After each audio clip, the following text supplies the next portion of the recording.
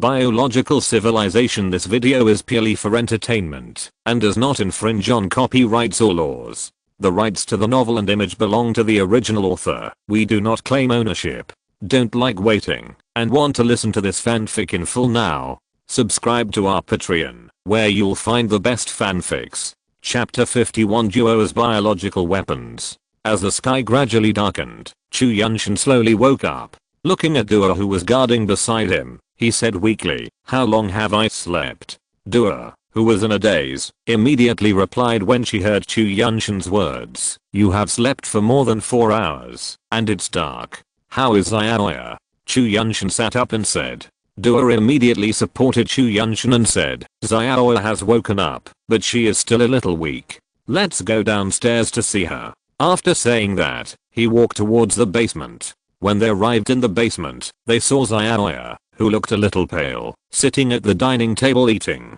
Chu Yuntian walked over, sat next to Xiaoya, and said with concern, "Are you better?" Xiaoya smiled weakly and said, "Much better, master. Don't worry, it's just that the biological energy in my body has been slowly consumed, and I don't know what's going on." Chu Yuntian thought for a moment and said, "The toxin of that double-tailed scorpion is really strange. It didn't cause any harm to your body, but it has been consuming your biological energy. I don't know either, but if it keeps like this, I can't help the master fight," Xiaoya said aggrievedly. Chu Yuntian smiled and said, "It's okay, I will definitely cure you. Don't go out during this period of time, and stay at home to recover." After that, he took out a dozen light blue energy beads and continued, "During this period of time, you should absorb the essence of the energy beads and find a way to upgrade to the 3rd level to see if you can remove this toxin." Xiaoya looked at Chu Yuntian with emotion and said, "What if it can't be removed? Then these energy beads will be wasted." Chu Yuntian smiled slightly and said, "Silly girl, if you lose something, you can find it again, but if you lose a person, everything is over." After that, he hugged Xiaoya. After a while, Xiaoya actually sobbed in his arms. Chu Yuntian didn't let go of Xiaoya in his arms until Xiaoya's tears soaked his clothes. After a long time, Duo came over and said comfortingly, "Xiaoya, don't be too sad, you will definitely get better." "Well, Duo is right, you should rest early, we will go upstairs first." Chu Yuntian gently pushed Xiaoya away, touched her head gently and said. Xiaoya sobbed and said, "Well, you guys should rest too. I will try my best to absorb these energy beads." Then she walked towards a bedroom in the basement. Seeing Xiaoya rest, Chu Yuntian and Duo also climbed out of the basement. As soon as they walked out of the basement, Duo couldn't wait to ask, "Master, what's going on? How did Xiaoya get into this state?"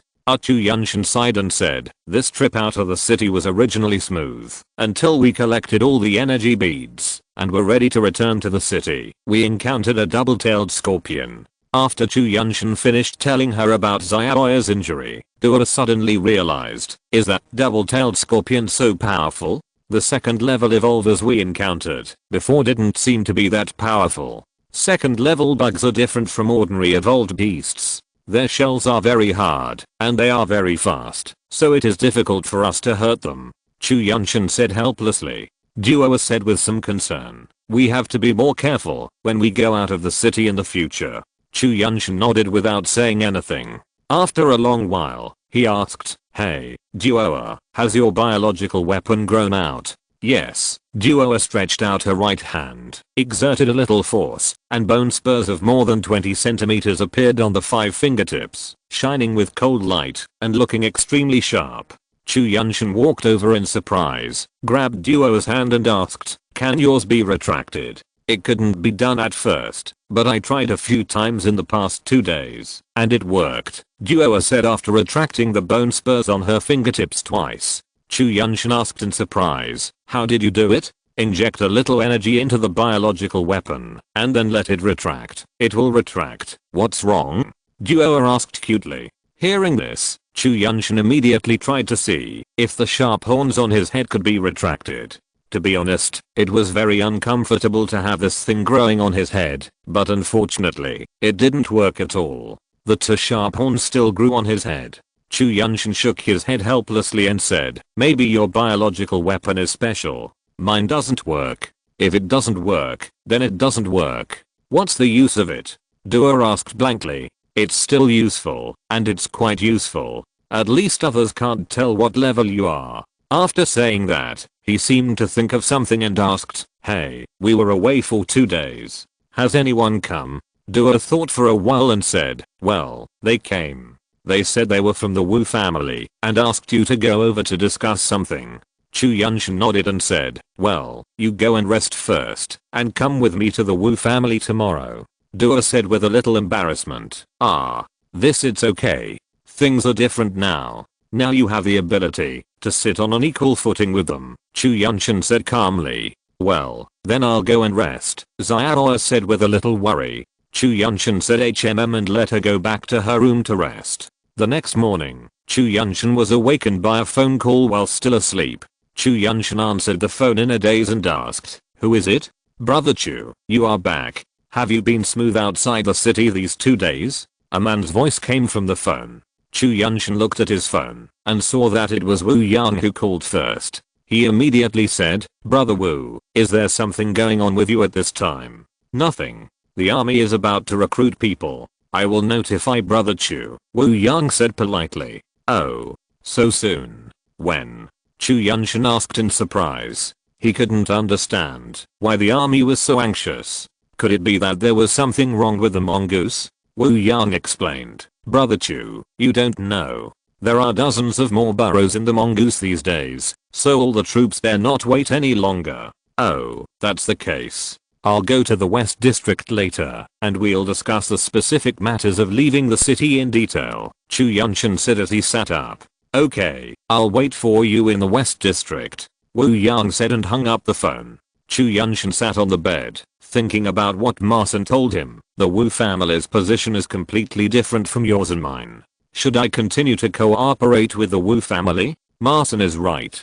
We are individuals, and they are an organization. We can let go and hide to save our lives, but they may not be willing to give up this city. Chu Yuntian muttered to himself, then stood up and sighed. Never mind, let's see what happens. After that, he got up, put on his clothes, and walked out of the room. Arriving at the door of Dua's room, he pushed the door open and went in.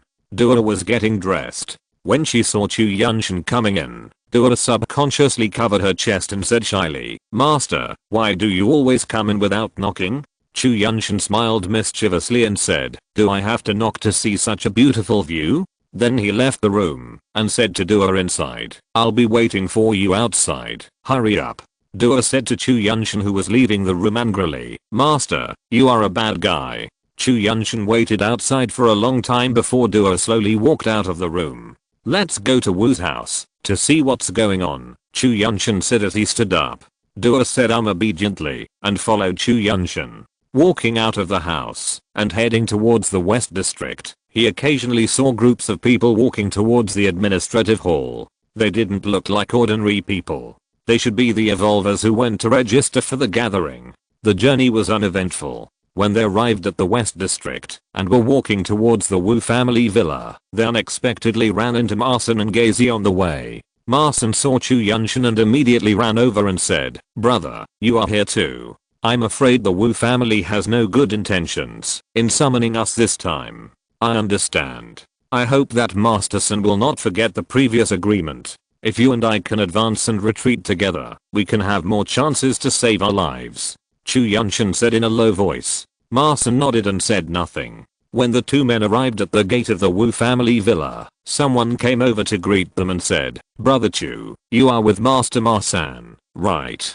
Please come in. Brother Wu has been waiting inside for a while. Chu Yuntian and the other man did not say anything, but walked in directly. Looking at the spacious and luxurious villa, Chu Yuntian couldn't help but sigh in his heart. Fucking powerful people are different. The two men waited for a while, and Wu Yang came out and said with a smile, you two brothers are finally here. Let's go. Let's talk in the meeting room. After that, he took the two men into a large meeting room where several people were already sitting. Dua and Gazi did not come in, but were arranged to sit on the sofa on the side to drink tea. Chu Yuntian and Marson found a seat close to each other and sat down. Then they heard Wu Yang stand up and say, almost everyone is here. Everyone sitting here is a famous evolver in the city and has your own forces. We gathered everyone here this time because we want to discuss with you about going out of the city to encircle and suppress that group of meerkats. Before he finished speaking, a fat middle-aged man with a big tumor on his hand slammed the table, stood up and said in a muffled voice, "Wu Yang, don't say these useless things. Just tell me what are the benefits of following you out of the city this time." At this time, everyone looked at the man who stood up in shock. Chu Yuntian also said to Marson next to him, "Who is this third master? How dare he be so arrogant in the Wu family? This man is Zhao Giant from the East District. He is a second level power evolver," Marson said helplessly in a low voice. Chu Yuntian asked in confusion, "Eastern District? Hasn't the third master always been in charge of the Eastern District? How did such a powerful character come out?" Marson smiled bitterly and said, "What do you mean by in charge? That's because no one competed with me before. In addition, I have 2 evolvers under my command. Others can't afford to offend them, so they don't step forward.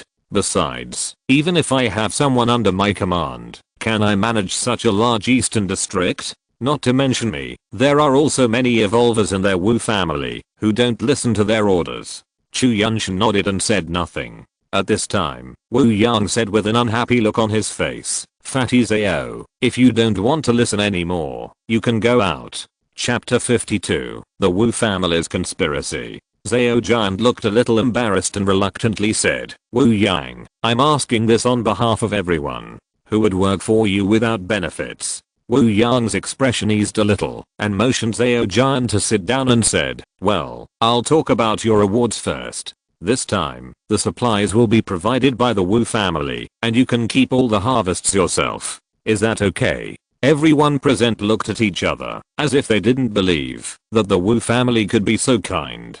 Chu Yuntian also asked Ma-san, "Third master, does the Wu family have any conspiracy? Why are they so generous?" Ma-san nodded and whispered, "It seems that the Wu family is ready to fight to the death with those mongooses. No wonder the Wu family is so generous this time," Chu Yuntian said to himself. Ma-san came over and said, "They think that they can get us to fight for our lives by being generous. You see, no one is stupid. If they don't pay them like this, many people will go. In this case, who is willing to risk their lives for something?"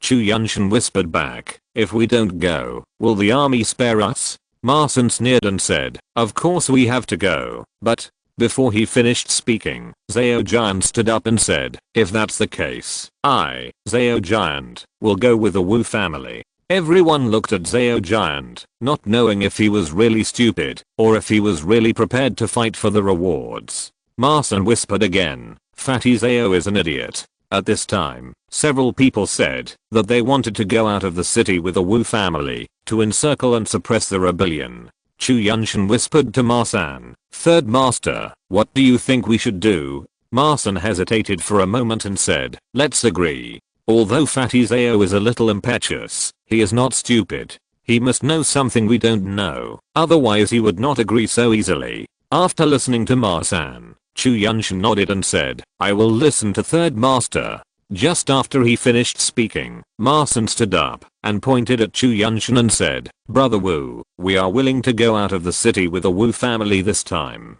Wu Yang looked at Ma-san, then at Chu Yuntian and said, "That's great. Since third master and brother Chu are willing to go out of the city with the Wu family, when the troops are assembled, we will report together." When everyone present decided to leave the city together, Wu Yang stood up, called someone to go out and fetch a small bag and said, "These are some energy beads, 2 for each person here, as an advance reward. After the task is accomplished, the army will give you another reward. As for what it is, and how much it is, I don't know." After speaking, 2 people came up immediately and distributed the energy beads to everyone. After everyone got the energy beads, Wu Yang continued, "The army should gather tomorrow morning. The army may go back to find you today. When the time comes, you can say that you want to leave the city with our Wu family, and they will not let you sign up with the army again." The meeting then talked about some specific matters. After leaving the city, such as obeying the command of the Wu family, the group of mongooses must be eliminated for the sake of mankind, and other high-sounding words. After the meeting, Chu Yuntian walked out of the meeting room and stood aside. He was very confused when he saw the fat man named Zhao Jian walking out behind him. When he was in a daze, Duo ran over and said, "What's wrong, master?" "It's okay, let's follow that fat man," Chu Yuntian said, and followed Zhao Jian out of the Wu family. When they walked out of the West District, Chu Yuntian took a few quick steps to catch up with Zhao Jian and said politely, "Brother Zhao." Zhao Jian stopped and looked at Chu Yuntian. He tilted his head and thought for a while before saying, "Aren't you the guy who followed Ma-san?" Chu Yuntian smiled faintly and said, "Brother Zhao misunderstood. Ma-san and I just went out of the city to do a few missions together." Zhao Jian looked at Chu Yuntian suspiciously for a while and said, "I don't want to know what your relationship with Ma-san is. Just tell me what's the matter with you following me." "Brother Zhao, it's nothing. I just don't know why Brother Zhao agreed to the Wu family so straightforwardly at the meeting. I guess Brother Zhao would not be unaware of the danger of going out of the city this time," Chu Yuntian said meaningfully. Zhao Jian looked at Chu Yuntian and said contemptuously, "How could I not know? The army has already sent down the documents, and I'm not illiterate." Chu Yuntian said politely, "Then why, Brother Zhao?" Zhao Jian said disdainfully, "Why should I tell you?" Chu Yuntian immediately felt angry when he heard this, but he still forced himself to suppress the anger and said politely, "Haha, Brother Zhao, if you are willing to tell me, I'm willing to pay some rewards."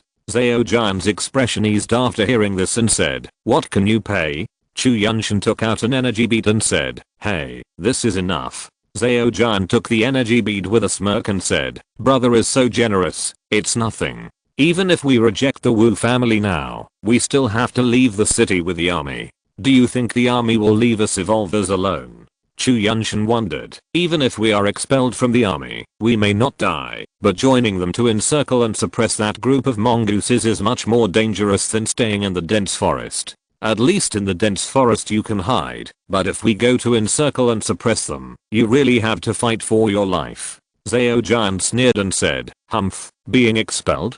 That's a good idea. If you don't go and are just expelled, then who would be stupid enough to follow them and die? Just wait and see. Tonight is going to be a sleepless night." After that, he left without looking back. Chu Yuntian stood there in shock and said to himself, "Does the army dare to blatantly hunt down the evolvers?" Hearing this, Duo walked up and said, "Didn't we agree to go with you? Why did you give that fat guy an energy bead and listen to him say these things?" Chu Yuntian came back to his senses and said, "It depends on the attitude of the army. If they don't go, they will be expelled.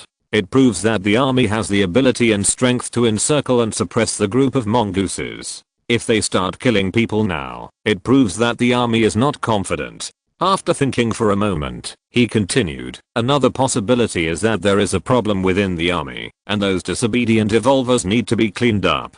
Forget it, let's go home first." After that, he took the lead and walked towards home.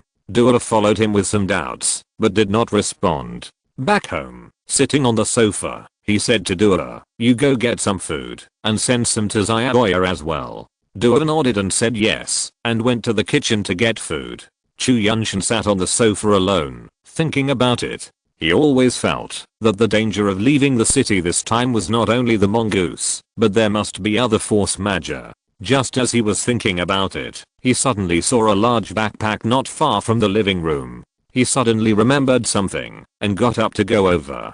He opened the backpack and found a scorpion tail that was more than 2 meters long and as thick as an arm. Chu Yuntian picked up the scorpion tail and remembered that, since returning to the city, Xiaoya was poisoned first, and then Duo's biological weapon, and he completely forgot about the tail of the double-tailed scorpion. This should be the biological weapon of the double-tailed scorpion, because this scorpion tail obviously grows in a different position from the other one. It grows on the left side behind the double-tailed scorpion, and the other grows in the middle, so Chu Yuntian judged that this is the biological weapon of the double-tailed scorpion. He picked up the long scorpion tail and looked at the severed part. There was no flesh and blood inside the scorpion tail, but hard keratin instead. Chu Yuntian held the long scorpion tail and input some biological energy into it. The scorpion tail actually straightened slowly. He controlled the energy and did several exercises. It could actually bend and straighten freely like an arm.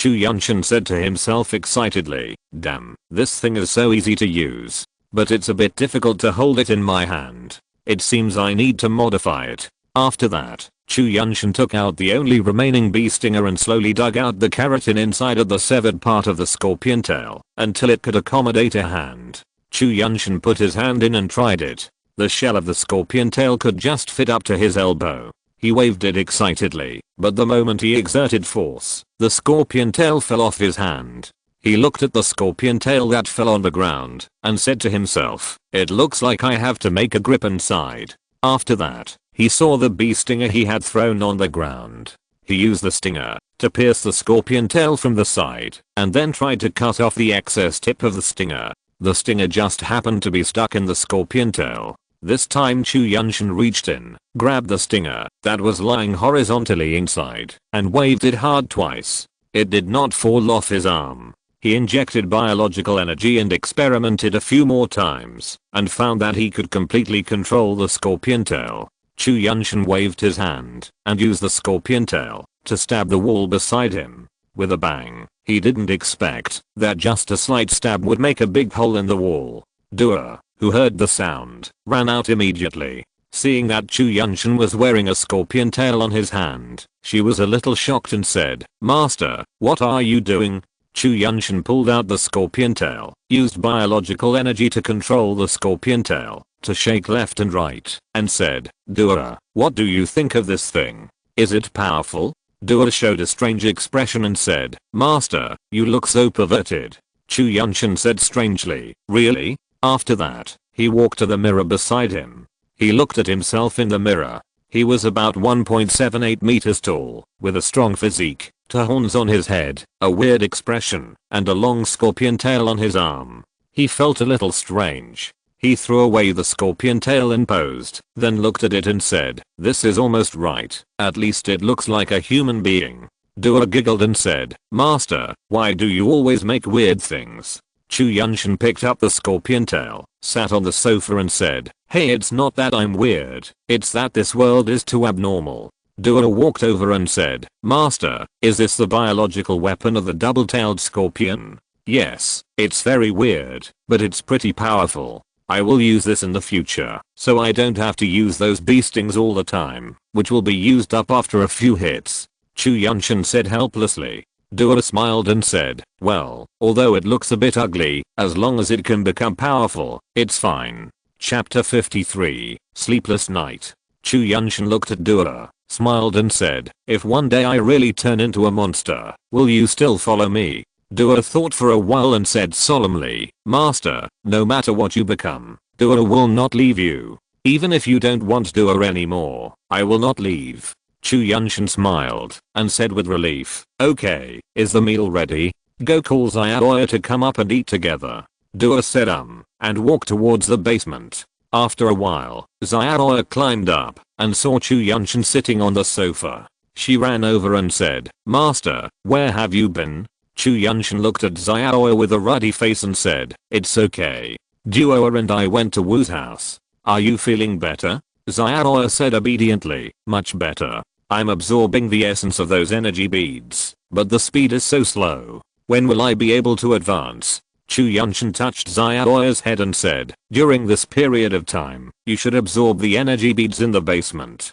Don't worry about anything else, and don't go out. It's a bit chaotic outside now. What's going on outside? Xiaoya asked curiously. Chu Yuntian smiled and said, nothing. There should be problems in the army. It has nothing to do with us. Xiaoya nodded and said nothing. At this time, Dua came out with some dishes, put them on the dining table beside her and said, come and eat. Chu Yuntian said to Xiaoya, let's go and eat. After that, he walked over. Xiaoya said and sat down with him on the chair next to the dining table. After putting the delicious food on the table, Dua also sat over and said to Chu Yuntian, are we going to gather tomorrow morning? Chu Yuntian said while eating, yes, we will gather at the Wu family tomorrow. Xiaoya said aggrievedly, can't I go? Chu Yuntian smiled and said, you still have the poison in your body. Be obedient and absorb the essence of the energy beads at home. We may be back in a few days.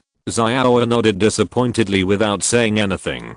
Just when the three were about to finish eating, there was a knock on the door. Duo walked over and opened the door and saw a group of soldiers standing outside. One of them, who looked like an officer, said, "Is this Chu Yuntian's home?" Duo looked at Chu Yuntian and said, "Master, I'm looking for you." Chu Yuntian stood up, walked over and said, "Captain, what do you want to talk to me about?" The officer-like man took out a document and said, "Tomorrow morning, go to the gate of the South District to gather. Inside is the deployment of this time.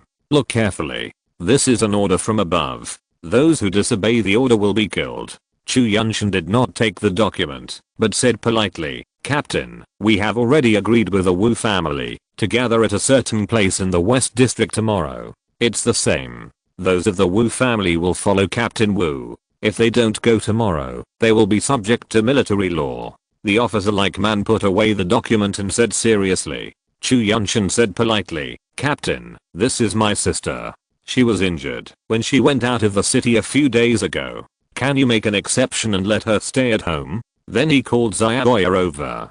"Go talk to Captain Wu," the officer-like man said, and then he led a group of people outside the door and left. Chu Yuntian closed the door and cursed inwardly, "Fuck, what the hell," and then went back to the dining table to continue eating.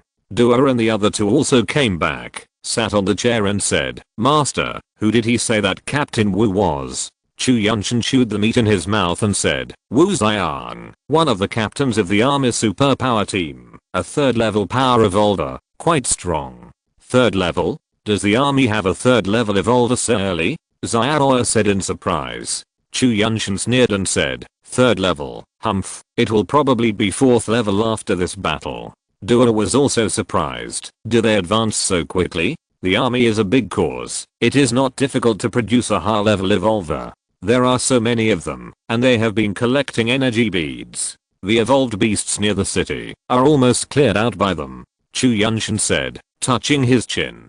Duo said anxiously, "The troops are so strong. How can we escape this time?" Chu Yuntian thought for a moment and said seriously, "Duo, after the gathering this time, don't reveal that you are already at the second level. Try to blend into the first level team and then find a chance to run back." "Ah, then won't we be able to leave the city together?" Duo said in surprise. "Well, you can't fight with me, and remember not to be discovered when you return to the city. Hide in the basement with Xiaoya when you come back," Chu Yuntian warned. Duo asked worriedly, "What about you?" Chu Yuntian smiled and said, "It's okay, I have a way to protect myself. As long as I want to leave, no one can stop me." Hearing this, the two girls had nothing to say, but the worry on their faces did not subside at all. After dinner, Chu Yuntian took the scorpion tail and walked into his room. In the room, Chu Yuntian practiced the attack of the scorpion tail again and again, stabbing, bending, swinging, practicing for a long time, and found that this scorpion tail was extremely sharp. Not only did it have good attack power, but most importantly, it was extremely flexible. It could launch attacks from almost all kinds of tricky angles, and its hard shell could withstand most attacks. It could be said to be a good weapon for both offense and defense. He practiced like this until the evening, and after he became familiar with the various attack angles of the scorpion tail and the biological energy consumption, he slowly put down this dark and hideous scorpion tail. Just when he was about to take a break, he suddenly heard the sound of gunfire and killing outside. Chu Yuntian was puzzled. Although there were often murders and arson in the city, there had never been such a big commotion. He walked out of the bedroom and saw Xiaoya and Duo in the living room, looking at the door in confusion. "It seems that something is really going to happen tonight," Chu Yuntian said to Xiaoya and the others. Hearing someone talking, the two girls turned their heads and said, "Master, you're out. What's going on?" Chu Yuntian said seriously, "You two go to the basement and hide first. Even if someone comes to the house, don't come out. I'll go out and take a look." Duo stood up and said, "I'll go with you. Duo, you have to take care of Xiaoya at home. Now she is running low on biological energy. If we all go out and someone comes to the house, what will she do?" Chu Yuntian warned. Xiaoya stood up and said, "I'm fine. Let Duo go with you." "Nonsense, you two go to the basement right now," Chu Yuntian said sternly. The two girls looked at each other, did not dare to refute, and entered the basement with worried expressions. Chu Yuntian saw the two girls enter the basement, then walked to the door, took off his clothes, activated invisibility, and quietly walked out of the door. As soon as he walked out of the house, he ran towards the place where the gunshots and shouts came from. Just after running a short distance, he saw a man jumping out of the 6th floor window of a building. He stretched out his hands swiftly, turned over several times in the air, stepped on the wall several times, and landed steadily on the ground. However, there were several people behind him who jumped out immediately. They were all extraordinary, and seemed to be evolvers. Chu Yuntian was a little shocked. This was the first time he saw two groups of evolvers fighting. No, not fighting, but chasing. The man who jumped out first wanted to run to the city gate as soon as he landed, but he was stopped by the people chasing behind him before he ran far. The person being chased said angrily, "Who are you?" A man from the group of people chasing him walked out and said, "The one who wants you dead," and rushed over. He punched the person being chased in the face with a straight punch. The person saw that there was no way to hide, so he crossed his hands to block. He only heard a scream of "Ah." A bone spur several tens of centimeters long appeared on the fist of the person who rushed over and directly penetrated the person's hands and the head behind him. One strike kills. My god, this is also a tough guy. It seems that doer is not the only one whose biological weapon can be extended. Chu Yuntian hid aside and speculated secretly. After the few people on the side cleaned up the dead man, they walked towards a building not far away. Chu Yuntian quietly followed behind this group of people, wanting to see who they were. So bold, daring to kill so blatantly in the city. Watching this group of people kill a few more evolvers, and then 5 or 6 people came over. It seems that they also came out to kill. I don't know what they whispered together. Chu Yuntian didn't dare to get too close, and saw that the two teams actually walked towards a residential house not far away. Chu Yuntian followed quietly, and as soon as he got close, he heard someone inside say, "Captain Wu, the North District has been almost cleaned up, and those who don't obey orders have been dealt with." Then a deep voice came, "Okay, let's go to the East District. We must deal with them tonight. We can't let these people and forces be out of our control." After a while, a strong guy with 2 bone spurs on his elbows walked out with the people who had just entered and went straight to the East District without stopping. Chu Yuntian looked at the leader and thought to himself, is this Wu Yang's cousin? He is really not an ordinary person. Seeing that several people had gone far away, he quietly followed them to see what tricks they were doing. When they arrived at the East District, Wu Xiang waved his hand and told the group of people to disperse. They should continue to clean up the disobedient evolvers. Chu Yuntian did not care about the dispersed group of people, but followed Wu Xiang's footsteps. Not long after following, Wu Xiang came to the door of a villa and kicked it open. Several people ran out and surrounded him, but no one dared to attack. After a while, a man walked out of the villa. It was Zhao Giant. It seemed that Zhao Giant had a special relationship with the Wu family. When Wu Xiang saw Zhao Giant coming out, he said sarcastically, "Fatty Zhao, I heard that you were very impressive during the meeting at the Wu family today, and you dared to challenge the Wu family." Zhao Giant immediately walked over and said politely, "Captain Wu, how dare I challenge the Wu family?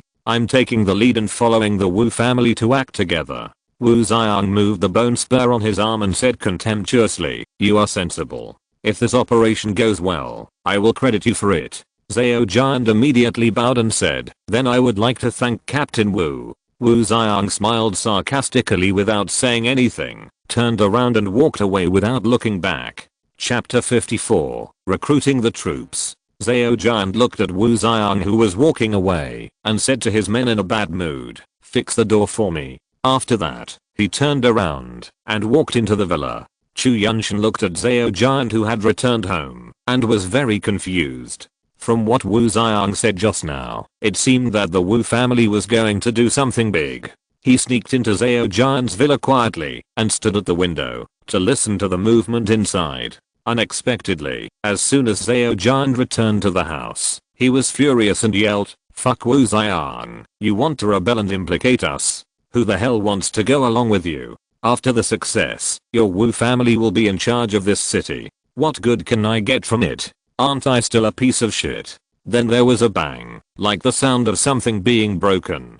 Chu Yuntian was shocked when he heard this. The Wu family actually wants to rebel and replace us. Has the army completely lost contact with the outside world? Impossible. Wasn't the satellite phone still usable some time ago? At this time, a tender female voice came from inside. Brother, why should we go to this muddy water? With your and my strength, we can survive safely, even if we go outside the city. At worst, we can find another city to make a comeback. Panna, you don't know, if we had left the city earlier, it would have been fine. Now I'm afraid it's difficult to leave the city. Zhao Giant sighed. Then let's wait until the fight is over before leaving, said the female voice called Panna. What's the point of leaving after the fight? You don't understand. Now it's not just the Wu family in the city who are thinking about seizing power, Zhao Giant said unhappily. Then there was a silence in the room. Chu Yuntian thought to himself, it seems that this fight is inevitable. Seeing that there was no movement inside, Chu Yuntian slowly withdrew from the villa. He did not go to find those who cleaned up the evolvers, but turned back to the North District. After returning home, Chu Yuntian put on his clothes and climbed into the basement. Seeing Xiaoya and the other two girls sitting on the chairs waiting, he walked over and said, maybe something big is going to happen. Let's rest early and gather in the West District tomorrow. What big thing? Duo asked curiously. Nothing. Remember, you go to the first level group tomorrow and then find a chance to escape back. This time the enemy is not just the mongoose, Chu Yuntian said solemnly. Duo nodded in confusion and said, okay, be careful tomorrow. Chu Yuntian nodded without saying anything and went directly out of the basement to rest in the room above. This night was not peaceful. From time to time, various sounds of fighting were heard. It seems that the Wu family is very determined to seize power. I just don't know what Zhao Giant meant when he said that it's not just the Wu family that's thinking about seizing power. The next morning, Chu Yuntian carried a big backpack called Duer and headed towards the West District. As soon as he entered the West District, he saw a lot more people than before. When he walked to the big villa where the Wu family lived, there was a large group of people gathered there. Chu Yuntian tried to distinguish the people he knew among them. After searching for a while, he saw Ma-san and his men waiting not far away. He walked over and said to Ma-san, Master-san, you're here so early? Ma-san saw Chu Yuntian coming over and politely took 2 steps forward and said, I just got here too. Master-san, do you know who we are following this time out of the city? Chu Yuntian asked. Ma-san shook his head and said, I don't know. The Wu family will come out and tell me later. As soon as he finished speaking, 2 people walked out of the Wu family. The leader was Wu Xiang, followed by Wu Yang. When everyone saw the person in charge coming out, they all surrounded him. Wu Xiang waved his hand to signal everyone to be quiet, then said loudly, thank you all for your support to my Wu family. This time we went out of the city to encircle and suppress. It's not just for the energy beads or evolved beast meat, but for our city and for the future of mankind. I believe everyone has read the information sent out by the army. There is a group of meerkats outside the South City. They have become powerful and have a certain degree of wisdom and organization. We are going to eliminate them this time. They have already threatened human survival. We must nip them in the bud before they grow and become strong. Chu Yuntian was speechless listening to Wu Xiang saying these official words.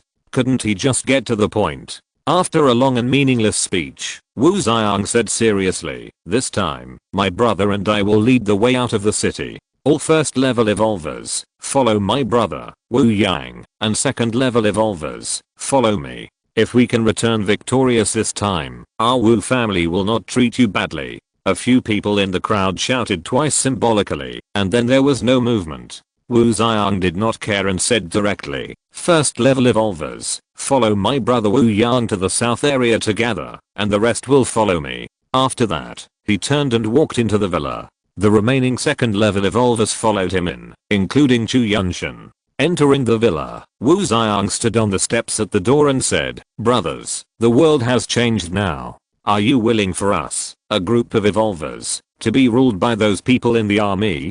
After waiting for a moment and seeing no one speaking, Wu Xiang continued, now we are the superior people. In our eyes, those ordinary people are just ants that can be easily crushed to death. We are ahead of mankind. Now as long as you are willing to follow my Wu family, this city will be ours. At that time, I, Wu Ziyang, guarantee here that you will all have the opportunity to advance to the 3rd level or higher.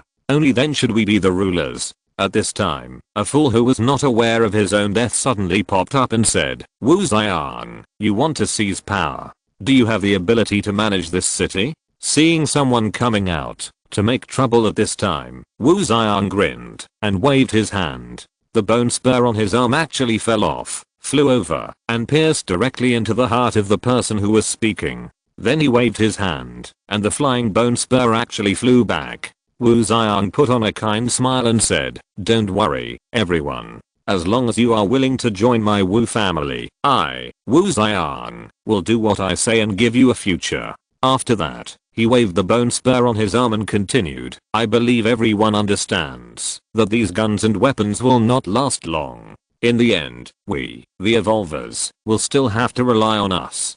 Don't you want to create a rule of your own? Save the nation from extinction. For the sake of the longer continuation of mankind, shouldn't we stand up? At this time, a big man with a full beard stood up and said in a muffled voice, Captain Wu, I'll do it with you. Wu Ziyang nodded and shouted, who else wants to fight side by side with me? I. Several people stood up one after another, and slowly almost everyone present agreed, and Chu Yuntian also nodded symbolically. After everyone agreed, Wu Yang walked down and said, brothers, let's go to the South District together. After that, he took the lead and walked towards the South District. Chu Yuntian, who was walking behind, whispered with Marsan. Marsan was the first to say, I didn't expect Wu Ziyang to be so provocative. Chu Yuntian coughed and said, I'm afraid we're not just going to fight the mongoose this time.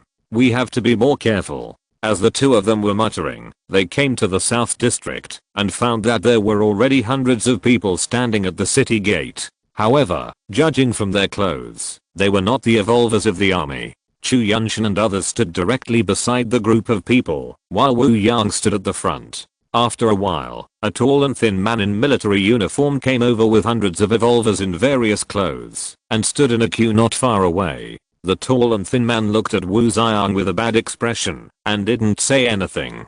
He also stood at the front of the team. After waiting for more than 10 minutes, two teams of soldiers in military uniforms and neat movements came over. They seemed to be the evolvers of the army. After everyone stood still, Chu Yuntian estimated that there must be more than 3,000 people. At this time, an old man in his 50s or 60s, wearing a commander's uniform, stood in front of everyone and said, everyone, you are all the elites of mankind. You are ahead of mankind, but I hope you don't forget that mankind is a whole. Without these hundreds of thousands of ordinary people, human reproduction will also be a problem. If human civilization cannot continue, even if you are alive, you are just waiting to die. Now there are evolved beasts outside the city that threaten the existence of our city. I hope everyone can put aside their past grudges and work together to eliminate them. At this time, a thunderous echo came from the army, eliminate them. And few of these loose evolvers spoke.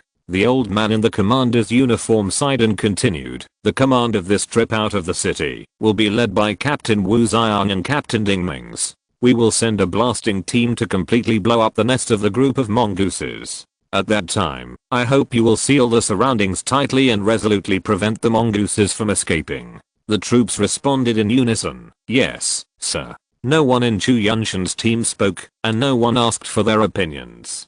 The old man in the commander's uniform said something to Wu Ziyang and Dingmings, and then left. Wu Ziyang walked up to the group of soldiers in uniform and said, the third evolutionary team, step out. After that, nearly 1,000 people took a step forward and walked out in an orderly manner. Wu Ziyang waved his hand, and the group of soldiers in uniform walked to where Chu Yuntian was. Dingmings also went over and said something to the remaining soldiers, and then he actually walked over to Wu Ziyang and said, Captain Wu, we will lead the way first, and you follow behind. When we surround the group of mongooses, we will let the demolition team blow up the place. At that time, I hope Captain Wu can hold it, and don't let any mongooses slip through the net. Wu Ziyang laughed awkwardly, and said with a hint of meaning, I will definitely not let Captain Ding down. I promise that no one can escape.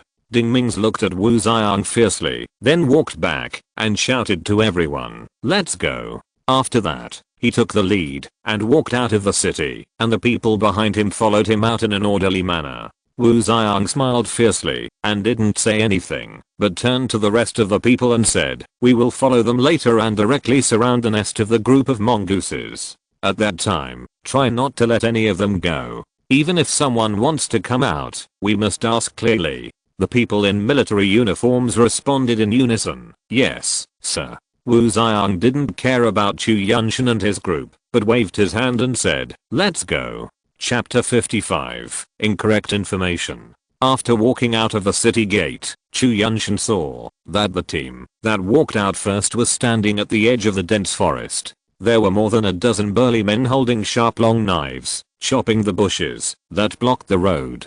After a while, they opened a wide road. Wu Xiang waved his hand to signal everyone to stop first, and just stood there watching the people in front open the way. After waiting for a while, the couple in front all entered the dense forest. Although the strength evolvers were not as casual as the agility evolvers in the dense forest, ordinary bushes could not stop them at all, and their speed of movement was not comparable to that of ordinary people. After the team in front entered the dense forest once, Wu Xiang gave an order and said, "Go, follow them. The second level evolvers follow me to open the way. The rest of the people will go in the middle, and the third team of evolvers will go at the end." After that, he took the lead and walked over.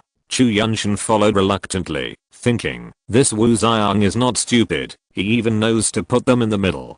From time to time, they encountered some evolved beasts on the road, but for such a large group of people, 1 or 2 evolved beasts coming over would be a death sentence. They came to the nest of the group of mongooses without any danger. At this time, the sky had darkened, and the people who were leading the way in front also stopped. At this time, Ding Mings came over and said to Wu Xiang, "The nest of mongooses is in front. Now we will set up camp here. I will let the blasting team install bombs at night and start the encirclement and suppression tomorrow morning." "Okay, let's set up camp first," Wu Xiang said indifferently. Ding Mings nodded without saying anything and walked directly to his team. Wu Xiang waved his hand and said to everyone, "Set up camp, surround the surrounding area with wood, and start the action after tonight." After that, he called Wu Yang over and said, "You arrange a few people to keep watch." Wu Yang responded and went to arrange people. Chu Yuntian and his group of second level evolvers found a place to rest. As soon as they sat down to rest, Marson came over and whispered, "Brother Chu, it seems that Wu Xiang wants to get rid of Ding Mings this time." Chu Yuntian looked at Ding Mings, who was also setting up camp in the distance, and said, "Don't worry, Sanai, it's not that simple. As soon as they start fighting tomorrow morning, we will find a chance to retreat. Wu Xiang can't keep an eye on us all the time, but we can't go back to the city now." Marson suddenly realized, "Brother, you are right. If we go back to the city, no matter who wins, we will not be well. Let's take a break. It depends on when Wu Xiang is ready to take action. I think it should be when the mongoose is almost dead," Chu Yuntian guessed in a low voice. After waiting for more than half an hour, the people arranged by Wu Yang surrounded the area with wood, and some people went to make a fire and barbecue. After finishing the meal, it was completely dark. Chu Yuntian quietly found where Duo was. There were several female evolvers there, resting against a big wooden stake. Chu Yuntian walked over quietly, pulled Duo aside and said, "When we start to deploy the defense and encirclement tomorrow, you should find a way to escape back to the city. Don't fight with the mongoose. No one will pay attention to you in the chaos. Go back and hide in the basement." Duo nodded and went back to rest. Chu Yuntian also walked to the front and rested with Marson and others. As soon as it was light the next day, Wu Yang notified everyone to get up and prepare for action. He said that the bombs had been placed over there and they would be detonated when everyone formed an encirclement. After everyone was ready, they surrounded the cave where the mongoose was. Now the people in front were no longer clearing the road. Almost all the agile ones jumped onto the trees and moved forward, while the strong ones moved through the bushes below. When everyone completely surrounded the cave, they heard a few booms. The strong explosions made the ground tremble. Everyone ran over to look at the collapsed ground, feeling relieved. Wu Xiang and Ding Ming shouted together, "Everyone be careful, they are coming out." Hearing the shouts of the two, everyone looked at the collapsed ground, but there was no movement. Just when everyone was at a loss, suddenly there were several screams behind them. Chu Yuntian, standing on the tree, saw at a glance that several mongooses rushed out from the ground and directly killed dozens of first-level evolvers. Wu Xiang shouted, "Be careful, they are behind us." Hearing this, everyone turned their heads to look in the direction of the dense forest. The circle outside was full of first-level evolvers. They would definitely not be able to hold on, and everyone began to rush towards the place where the screams came from in the woods. The original formation with the strength evolvers in the front and the agility evolvers hiding was instantly dispersed. Just before everyone rushed into the dense forest, all the first-level evolvers in the outer defense circle actually ran over. When Chu Yuntian saw Wu Yang running over, he said to Wu Xiang, "There are a lot of mongooses on the periphery. Those who ran slowly were all killed." Wu Xiang was shocked. "How did that thing get behind us?" Wu Yang said anxiously, "I don't know either. It seems that there is something wrong with the information given by them." At this time, Chu Yuntian was standing on a tree looking for Duer. After searching for a long time, he saw Duer hiding behind a tree, looking around, also looking for him. Chu Yuntian quickly jumped over and asked, "What's the situation?" Duer panted and said, "The group of mongooses are behind us. There are a lot of them, and it seems that there are some third-level ones. I ran here as soon as I saw them, and I barely escaped." At this time, the battle had begun, and the people who were originally preparing to surround the mongoose were now surrounded by others. The first-level evolvers in the forest ran towards the large army like crazy, and the army also began to prepare for a counterattack. Just when those first-order evolvers on the periphery almost all ran over, the dense forest was already full of mongooses. Chu Yuntian roughly estimated that there were at least 2,000 of them. After the mongooses' sneak attack, their number was directly reduced by more than 100 people. It was almost impossible to win the battle in the current situation. It seemed that the troops had the wrong information. Just when everyone stood still and prepared to fight, suddenly a mongoose of unusually large size jumped out of the forest, looked at the collapsed cave and roared, and got on all fours and took an offensive posture. The mongooses in the dense forest also rushed out with this roar. Looking at the mongoose rushing over, the troops were also ready to fight. The two sides collided violently, and the winner was immediately determined. The mongooses attacked the murderer who destroyed their homes, like they were desperate. The humans here were not to be outdone. The two third-order captains also showed their biological weapons one after another. In the blink of an eye, several smaller mongooses died in their hands. Chu Yuntian stood in the crowd, took out the scorpion tail from his backpack, put it on his right hand, and said to Duer beside him, "Prepare for a surprise attack, follow me closely." Then he rushed towards a mongoose next to him. Chu Yuntian controlled the scorpion tail at a very tricky angle, and stabbed it into the heart of the mongoose that was blocking his way. Just when he was about to reach the edge of the dense forest, two mongooses suddenly jumped over and blocked his way. Chu Yuntian said to Duer, "We each kill one and run into the dense forest." Then he rushed towards one of the mongooses. Duer did not hold back, and several bone spurs grew on her fingertips and attacked another mongoose. Just when the two were about to get rid of the two mongooses, two huge mongooses went towards the two captains. It seemed that the third-level mongoose had found an opponent. At this time, Chu Yuntian and his companions had dealt with the two first-level mongooses, and then jumped onto a big tree and hid. Chu Yuntian said to Duer, "It's almost safe now. Go back to the city quickly, and try not to be discovered." Duer said anxiously, "What about you? Aren't you going back with me?" Chu Yuntian looked at Duer and said solemnly, "Believe me, I have the means to protect myself. I can't go back now.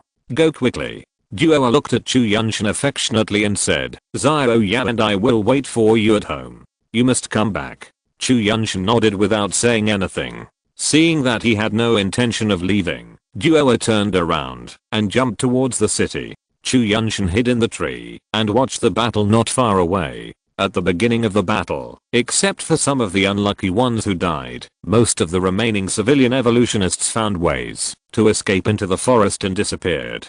Most of the people fighting now are wearing military uniforms, roughly estimated to be 1,700 to 1,800 people. There are fewer mongooses, but the remaining mongooses are all second level evolutionary beasts. The two captains were evenly matched against 2 level 3 mongooses. As a power evolver, Wu Xiang was now naked from the waist up, with bulging muscles and 2 bone spurs on his arm shining coldly. He just stood on the ground, no matter how fast the level 3 mongoose attacked him. Every time it was about to hit him, it would be forced back by a punch. The level 3 mongoose moved very quickly, and whenever Wu Xiang was about to reach out to grab it, it would dodge nimbly and launch several sharp attacks. Chu Yuntian hid in the tree and searched for a long time, but he didn't see Ma San. He should have escaped alone, otherwise, with his skills, he wouldn't have died so soon, even if he didn't escape. Just as Chu Yuntian was watching in a trance, he suddenly felt a chill behind him. He waved the scorpion tail in his hand and stabbed it. There was a puff sound, as if it had stabbed something. Chu Yuntian looked back and saw that it was a mongoose that was about to attack him. The scorpion tail was inserted straight into the heart of the mongoose. Chu Yuntian controlled the barb on the scorpion tail to bend and pulled it out with force, pulling out the heart together. He bent the scorpion tail, dug out the energy bead, and put it directly into the backpack behind him. After this sneak attack, Chu Yuntian realized that hiding in the tree was not safe. He took off his backpack and clothes and put them on the big tree. He jumped to the tree next to him and activated the invisibility. When he activated the invisibility, he was surprised to find that the scorpion tail in his hand slowly disappeared because of the input of his biological energy. Chu Yuntian was ecstatic, and finally he didn't have to endure the limitation of being invisible and unable to attack. Chapter 56, Disastrous Defeat.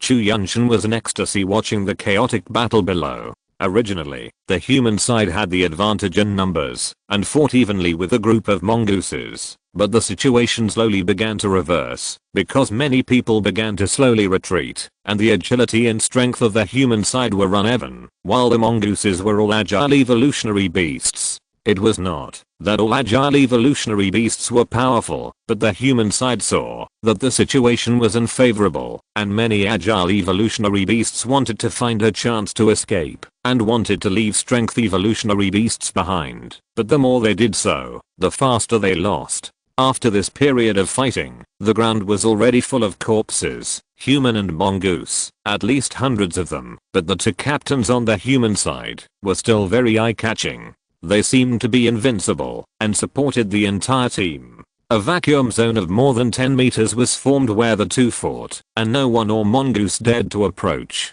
Chu Yuntian, who witnessed everything from the tree, was very shocked because he saw several times that the two captains were seriously injured, but they continued to fight as if nothing had happened, especially Wu Xiang. He saw with his own eyes that the 3rd level mongoose once scratched Wu Xiang's scalp with one claw. From such a long distance, Chu Yuntian could see that the skull was cracked, but it recovered in a moment and looked unaffected. Is this still a human? Is this the 3rd level? Is there no more fatal injuries? Ding Ming's was even more abnormal. Not to mention his incredibly fast speed, he was able to reconnect his hand after it was cut off. He just held the severed hand and connected it to the wound, and then the blood covered the entire broken end. In just a few seconds, he could move again. After a fierce battle, the meerkats and the two teams of evolvers all suffered heavy losses. Some humans died, some escaped, while the meerkats fought to the death. Gradually, the humans were at a greater disadvantage, and the two shouted at each other, "Break out, retreat," and slowly retreated towards the forest.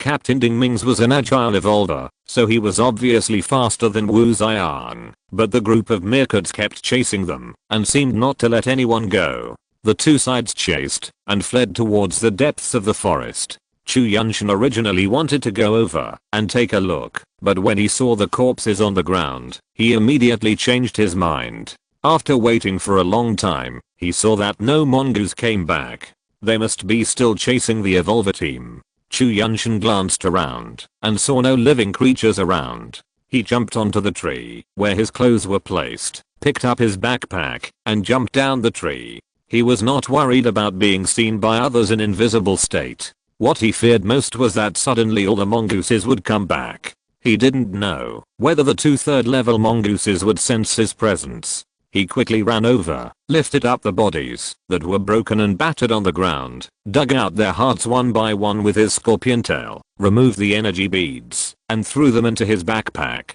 He was very excited about collecting energy beads so easily. He collected nearly 100 energy beads in a row. Just when he was still digging out the hearts and taking the beads, a strange sound suddenly sounded from the ground, and the ground began to tremble. Chu Yuntian immediately activated his perception and was surprised to find that there was a very strong biological energy fluctuation underground. He was so scared that he immediately jumped into the dense forest with a few leaps. He ran for thousands of meters before he slowly stopped. Chu Yuntian, who stopped to catch his breath, immediately activated his perception again and felt that the owner of the powerful biological energy did not drill out from the ground. However, judging from the vibration of the ground just now and the powerful biological energy, it was definitely not a good person. He did not dare to go back to continue digging the energy beads of those corpses, but jumped directly towards the direction of the city. He was not going to remove the invisibility because he was alone at this time, and he had 3 first-level energy beads on him that could be used to restore biological energy, so he was not worried about the problem of energy consumption. After advancing for a long time, he met Wu Yang and his team who were retreating. At this time, there were only a dozen people left in the evolutionary team. He didn't know whether the others had escaped or died. Only 2 captains and a few power evolutionists were left with them. He didn't know where the group of mongooses had gone. He didn't encounter the group of mongooses when he came, but he was sure that they were definitely not solved by the evolutionary team. They should have dug a hole and left. He quietly followed them for a long time, and they stopped when it was getting dark. At this time, they were not far from the city, but they didn't seem to be rushing back. Chu Yuntian saw that they were going to set up camp and rest, so he lost interest in following them.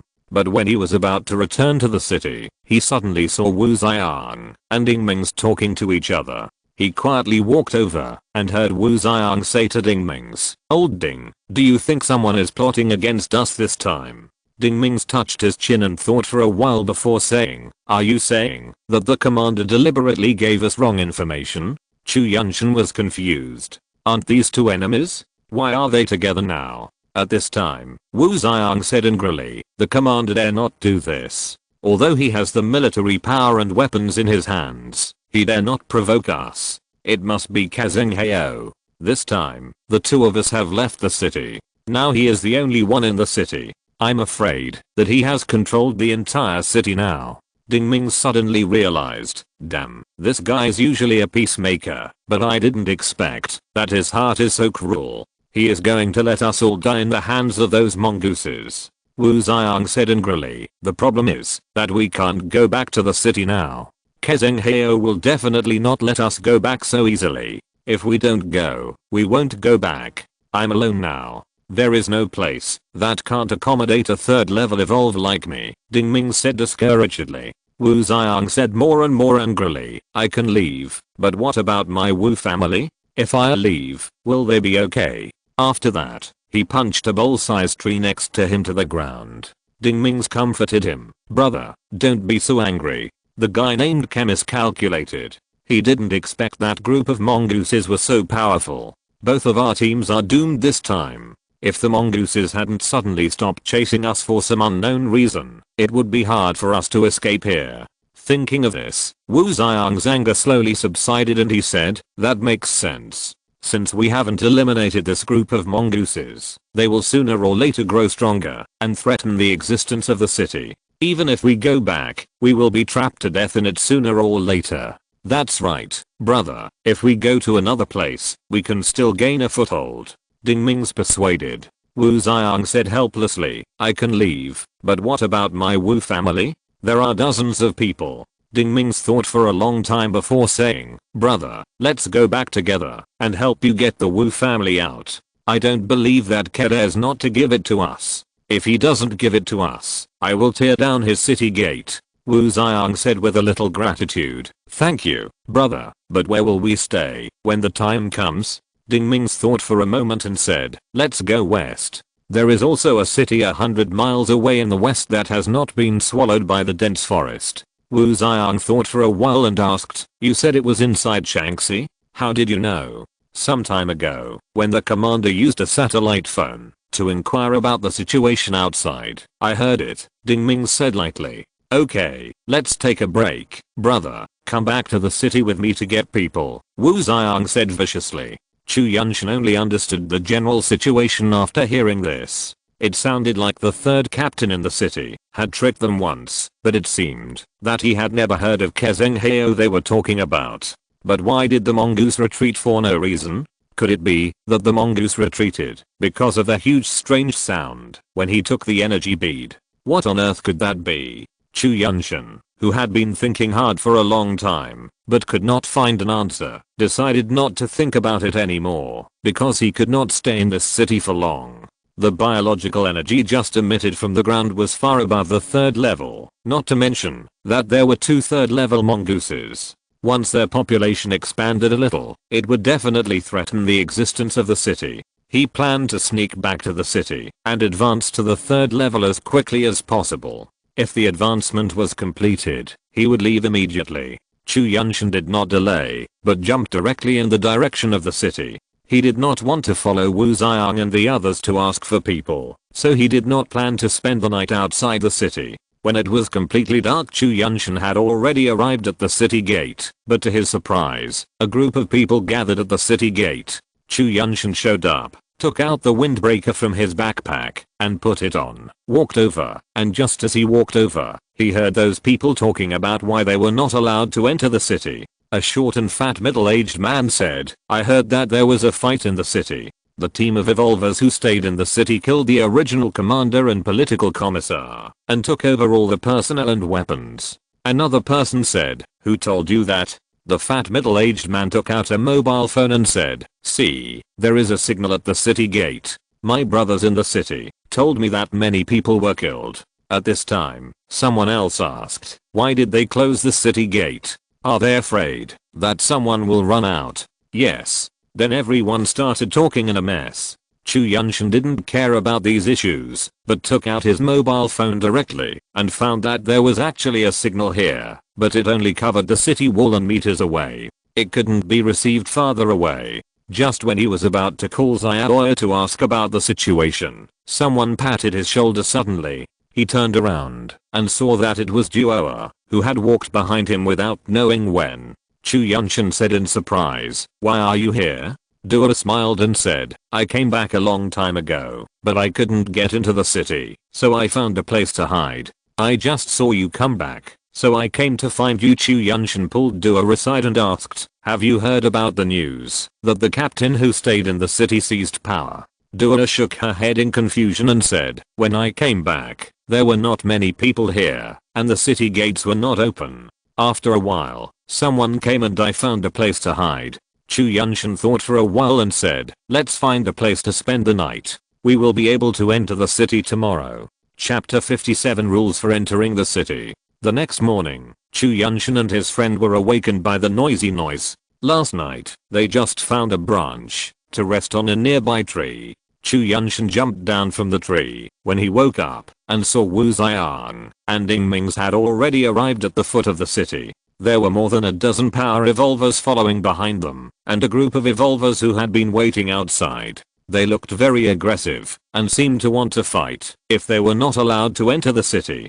Chu Yuntian said to Duoa, wait a minute, go over there according to the situation, so as not to implicate us. Duoa nodded without saying anything.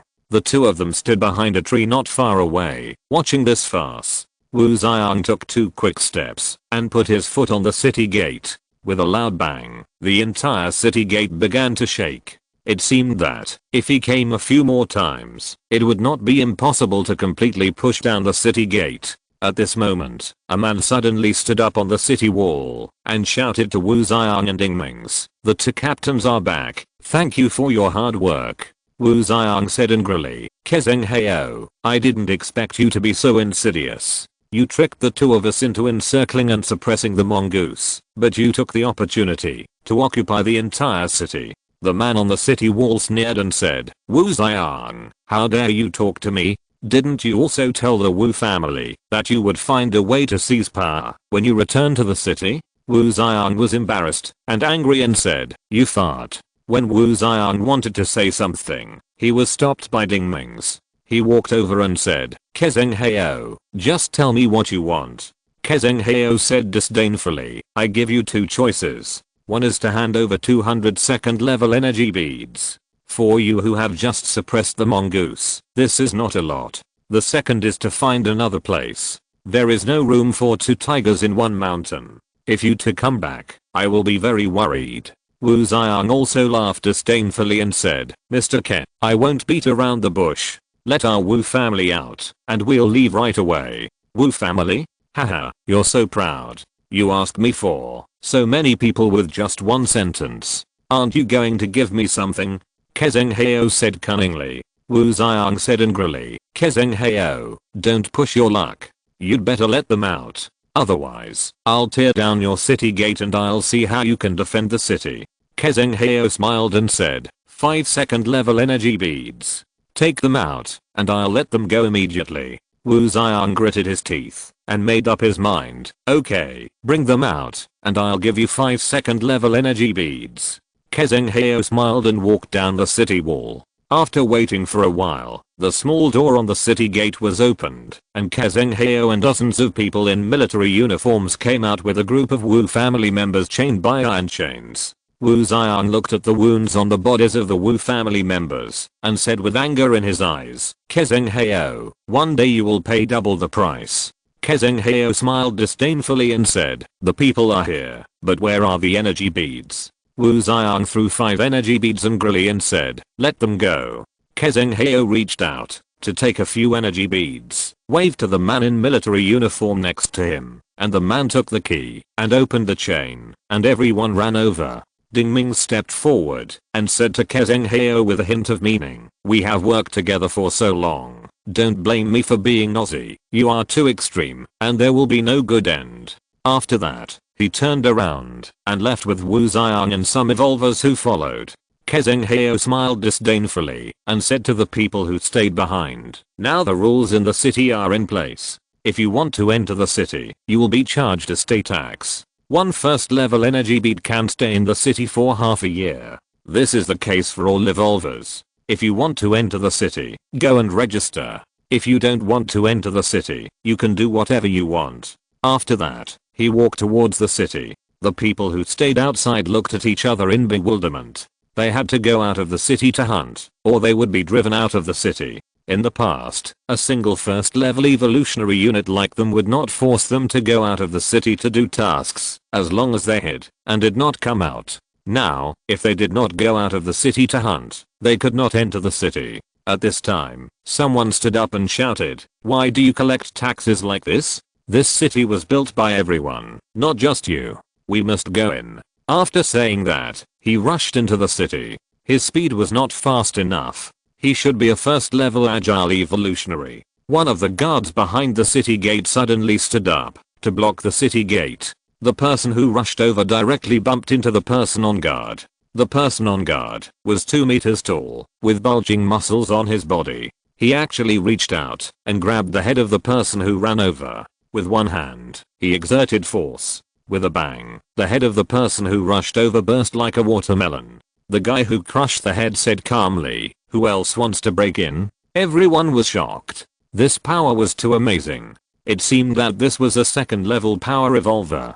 Chu Yuntian smiled helplessly when he saw this scene. He walked over with Dua, passed through the crowd, and said to the big guy standing at the city gate, brother, where can I register? The man standing at the gate looked at Chu Yuntian and said, just go in. Then he pointed behind the city gate. Chu Yuntian did not answer and took Dua directly into the city. When he approached the city gate, he saw a table next to it with a notebook on it. A person was sitting next to it with a small box next to him. Chu Yuntian walked over and said, register here? The person said, well, what's your name? Chu Yuntian did not hesitate, just said a name casually, threw down 2 first level energy beads, and walked in with Dua.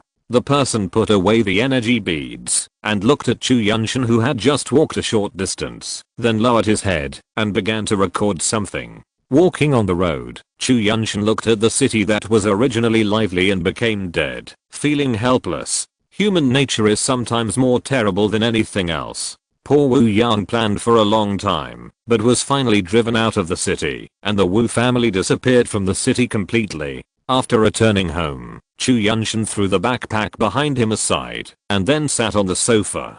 Duo also sat down and asked, "Master, what happened after I left? Did the group of mongooses die?" Chu Yuntian sighed and said, "No, I can't stay in this city for long. I have to find a way to advance as soon as possible during this period of time, and then Xiaoya and the three of us will leave." Duo was surprised and said, Then where are we going if we are not here?" "It's not clear yet. Let's see the situation. If it doesn't work, we will go to the capital and find Chenming," Chu Yuntian said, touching his forehead. "Who is Chenming?" Duo asked puzzledly. "Don't worry about it. Go get something to eat. I didn't eat anything yesterday," Chu Yuntian said to Duo.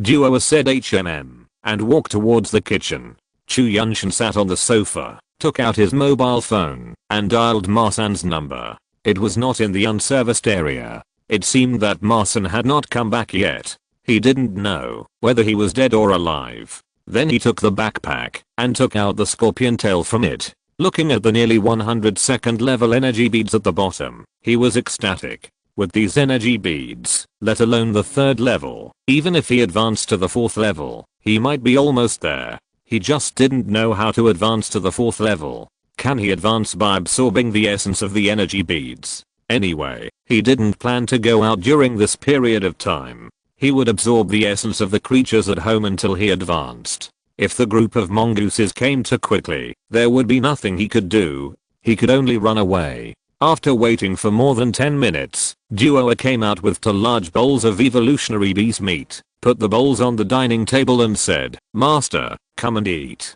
Chu Yuntian nodded, put all the things he took out into his backpack, then walked over, sat on a chair, and said to Duo, "After dinner, I will go to the basement to absorb the essence of creatures. You should be careful up there during this time."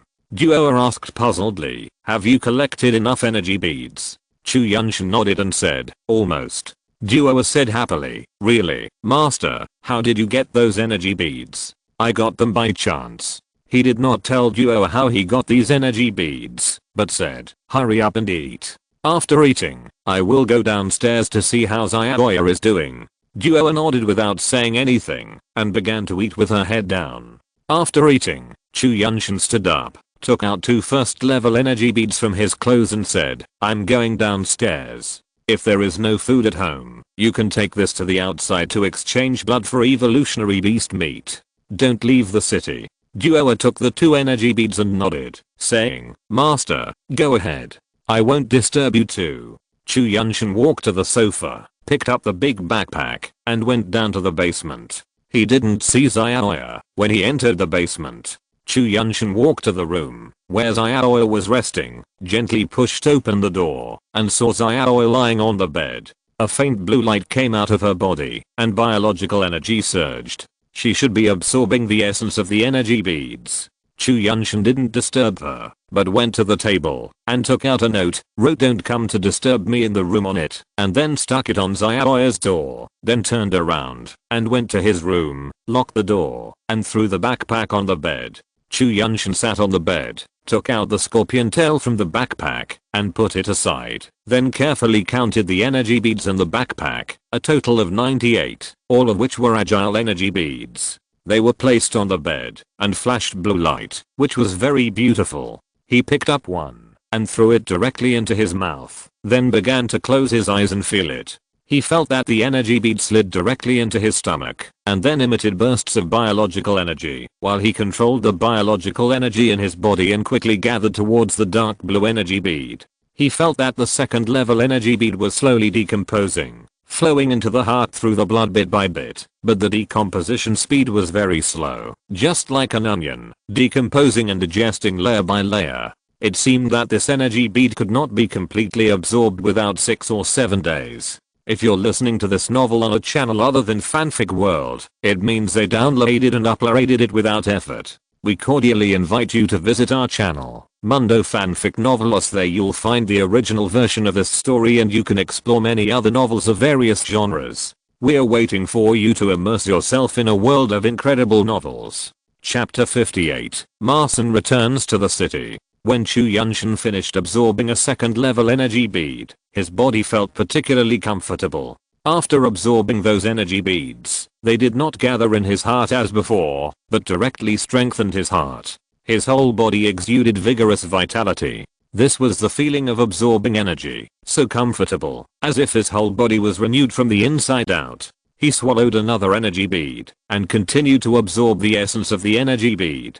For 6 consecutive days, Chu Yuntian did not go out, but hid in absorbing energy beads. On the morning of the 7th day, just when he had just absorbed the first energy bead, the phone suddenly rang. Chu Yuntian picked it up, and saw that it was Marson calling. He picked up the phone and asked, "Master San, are you back in the city?" Marson's weak voice said, "Brother Chu, where are you? I just returned to the city, and was a little injured.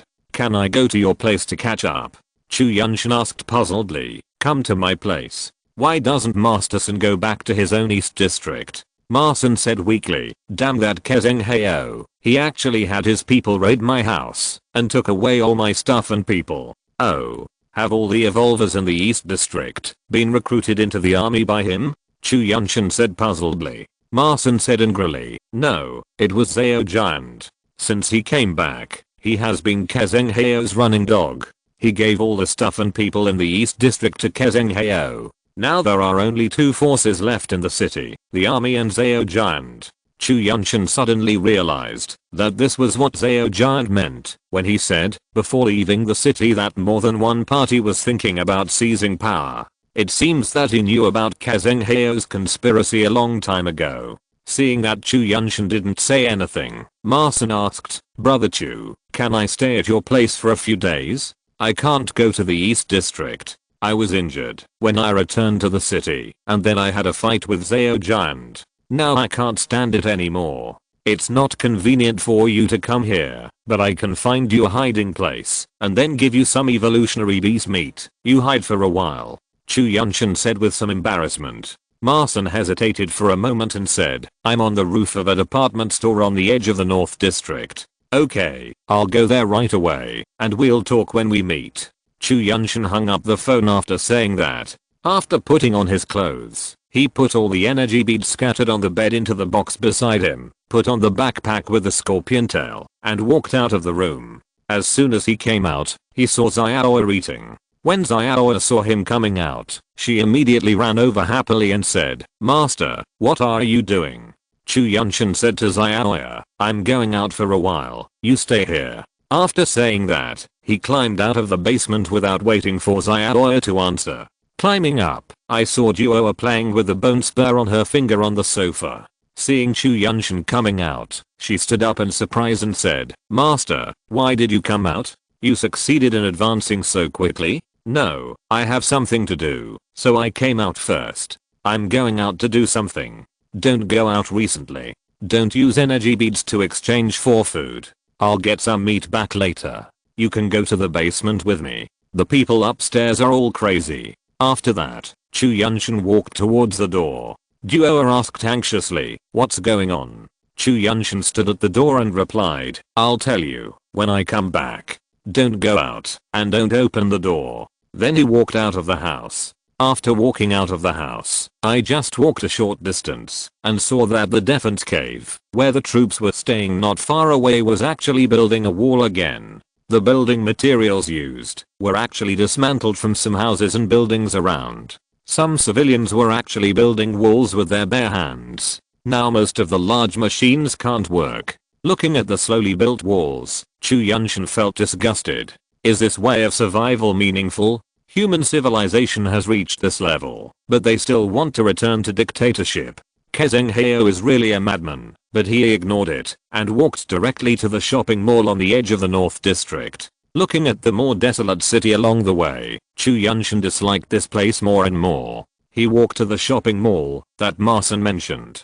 The mall was not high, only about 4 or 5 floors. He jumped hard a few times, stepped on the windows outside the mall, and went to the roof. As soon as he got up, he saw a man with messy hair, tattered clothes, and missing left arm, curled up in a corner, as if he had fainted. Chu Yuntian walked over in shock, and said to the man in disbelief, "Third master?" The man moved suddenly, and opened his eyes immediately. Seeing that it was Chu Yuntian, he breathed a sigh of relief and said, "Brother Chu, I'm sorry to make you laugh." After that, he slowly stood up, and rubbed his eyes with his hands. How did third master end up in such a situation? Chu Yuntian asked in confusion. Marson smiled helplessly and said, "Let's find a place to stay first, and then I'll tell you in detail." Chu Yuntian nodded and said, "Let's go to the residential area inside. I think there should be no one there. You can hide there for a while." After that, he jumped towards the residential houses not far away.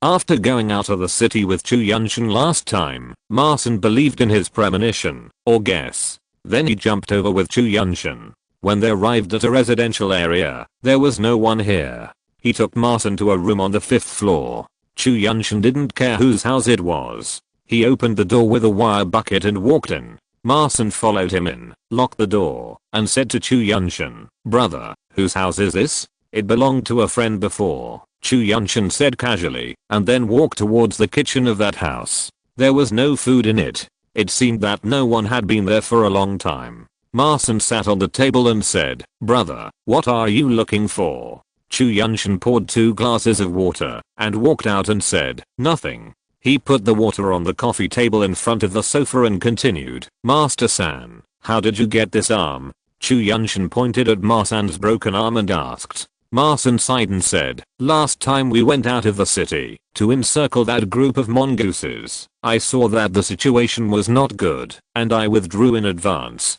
Everything was going well, but I met a second level 3-eyed gorilla on the way. I ran away for several days, before I escaped its pursuit. But when I was about to return to the city, I encountered a strange vine. I just touched it, and the vine entangled my arm tightly, trying to pull me into the vine pile." Chu Yuntian was shocked and said, "There is such a vine. How did Master-san escape?"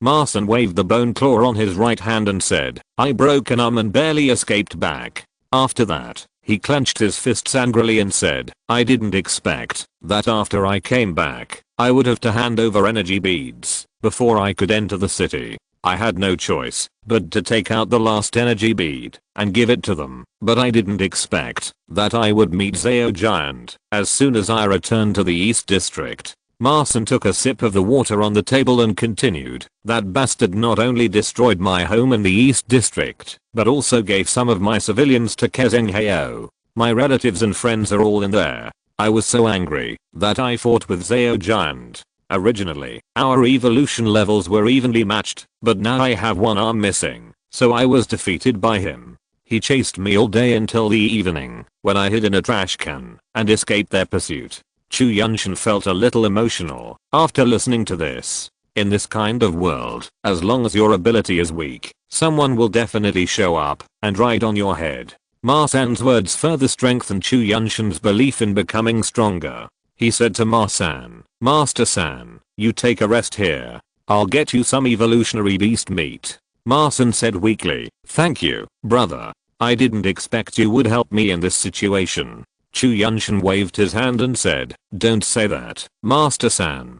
Take a break. I'll get you something to eat." Then he walked out of this unknown house. When he came to the street, Chu Yuntian went straight to the East District. He was ready to attract Zao Jian's attention. He went all the way to the villa where Zao Jian lived. He hid in an abandoned house nearby. When it got dark, Chu Yuntian took off his clothes, put a scorpion tail on his arm, activated invisibility, climbed over the wall, and sneaked into Zao Jian's villa. The lights were bright inside. Chu Yuntian quickly found the kitchen. Many ordinary people with guns were patrolling along the way. After a while, he found the kitchen and saw 2 strong men with bulging muscles standing in front of the door. They looked like first level evolvers. Chu Yuntian quietly walked over and attacked them directly. He used his scorpion tail to directly pull out the hearts of the 2 people. They didn't even have time to make a sound. He dragged the 2 into the kitchen, closed the door and searched inside.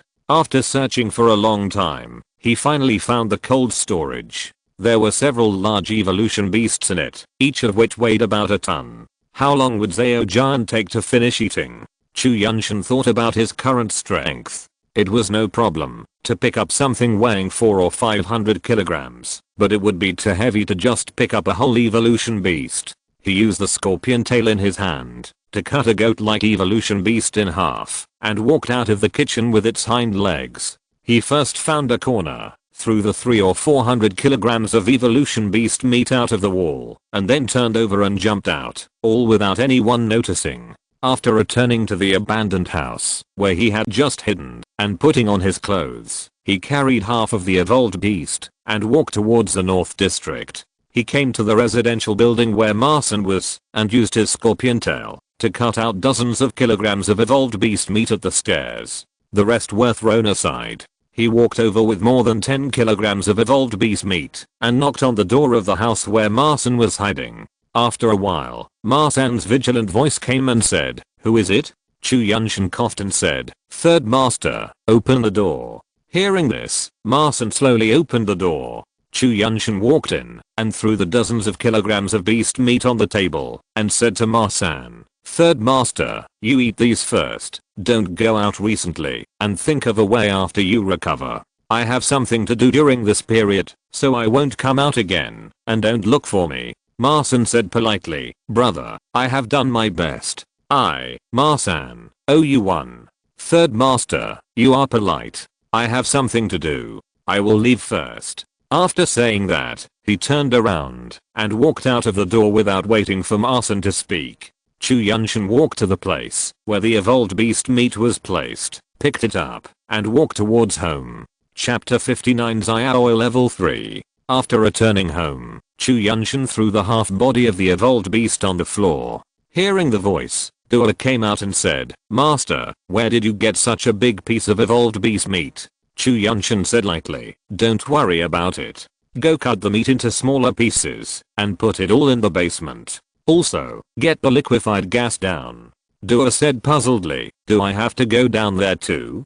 "Don't worry about it outside." Chu Yuntian sighed and said, "Never mind, let's talk about it after a few months." "Okay, I'll do it now."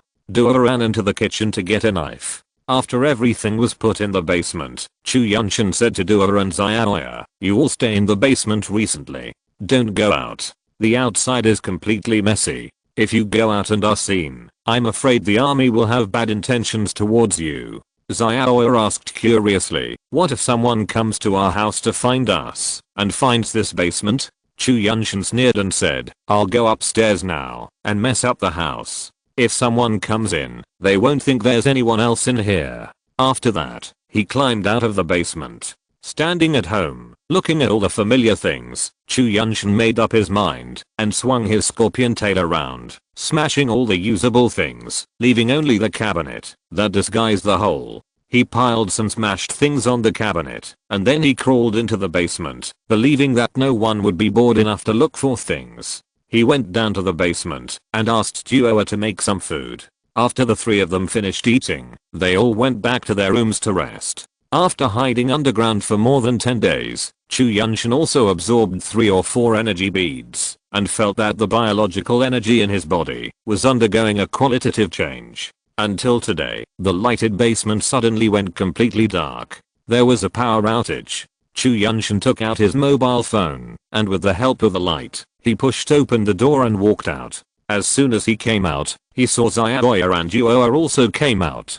Duoa asked in confusion, "Why is there a power outage?" Chu Yuntian smiled helplessly and said, "Maybe the army has stopped supplying electricity." Xiaoya said in surprise, "Then what should we do? We can't live in the dark all the time. What if the cell phone runs out of battery?" Chu Yuntian walked to the laboratory, took out a large bucket of alcohol that had been kept as a spare and said, "You can use this." After that, he made an alcohol lamp with alcohol. Although it was not very bright, you could barely see things. He walked over with the alcohol lamp and said to Xiaoya, "How are you now? Has the poison in your body been eliminated?" Xiaoya giggled and said, "It was eliminated 2 days ago. The biological energy is no longer consumed by itself." I feel that I will be able to advance in another month. Chu Yuntian nodded and said, then don't wait. Continue to absorb the energy beads. Our food can only last for more than a month. We are worried that the refrigerator will suddenly lose power and the remaining meat will go bad. Duo walked over and said, if it doesn't work, soak it in formalin. We are in our current physical condition and these things can't hurt us. Chu Yuntian gritted his teeth and said, okay, we'll hold on for more than a month, and then we'll go out and leave this city. Just when Chu Yuntian and the others were hiding in the basement, everything in the city had changed. It was no longer the same as before. Although it was also very cold-blooded and dark before, it was still within the tolerable range for dealing with disasters.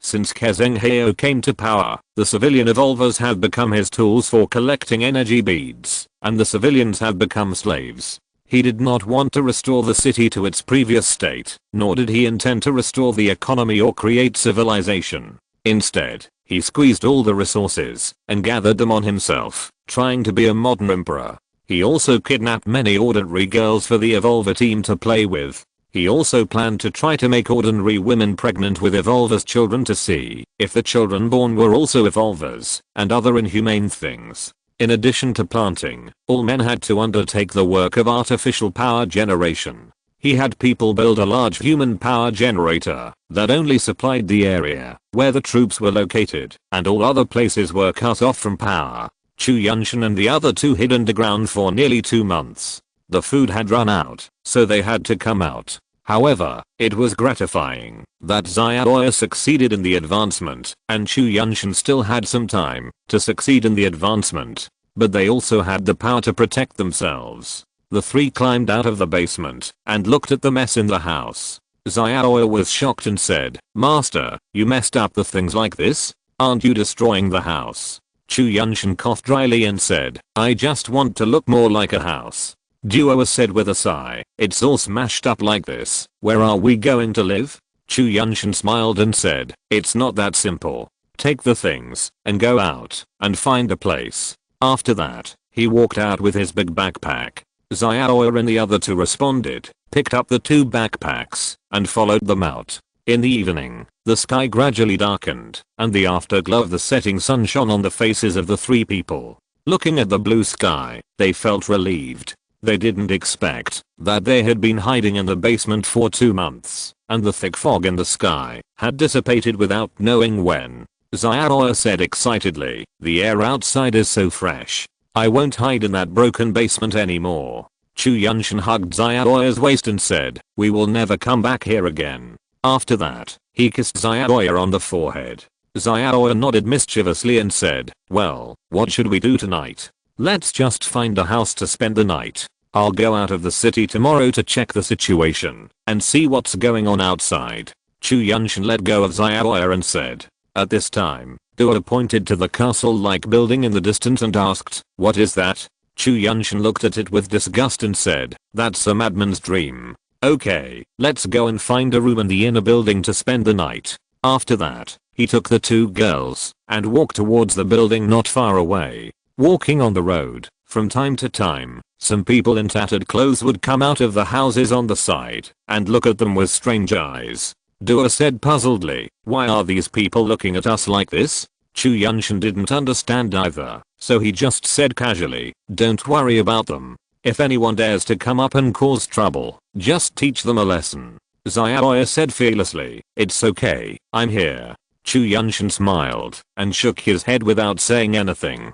After walking for a while, when passing through an alley, suddenly a man with ragged clothes, messy hair and a dirty face ran over from the depths of the alley in a panic and bumped into Chu Yuntian. Chu Yuntian pushed the man away and said, be careful. The man looked up at Chu Yuntian and said in surprise, Brother Chu. Chu Yuntian showed a puzzled expression and asked in confusion, do you know me? The man said in a panic, I'm Gazy. Chu Yuntian looked at the man's dirty face, thought for a moment, and asked uncertainly, the one who followed Ma-san. The man immediately said in a panic, yes, I have seen him before at Sun Yi's place. Chu Yuntian thought for a moment, said oh, and ignored him. At this time, 4 or 5 fierce and evil people with weapons ran out of the alley. When Gazy saw the group of people, he immediately hid behind Chu Yuntian and the other two in a panic. A leader of the group of people stepped forward and looked at Chu Yuntian and the other two. Seeing that they were dressed neatly, he asked in confusion, "Who are you?" Chu Yuntian looked at the group of people and said with a look of contempt, "Who are you?" The person who stepped forward saw his face and suppressed his anger and said, "We are from the Zhao family. What do you do?" Chu Yuntian sneered and said, "Zhao giants running dogs." Hearing this, several people were furious and took a few steps forward to prepare for action. Chu Yuntian didn't care about the actions of the few people. He said to Xiaoya casually, "Go and try your current skills. Hurry up, we still need to find a place to rest." Xiaoya laughed and said, "HMM," and before she finished speaking, she turned into a residual shadow and rushed out. Xiaoya shuttled between the few people. Before the few people could react, Xiaoya's white tail pierced their hearts, leaving a bloody hole, and they slowly knelt on the ground. Chu Yuntian clapped his hands and walked over and said, "Xiaoya is really getting stronger and stronger." Xiaoya walked over and said, "Master, these people are so slow. They all fell down before I used my full strength." Chu Yuntian said to Xiaoya, "Okay, I know you are strong." After that, he touched Xiaoya's face and led the way to a building in the north corner of the city. Xiaoya smiled happily and followed him. After walking for a while, Chu Yuntian turned around and saw Gazy still following them. He turned to him and said, "We have already dealt with the people for you. Why are you still following us?" Gazy showed an embarrassed look and said, "Brother Chu, I have nowhere to go." At this time, Dua came over and asked, "Who is this big fool?" Chu Yuntian replied, "Someone I knew before." Then he said to Gazy, "Why don't you go find Ma-san?" Gazy's expression flashed with sadness and said, "The third master is dead." Chu Yuntian asked curiously, "How did Ma-san die?" Gazy shook his head and said, "Oh, it's hard to explain." Chu Yuntian thought for a moment and said, "Find a place to stay first, and then tell me slowly what happened." After that, he turned around and continued to walk towards the building. After entering the residential building, Chu Yuntian opened several doors one by one. Everything inside had been swept away, except for a room on the top floor. There were still some furniture that had not been moved out. It should be that the collectors felt that it was not cost effective to move these things downstairs, so they kept these wooden furniture. Chu Yuntian sighed and said, "Let's stay here. At least there is a bed and we can rest for a while." Several people went into the house and locked the door. Chu Yuntian pointed to a room and said to Dua and Xiaoya, "You two live in that room. Well, let's go and rest." After that, Xiaoya took Dua back to the room to rest. Chu Yuntian sat down on the sofa and said to Gazy, "Tell me, why did Ma-san die?" Chapter 60, Subjugating Gazy. Chu Yuntian sat on the sofa and waited for Gazy's answer. Gazy sighed and said, "Oh, that started more than a month ago." He sat on the sofa and continued, "Since the last siege of the mongoose, when I ran back, I found that the East District had been occupied by Zhao Giant, and the third master's house had been demolished. I had nowhere to go, so I wandered around and had to go out of the city to hunt. Every time I hunted something, the army would take a part of it, but I didn't have the strength to live outside the city all the time, so I had no choice but to make ends meet." Chu Yuntian interrupted, "Stop, stop, stop, just tell me how you found Ma-san, and how he died." Gazy thought for a while and said, "Until one day, when I went out of the city to hunt, and returned to the city through the South District, I found that third master had actually gathered some people in the South District again. They were just some ordinary first level evolvers. Although they didn't dare to go against the army and the Zhao family, they could stay in the city for a long time every time they went out of the city as a team, and they didn't have to pay so much tax to the army. So I started to follow third master. In this way, every time we went out of the city to hunt, we could leave some energy beads and evolved beast meat, and we gradually began to get better. But not long after, the army said they wanted to recruit us. Third master disagreed and fell out with the army. We fled the city and didn't dare to stay here. But you also know the dangers outside the city. There were 50 or 60 people when we went out. After more than a month, there were only a dozen left. So third master thought he had to take the risk and go somewhere else and look outside. If he found another city, he could survive. If he couldn't find it, he would die anyway, and it didn't matter where he died.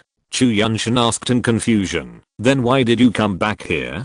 Gazy sneered and said, just when we were about to leave this defense area and look for other cities with survivors, we encountered that group of meerkats again. We walked around outside and found that their caves had surrounded the entire city. When the third master saw that scene, he immediately decided to let us go through a place with fewer caves.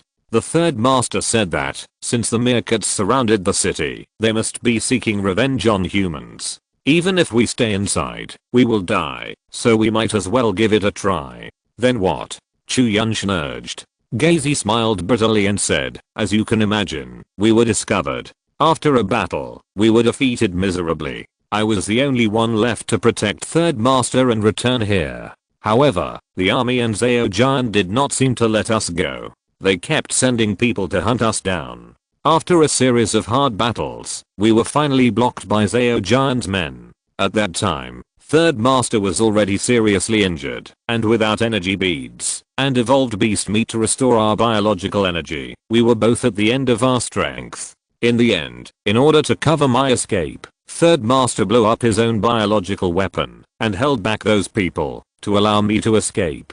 Tears welled up in his eyes as he said this. Chu Yuntian sighed and said, I didn't expect the Third Master to be so loyal. Gazy wiped the tears from the corners of his eyes and continued, later, I wanted to avenge the Third Master, but I couldn't even maintain my own biological energy, so how could I fight Zao Giant? After fighting with the Zao family several times, the biological energy in my body became increasingly insufficient, and in the end I had to live on the streets. Chu Yuntian suddenly realized, I was wondering, how could a second level evolver like you be chased so badly by several first level ones? Gazy shook his head helplessly and said nothing. Seeing this, Chu Yuntian threw him an energy bead and said, restore some energy first, and then rest for a night. If you still want to follow me, we will leave the city tomorrow. Gazy took the energy bead and asked in surprise, leaving the city? Where to?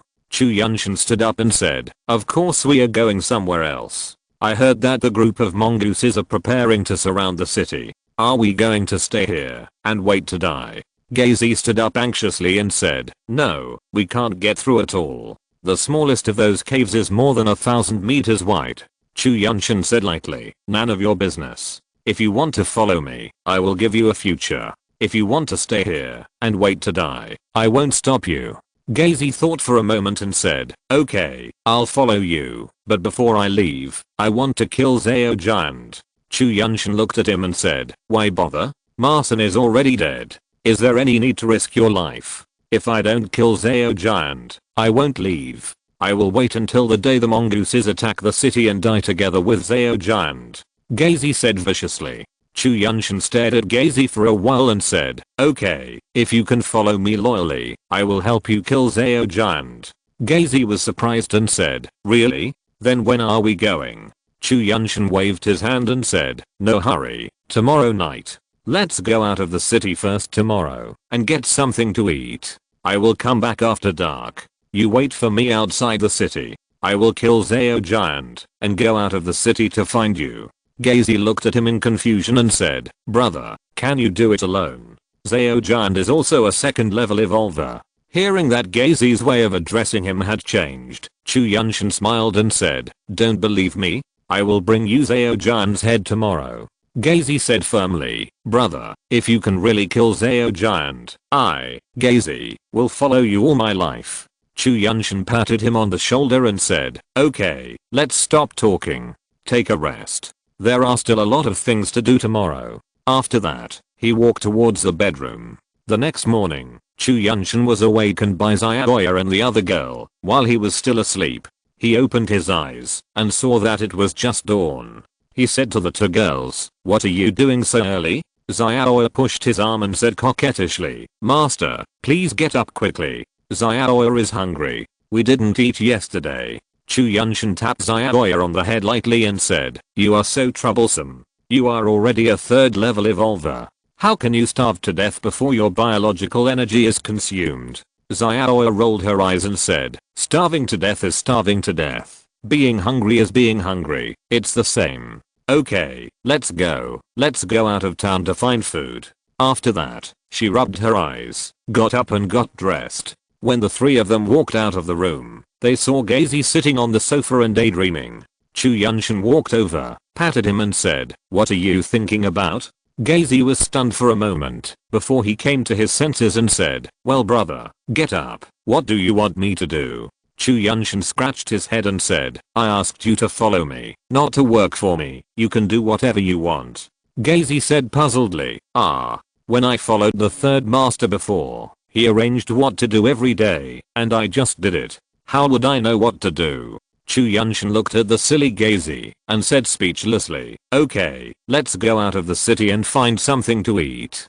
Gazy stood up and nodded. "Well, we have to leave the city quickly, otherwise when Yuntian finds out that his men have been killed, he will definitely arrange people to guard the city gate. You are not stupid either." After that, Chu Yuntian took the lead and walked out of the house. The four of them came to a place not far from the city gate. Gazy grabbed Chu Yuntian and whispered, "There's a man guarding the city gate named Giant. I'm afraid he will recognize me." Chu Yuntian looked at the four people standing at the city gate and asked, "Who is that?" Gazy pointed at a bald man in his 30s and said, "That guy. He was the one who led the chase against me once." Chu Yuntian thought for a moment and said to Gazy, "I'll lead that man away. You guys go out of the city directly. Don't go too far. I can find you." After that, he walked over alone. Walking to the city gate, he said politely to the bald man, "Brother, a few of us are going out of the city to do something and may not be back until the evening. Can you help open the city gate at night?" The bald man said arrogantly, "Who are you? Why should I help you?" Chu Yuntian pulled the bald man aside, took out an energy bead and said, "Brother, I really don't want to stay outside the city for a night. Please make an exception."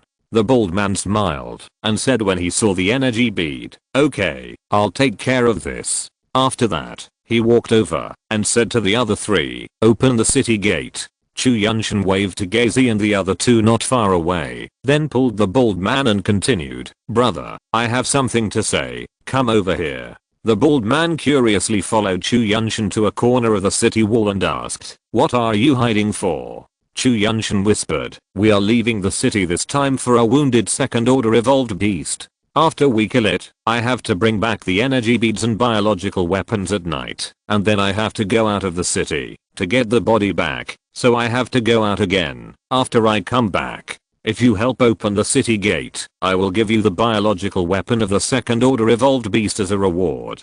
The bald man was immediately surprised after hearing this and said, "Are you serious, brother?" Chu Yuntian vowed, "Of course I take it seriously. How dare I lie to you in this city?" The bald man thought for a while and said, "Okay, then I will guard the city gate tonight." "Thank you, brother. I will definitely be indispensable at that time." After speaking, Chu Yuntian thought to himself, "You want to get a biological weapon for someone who hasn't even advanced to the second order? You really dare to think of anything?" The bald man patted Chu Yuntian on the shoulder and threatened, "Brother, if you dare to fool me, you may not be able to stay in this city in the future." Chu Yuntian smiled and said, "How dare I? I will leave the city first. When I come back at night, brother, please remember to help open the door." The bald man nodded and walked towards the city gate. Chu Yuntian followed the bald man and looked around. He did not find any trace of Gazy and the other two. He must have left the city. Before leaving, he looked at the bald man again and walked straight out of the city. After walking out of the city gate, looking at the still dense forest, and looking back at the tall city walls, Chu Yuntian couldn't help but sigh and said to himself, "So much manpower and material resources have been wasted. I don't know how long it can last." After that, he activated a perception and felt that 3 groups of biological energy were waiting on a big tree not far away. Knowing that it must be the hiding place of the 3 people, he jumped over there. Chapter 61, Assassination of Giant. Chu Yuntian came to the tree where Xiaoya and the other 2 were standing in a few leaps. The 2 girls saw him coming and asked happily, "Did you finish it so quickly?" "It's not that simple. People die for money and birds die for food," Chu Yuntian said with a sneer. Dua asked curiously, "How do you know we are here?" Chu Yuntian smiled and didn't answer. Instead, he said, let's go find something to eat first. We've been hungry for 2 days. Xiaoya said happily, okay, let's go, and then jumped to a big tree not far away. Chu Yuntian looked at Xiaoya helplessly and said, come back to me. Xiaoya, who had just jumped over, jumped back again, and asked in confusion, what's the matter? Aren't we going to find something to eat? Chu Yuntian pointed at Gazy helplessly and said, we are leaving. What about him? Gazy scratched his head and said with a silly smile, you guys go slowly, I can keep up. Xiaoya said impatiently, okay, let him follow slowly behind. Then she jumped away again not far away. Chu Yuntian shook his head and said, Gazy, you follow behind. If you can't catch up, just talk. Then he chased in the direction Xiaoya went. The remaining two followed closely. Although Gazy was not as agile as them, he relied on his brute force to jump between trees and barely kept up with the three of them. Chu Yuntian activated several perceptions, but did not find an evolved beast. He couldn't help wondering, are there so few evolved beasts near the city now? After searching for a long time, he sensed that there was a different biological energy not far away. He called everyone and pointed to the side and said, there is something going on over there, follow me. Then he jumped over. When Xiaoya and the other two rushed over, they saw Chu Yuntian staring at a big tree in a daze. Xiaoya walked over and said, Master, why are you in a daze? Didn't you say there were evolved beasts here? Chu Yuntian said to the three people in confusion, look at that big tree, is there anything different? The three looked at each other, and it seemed that they didn't find anything different. Duer stood up and said, Master, what did you find? Xiaoya said nonchalantly, who cares? We'll know if we go over and take a look. Chu Yuntian stopped her and said, you'd better not go over. There must be some evolved beast on that tree, but we just can't see it. Xiaoya said in disbelief, how is that possible? Could there be an evolved beast that can transform? Chu Yuntian looked at Xiaoya and didn't say anything. Instead, he jumped down from the tree, picked up a stone the size of a human head, handed it to Gazy, and said, use this to hit the tree. Gazy looked at him in confusion, took the stone, and threw it hard at the tree. With a bang, the stone broke, but the tree was not hurt at all. You know, Gazy is a second level power evolver, and this throw has at least 1,000 pounds of gravity, but the tree did not move at all. Suddenly, the bark of the tree seemed to move, and then a praying mantis with a length of nearly 7 meters and skin exactly the same as the bark jumped down from the tree, staring at the four of them with eyes as big as fists. Everyone was shocked. This thing was disguised too well. If Chu Yuntian hadn't reminded them, they might not have discovered its existence, even if they walked over. The praying mantis shook its wings that were hit, and then waved the two huge sickles in front of it, and rushed straight towards Chu Yuntian and the other four. The four of them took a fighting stance. Xiaoya was the first to jump out, and rushed straight towards the big mantis, but the mantis dodged it with a clever move. She came straight towards Chu Yuntian and the other two. As soon as she arrived in front of them, she swung the two sharp sickles in front of her, ready to cut Chu Yuntian off in the waist. At this time, Gazy took a step forward, shouted loudly, his muscles bulged, his upper clothes were shaken, and his two arms held up the mantis's attack.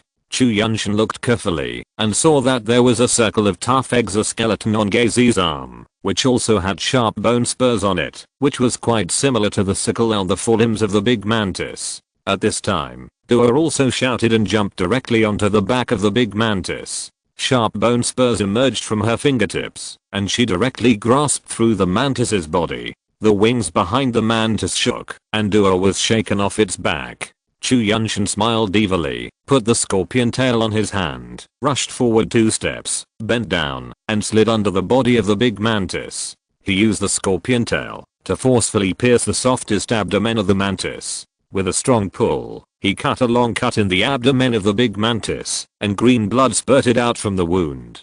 At this time, Xiaoya also jumped back, landed on the back of the big mantis, and pierced its body with her tail. After a while, the tail rolled out a green energy bead, and the big mantis fell to the ground. Looking at Xiaoya standing on the big mantis, Chu Yuntian smiled and said, you have become much stronger. You have dealt with such a big guy. Xiaoya smiled as if showing off, threw the energy bead to Chu Yuntian and said, that's right, I'm now the most powerful one among us. Chu Yuntian caught the energy bead and said, you can take it. You can now absorb the second level energy bead. You don't have to give it all to me. After that, he threw the energy bead back. Xiaoya didn't say anything else. She put the possible source bead into her backpack, then jumped down and walked around the giant mantis for 2 steps and said in embarrassment, can this thing be eaten? Chu Yuntian laughed and said, of course you can. Go get some firewood and let's roast some to try. If it doesn't taste good, we'll find something else. Xiaoya and the other 2 girls went to the side to get dry branches. When they heard it, when the meat was cooked, everyone sat together and ate the roasted giant mantis meat. Chu Yuntian said to Gazy, is the exoskeleton on your arm your biological weapon?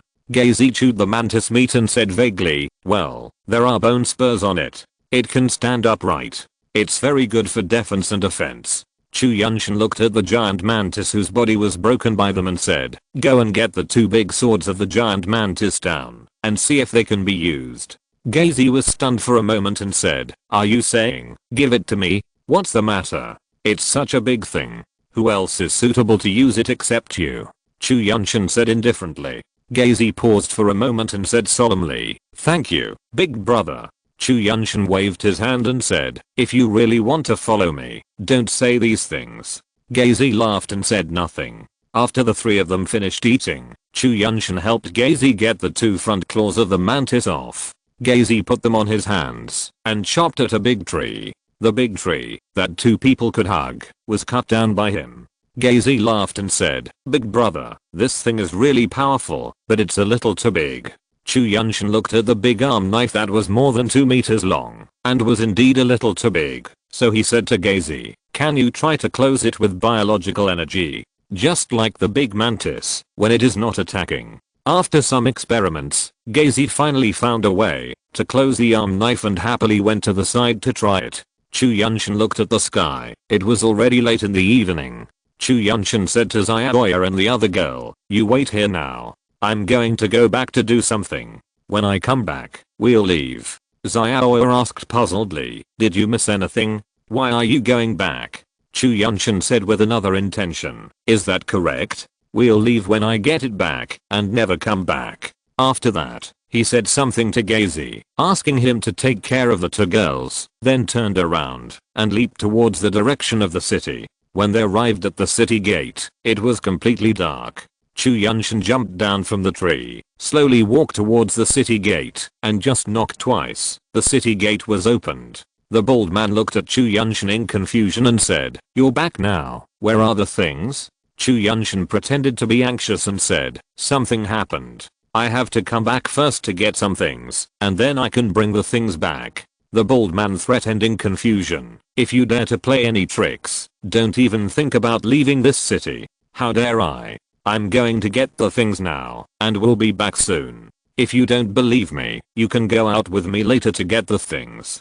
Chu Yuntian vowed. The bald man nodded and said, okay, I'll wait for you. After that, he let Chu Yuntian in. Chu Yuntian entered the city gate without saying a word to the bald man and went straight to Zhao Jian's house in the East District. When he came to the villa where Zhao Jian lived, he put down his backpack, took off his clothes, put on his scorpion tail, activated the invisibility, and sneaked into Zhao Jian's villa. The lights in the villa were bright, and the power was not turned off. He jumped a few times, avoiding some ordinary people who were patrolling, and went directly to the window of the villa's bedroom. Hearing the gasps of women coming from inside, he knew what Zhao Jian was doing without having to guess. After waiting for a long time, the situation inside slowly calmed down. Chu Yuntian quietly opened the window, turned over and jumped in, and quietly walked to Zhao Jian's bed. He saw 2 white women lying on the bed, one on the left, and one on the right. He looked at Zhao Jian who was already asleep, and then looked at the 2 women next to him. If he took action now, he could kill Zhao Jian directly, but the 2 women would definitely scream, and it would be troublesome if too many people came. Chu Yuntian hesitated for a while, before deciding to act directly. He slowly extended the scorpion tail in his hand to Zhao Jian's chest. Seeing that he did not react, he controlled the scorpion tail to dig out his heart at a very fast speed. During the process, Zhao Jian did not make any sound. Then he waved the scorpion tail and directly killed the two women who had just woken up. Only then did he completely put his mind at ease. This was his first time to kill someone in stealth mode, and it felt really easy. He did not stay and directly cut off Zhao Jian's head with the scorpion tail. He took a piece of clothing from the bed and wrapped it up, and then he was ready to turn around and leave. Just as he was about to leave, he saw a mobile phone that was charging on the table not far away, and there was a power bank next to it. Chu Yuntian thought about it, then picked up the mobile phone and the power bank, and jumped out of the window he had just entered. Jumping out of the window, Chu Yuntian saw the patrol outside just passing by. He took Zhao Jian's head, mobile phone and power bank, and left Zhao Jian's villa in a few leaps. He didn't care about the situation here anymore. He went to the place where his things were kept, put on his clothes, put his mobile phone, power bank, and Zhao Jian's head into his backpack, and then went straight to the city gate. Chapter 62 Leaving. Arriving near the city gate, seeing the bald man still waiting there, Chu Yuntian hid his hand with the scorpion tail behind his back, and walked over slowly. The bald man saw Chu Yuntian coming over, and said with some dissatisfaction, "Why did you take so long? Come on, I'll go with you." Then he opened the city gate and stood aside waiting for Chu Yuntian to walk over. Chu Yuntian walked over slowly and said to the bald man, "I'm sorry, I have a lot of things to take. It's not easy for you to wait here all the time." After that, he waved the scorpion tail directly into the bald man's heart and said, "But it's just a little stupid." The bald man looked at Chu Yuntian in disbelief, and he didn't know why Chu Yuntian attacked him until he died. He ignored the bald man who fell down, walked straight out of the city gate, and leaped towards the place where Xiaoya and the other two were waiting. Not far away, he saw Xiaoya and Dua had fallen asleep by the fire, while Gazi was standing by to keep watch. Chu Yuntian smiled faintly and jumped over.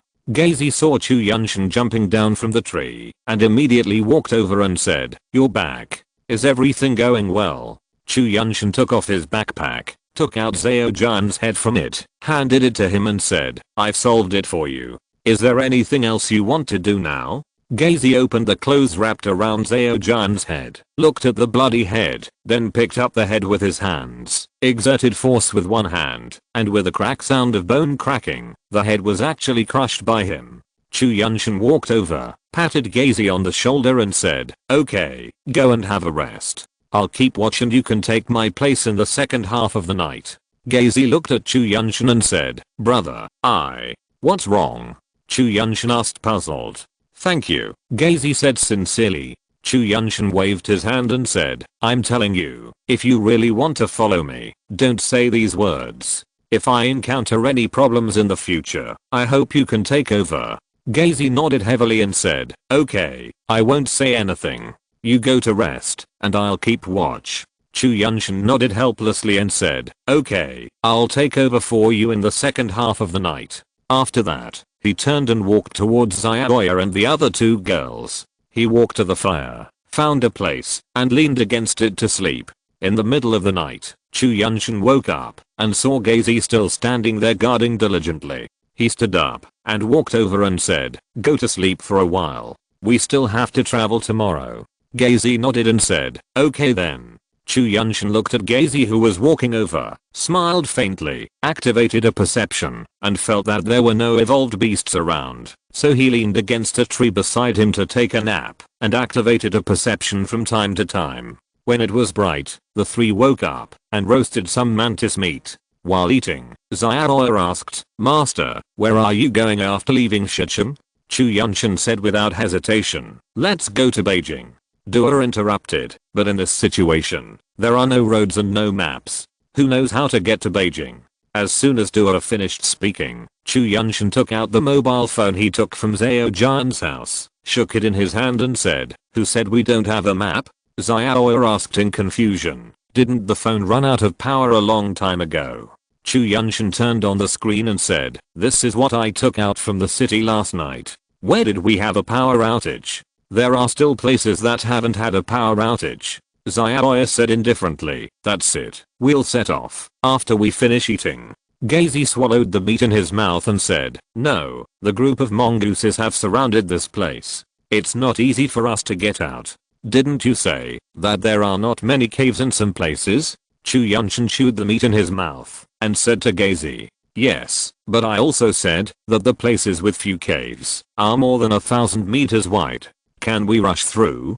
Gazy said worriedly. Chu Yuntian said indifferently, we'll go over and take a look after we finish eating and then think of a way to get rid of it. Can a living person be suffocated to death by urine? Well, the place with the least caves is in the north. I'll take you there after we finish eating. After saying that, Gazy began to gnaw the meat in his hand again. After everyone was full, they took some mantis meat with their backpacks and then walked towards the north. Along the way, several people did not encounter any evolved beasts. It seems that the evolved beasts nearby have been hunted by the people in the city and the group of mongooses. Even if the mongooses do not attack the city, I'm afraid that the stone city will not last long. When they were about to reach the mongoose cave, Gazy stopped them and said, it's just in front. Let's be careful and don't lure them out. Chu Yuntian said to the three people, wait here for a while, I'll go over to see the specific situation, and then come over to think of a way to pass through.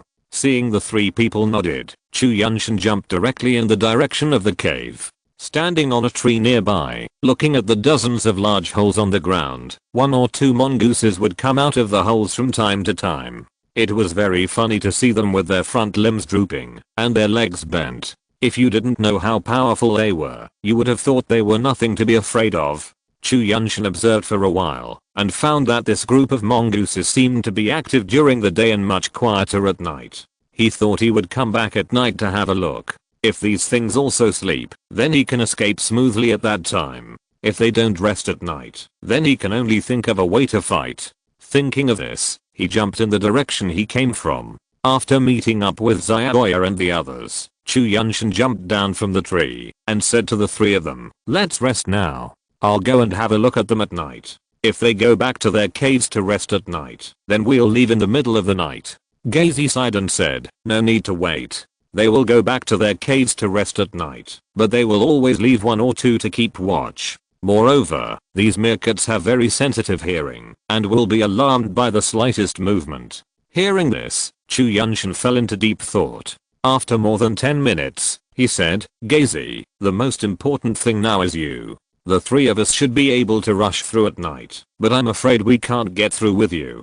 Gazy thought for a while and said, if the three of you rush over, you will definitely attract the meerkats away. If I run over when the meerkats are chasing you, it should be the same. Chu Yuntian said to Gazy, are you sure you can do it? If we rush over, the remaining meerkats can still stop you. We can't turn back to support you. Gazy smiled and said, it's okay, big brother, don't worry. Even if there are a few left, they can't hurt me. Don't you still have this? Then he took out the 2 huge mantis knives. Chu Yuntian thought for a long time, but couldn't think of a better way. He could only say, well, let's try it at night. If there are many mongooses left, Gazy will retreat and find another way out. Gazy smiled and said, don't worry, even if you can't escape, I won't blame you. Okay, let's find a place to rest first. We have to travel overnight. After Chu Yuntian finished speaking, he jumped onto a big tree and lay down on a branch. It was midnight before the 4 of them got up and walked towards the mongoose cave. The 4 hid in the bushes by the woods, looking at the quiet cave. There was only 1 mongoose standing on the ground, as if it was on guard. Chu Yuntian said to Xiaoya and the others, the 3 of us will rush together in a while, and Gazy, you can follow the situation. The 3 nodded and looked at Chu Yuntian waiting for his order. Seeing that the sentry mongoose lowered its head from time to time, it must be dozing off. Chu Yuntian found the right time and said to Xiaoya and the others, let's go. Then he took the lead and rushed out, rushing to the other side of the cave at the fastest speed. Xiaoya and the other 2 girls followed closely behind. The 3 of them had only run more than half of the way when the sentry mongoose discovered them and screamed. After a while, they poked their heads out of the cave one after another, saw Chu Yuntian and the other 2, and crawled out of the cave and ran straight towards them. Seeing this, Chu Yuntian shouted, speed up, jump, and then jumped out dozens of meters. In a few leaps, he jumped over the mongoose cave. Xiaoya and the other two girls followed closely behind, but all the mongooses also crawled out and chased in the direction they fled.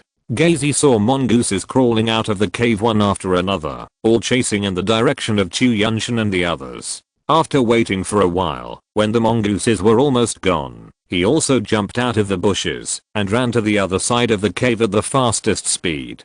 Just when he was about to run out of the cave, two of the mongooses that ran to chase Chu Yuntian and the others turned back. Just when they saw Gazy running over, they screamed and rushed towards him. Gazy saw the two mongooses rushing over, and he did not dodge. He directly waved his mantis knife and cut off the heads of the two mongooses. However, more and more mongooses turned back, and Gazy had no choice but to flee to the side. After Chu Yuntian and the other two jumped over the mongoose cave and entered the forest, they were like fish in water, quickly shuttling through the woods. After running for more than 10 miles, the mongooses behind them slowly ran back. When the three of them stopped on a big tree, Duo panted and said, "Where is that stupid big guy? Did he escape?" Chu Yuntian took a breath and said, "He should have escaped. When I jumped into the dense forest, I looked back, and it seemed that he was ready to run over here at that time. We should be able to find him when we go over there later." The three of them rested for a while. Chu Yuntian activated a perception, but did not detect Gazy's existence. It should be too far away to detect. Chu Yuntian said to the two girls, "Let's go back a little and see if we can meet him." The two girls nodded and followed him to jump to the tree behind. On the way back, Chu Yuntian activated a perception every time he walked a distance. It was not until he was about to get close to the mongoose nest that he felt that there were 4 biological energies fighting on the side. He guessed that it should be Gazy and immediately said to the two girls, "Inside," and then jumped towards the place where the battle was. Chapter 63, The Hard Journey. After a while, they saw Gazy being besieged by 3 mongooses, but Gazy was waving 2 mantis knives and was not at a disadvantage. Seeing this, Chu Yuntian immediately said to Xiaoya and the other two girls, "Get started, hurry up and don't attract other mongooses." After saying that, he jumped to Gazy's side. Gazy was also happy to see Chu Yuntian and the others coming back, and he swung the 2 mantis knives in his hands even harder. With the addition of 3 people, the mongooses immediately fell behind. After a few rounds, the 3 mongooses were injured and slowly retreated towards the nest. Seeing the mongoose retreat, several people did not dare to chase them anymore, but ran in the opposite direction of the mongoose nest. It was not until midnight that Chu Yuntian and his friends stopped at the foot of a small hill. Chu Yuntian stopped and said, "Let's take a rest first and set off again when it's daybreak. It's too easy to get lost at night, and it's too dangerous." Xiaoya jumped over and said, "Yes, let's set off tomorrow. We've been running for most of the night, and we've already run out of the mongoose's encirclement. Why are you in such a hurry? Take your time." Chu Yuntian nodded and said, "Let's look around this hill to see if there are any caves or cracks. It's relatively safe to rest in there for a night." After that, he began to search around the foot of the hill. Soon they found a cave that seemed to have been dug out by something. Chu Yuntian was the first to go in and check it out. There was no living creature in it, only some animal bones. Chu Yuntian came out and said to the 3 people, "Let's stay here for one night. I don't know if the things inside have left or won't come back at night." Gazy stood up and said, "Then you go and rest. I'll keep watch tonight. I slept during the day yesterday. Okay, let's discuss how to leave tomorrow." After saying that, he took the 2 women to the cave.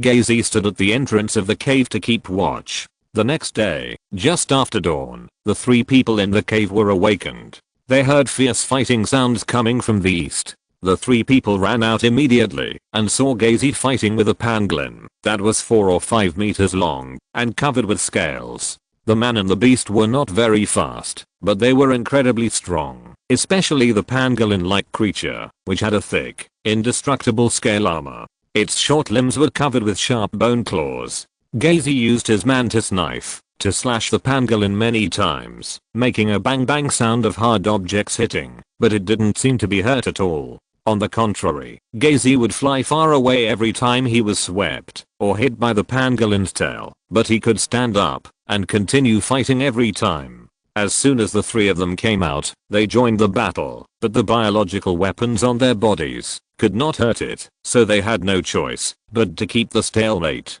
After a few more rounds, Chu Yuntian shouted, "Retreat," when he saw that there was no other way. Then the four of them started running towards the hill. The pangolin chased them for a while, but was left far behind. They found a big tree to stop, and Chu Yuntian said, "This thing is damn tough. The biological weapons we have now can't cause any damage to this kind of powerful crustacean creature." Gazy panted and said, "It's not that we can't cause any damage, but we didn't try our best. When we exhaust its biological energy, we can almost kill it." Chu Yuntian nodded and said, "That makes sense, but it's not worth it to fight with such a thing." After that, he took out his mobile phone, opened the map and continued, "We are here in Jiashan now, and we will soon reach the former Beoding area. I don't know if that place still exists. If we speed up today, we should be able to get there. If there are people there, we can rest there. If that place is destroyed, we will continue to go north."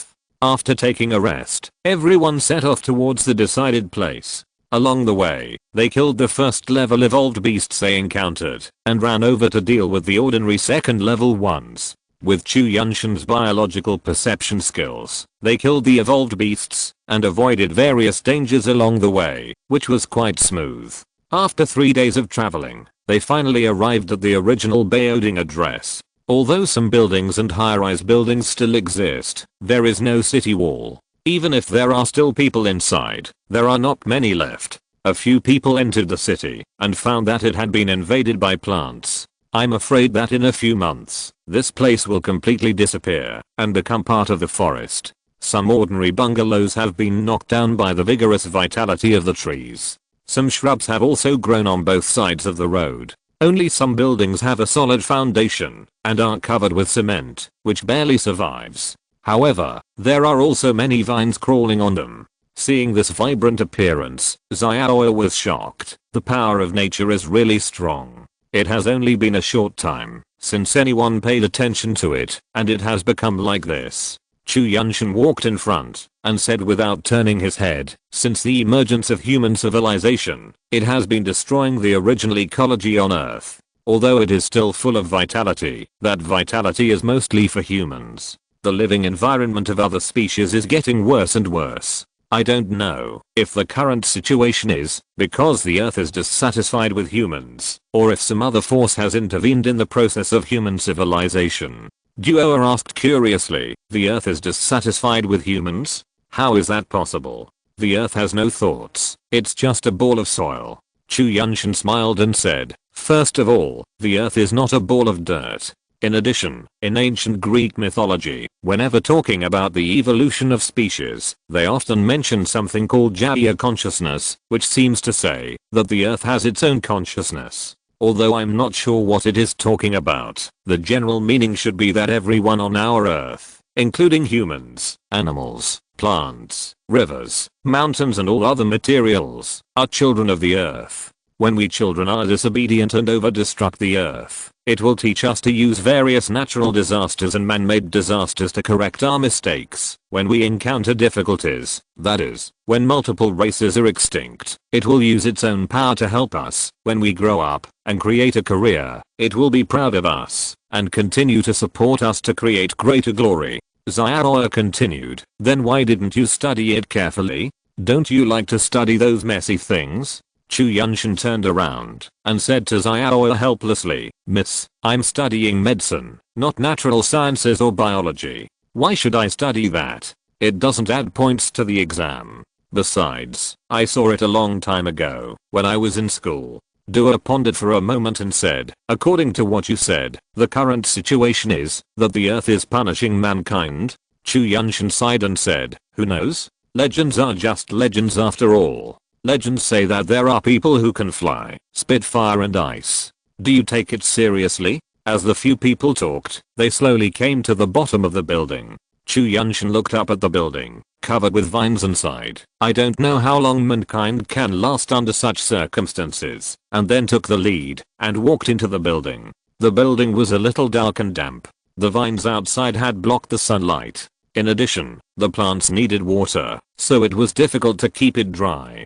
Xiaoya complained a little. How can people live here? It's so damp, and there's a strange smell. It's so uncomfortable. Chu Yuntian looked around and found that it was indeed not suitable for living. It would be better to find a place outside to be comfortable. Then he said, then let's find a place. I see there is a building with few vines in front. It should be better there. After saying that, he was about to go out, but at this time, a huge millipede suddenly climbed down the stairs and rushed towards them with a roar. They were all shocked. How could there be an evolved beast in this building? After a flustered response, they barely ran out of the building, but 7 or 8 millipedes ran out of the building one after another, each of which was about 4 or 5 meters long. Xiaoya shouted while running, how can this thing grow so big? It's disgusting. I have been afraid of this thing since I was a child. If you are afraid, run faster, run to the city center, Chu Yuntian also shouted.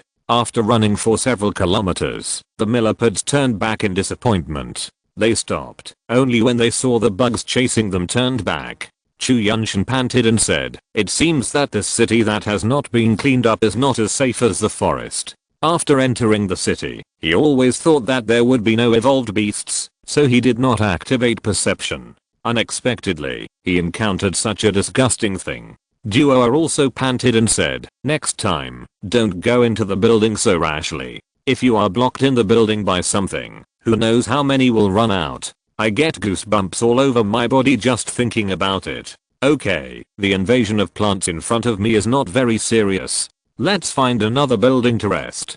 Who knows what will happen when it gets dark. Chu Yuntian took a deep breath and said. After resting for a while, the 4 people set off again. This time, Chu Yuntian began to be alert. Every time he walked a certain distance, he activated perception. After walking a few thousand meters, Chu Yuntian suddenly stopped because he felt that there was a breath of people in the building not far away. Xiaoya saw Chu Yuntian stop and asked curiously, what's wrong? Chu Yuntian pointed to a building not far away and said, there seems to be someone there. Hearing this, the 3 of them stopped and looked at the building he pointed to. Xiaoya looked for a while and said, where is the person? Let's go over and take a look, won't it be clear? After saying that, Chu Yuntian took the lead and walked towards the building. When they walked over, they could see clearly that it was a large shopping mall, covering an area of more than 1,000 meters. There were no vines on the outer wall, and the entrance of the shopping mall was blocked by several abandoned cars. As soon as they approached, several people rushed out of the house on the side and surrounded them. All of them were holding submachine guns in their hands and wearing camouflage uniforms. They looked like soldiers. One of them, wearing a non-commissioned officer's uniform, stood up and said, who are you, and what are you doing here? Chu Yuntian looked at the people surrounding them and said, we are fleeing here and want to find a place to rest. The non-commissioned officer asked curiously, escape? Where did you flee from? Chapter 64, Troops Trapped. Chu Yuntian said to the officer in a friendly manner, we escaped from the stone city. The officer asked in surprise, how did you escape from the encirclement of the mongooses? Chu Yuntian did not answer, but asked in confusion, how did you know that the stone city was surrounded by mongooses? The officer looked at the 4 of them and said, wait a minute, I'll go in and report. After that, he waved his hand to disperse the soldiers who surrounded them, and then turned and walked into the mall. Chu Yuntian and the other 4 waited outside, watching the soldiers who surrounded them disperse and return to the buildings on both sides. They were very confused and didn't understand who these people were. After a while, the officer came out and said to Chu Yuntian and the other 4, go in, someone wants to see you. The 4 of them looked at each other, not knowing who was inside. Walking into the mall, there was a table in the middle of the hall. At the head of the table sat a man in his 40s wearing a major's uniform. Chu Yuntian took the lead and walked over and asked, who are you? The man in a major's uniform stood up and said, hello, let me introduce myself. My name is Ding Wenhe. I'm from Beijing. I've been ordered to come here to investigate the situation in Shicheng. What are your names? Are you from Shicheng? Chu Yuntian, he said truthfully, but he didn't introduce Gazi and Xiaoya. He just wanted to tell the major that he had the final say among these people. Then he said, we did come from Shicheng, but why did you want to investigate the situation in Shicheng? It's surrounded by mongooses. Ding Wenhua didn't care and said solemnly, a few months ago, Shicheng completely lost contact with Beijing, and the higher-ups arranged for us to come here to investigate and see what happened. Did you run out because the mongooses attacked Shicheng?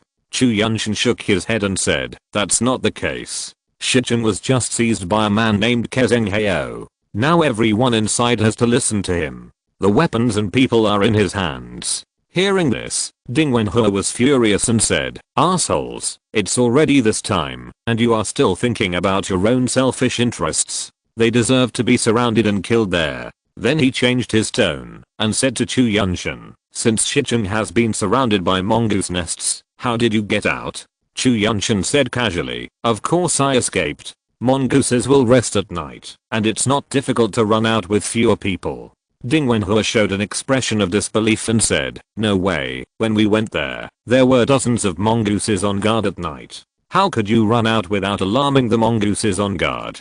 Chu Yuntian smiled and said nothing, and asked, since you know that Shicheng is surrounded by mongoose nests and can't get in, why are you still staying here? Ding Wenhua sighed and said, when we found that Shicheng was surrounded, we were ready to go back, but we couldn't leave. Chu Yuntian frowned and asked in confusion, why? Is there something blocking our way again? Ding Wenhua nodded helplessly and said, nothing happened when we came. We stayed here for 2 weeks, and when we were about to go back, a group of crows blocked our way. Chu Yuntian asked curiously, then can't we just go around them? Are there a lot of birds? Ding Wenhua shook his head and said, there is no way to go around them. You can open the map and see that there is only one road from here to the capital. Above is the original scenic area, and it is almost impossible for anyone to pass through it now. Below is Beiyangdian, which is even more dangerous. Not to mention the water. Even the birds living on both sides are beyond our ability to fight against. How many crows are blocking the road? Are they powerful? Chu Yuntian asked puzzledly.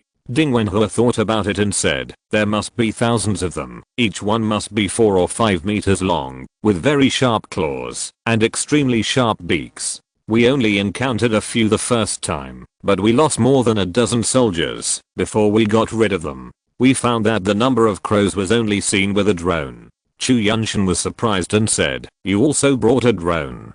Ding Wenhua smiled bitterly and said, I only brought one, but it was pecked to death when I was scouting the crows. Chu Yuntian said with some disappointment, that's a pity, but since we can't get through, it seems that we have to take a detour. At worst, we can take a longer detour. It's better to walk a few more days than to be trapped here. Ding Wenhua said helplessly, we took a detour, more than a dozen died, and then we came back. Chu Yuntian was puzzled and said, where did you go around? Were you blocked by some creature? Ding Wenhua shook his head and said, to the east, we went around near Beiyangdian, but the birds living in Beiyangdian have a large range of activities, and there are many other creatures among them. We really couldn't get through, so we came back. Chu Yuntian nodded and sighed. It seems that we can only wait and see. I wonder if we can rest here now. Of course. Ding Wenhua said. Okay, let's arrange for my people to rest first. Chu Yuntian pointed at Xiaoya and the other two and said. Ding Wenhua called over a man and said, take these people to find a room. The man who ran over saluted Xiaoya and the other two and said, please come this way. Xiaoya and the other two looked at Chu Yuntian and followed the man into the building. Chu Yuntian said to Ding Wenhua, we have been walking outside for several days. Let's go to rest first. If there is anything, we will talk about it tomorrow. After that, he followed Xiaoya and the others. Please come in. You can rest in this room, the soldier who led the way said to the 4 people. Chu Yuntian said thank you politely and walked in. The 4 of them entered the house, and Xiaoya was the first to say, how come we are trapped again? We just ran out and got blocked again. Chu Yuntian thought for a moment and said, let's rest here for a few days. I'll investigate the specific situation tomorrow. If it doesn't work, we'll just wait for them to leave and then follow them on a detour. Xiaoya said in a frustrated tone. Okay, Dua and I are going to rest first. We'll talk tomorrow if there's anything. Then she took Dua into the bedroom. Chu Yuntian also lay down on the bed to rest, while Gazi lay down on the sofa to rest. The next morning, everyone got up and asked Gazy to take out some roasted meat from the backpack, and everyone started eating. Chu Yuntian said while eating, "Today I will go to check what the situation is with the group of crows. Can we go there quietly? If not, we will wait for Ding Wenhe and others' decision here." Xiaoya put down the meat in her hand and said, "I will go with you." Chu Yuntian shook his head and said, "No, I'm safer by myself. I'm not going to fight." Duo asked curiously, "Master, why are you okay every time you go out?" Chu Yuntian looked at Duo and said jokingly, "Because your master is awesome." The two girls rolled their eyes and did not say anything and continued to eat the meat on their phones. Chu Yuntian stood up and said, "I'm leaving. You guys take good care of it here. Don't run around." After that, he put on his backpack and walked to the door. The three nodded and continued to eat the evolved beast meat in their hands. Chu Yuntian walked out of the room and saw Ding Wenhe and the others eating. He roughly counted them and found that there were about 300 or 400 people. He thought to himself, so many people are trapped here. It seems that the crows are not easy to deal with. Ding Wenhe saw Chu Yuntian coming out and said, "You are up. Do you want to eat something together?" Chu Yuntian walked over and said, "No, I have eaten. I will go out to check the situation of the crows. Please take care of my friends." Ding Wenhe stood up and said, "You want to go out? Do you want me to send a few people to go with you?" Chu Yuntian said politely, "No, I'm enough by myself." Then he walked out of the mall. He walked to the edge of the woods, took out his mobile phone, looked at the route he was going to pass, marked the location of the crows, and jumped onto the tree. After traveling more than 20 miles, he successfully arrived at the marked place and hid in a big tree. He saw a huge nest on each tree in the distance, and there were black crows several meters long in twas and threes next to it.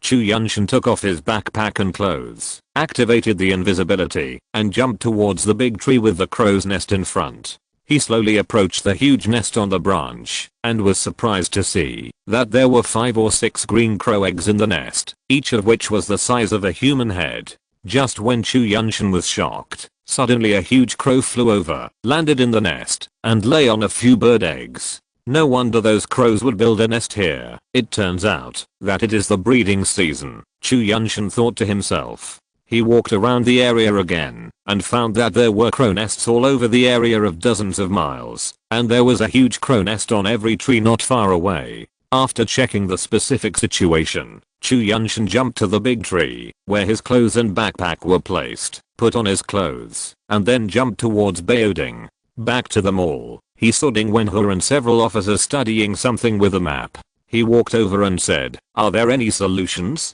Ding Wenhe was surprised to see Chu Yuntian walking over and said, "Xiao Chu is back so soon. Have you checked it out?" Chu Yuntian nodded and said, "I went over to see that the crows were breeding, so they built a nest there." Ding Wenhe was shocked. "Oh, how did you find out? If that's the case, don't worry. The crow eggs will only take more than a month to hatch. They should fly away after they hatch." Hearing Ding Wenhe say this, everyone showed a relieved expression. "Oh, Major Ding also knows this. If so, we only need to wait here for a month or two before we can go to Beijing." Chu Yuntian was also surprised. Ding Wenhe nodded and said, "Xiao Chu is really skilled. You guys can rest here for a while. When the crows fly away, come with us to the capital, okay?" Chu Yuntian said politely, "It was just a coincidence that we saw it. It would be great if Major Ding is willing to take us to the capital." Ding Wenhe patted Chu Yuntian on the shoulder and said, "Are you interested in joining the army when we get back to the capital?" Chu Yuntian smiled awkwardly and said, "Let's talk about it when we get to the capital. I'm going back first." After that, he walked towards the room where Xiaoya and the others were. If you're listening to this novel on a channel other than Fanfic World, it means they downloaded and uploaded it without effort. We cordially invite you to visit our channel, Mundo Fanfic Novelos. There you'll find the original version of this story and you can explore many other novels of various genres. We're waiting for you to immerse yourself in a world of incredible novels. Chapter 65. Successful Advancement. Back in the house, Chu Yuntian sat down on the sofa and said, "It seems that we have to stay here for a while. The crows are laying eggs. I'm afraid they won't fly away in the next few days." Hearing this, the three of them gathered around. Xiaoya was the first to say, "What? Laying eggs?" Chu Yuntian smiled helplessly and said, "Yes, they are incubating eggs somewhere, so they built nests and blocked our way."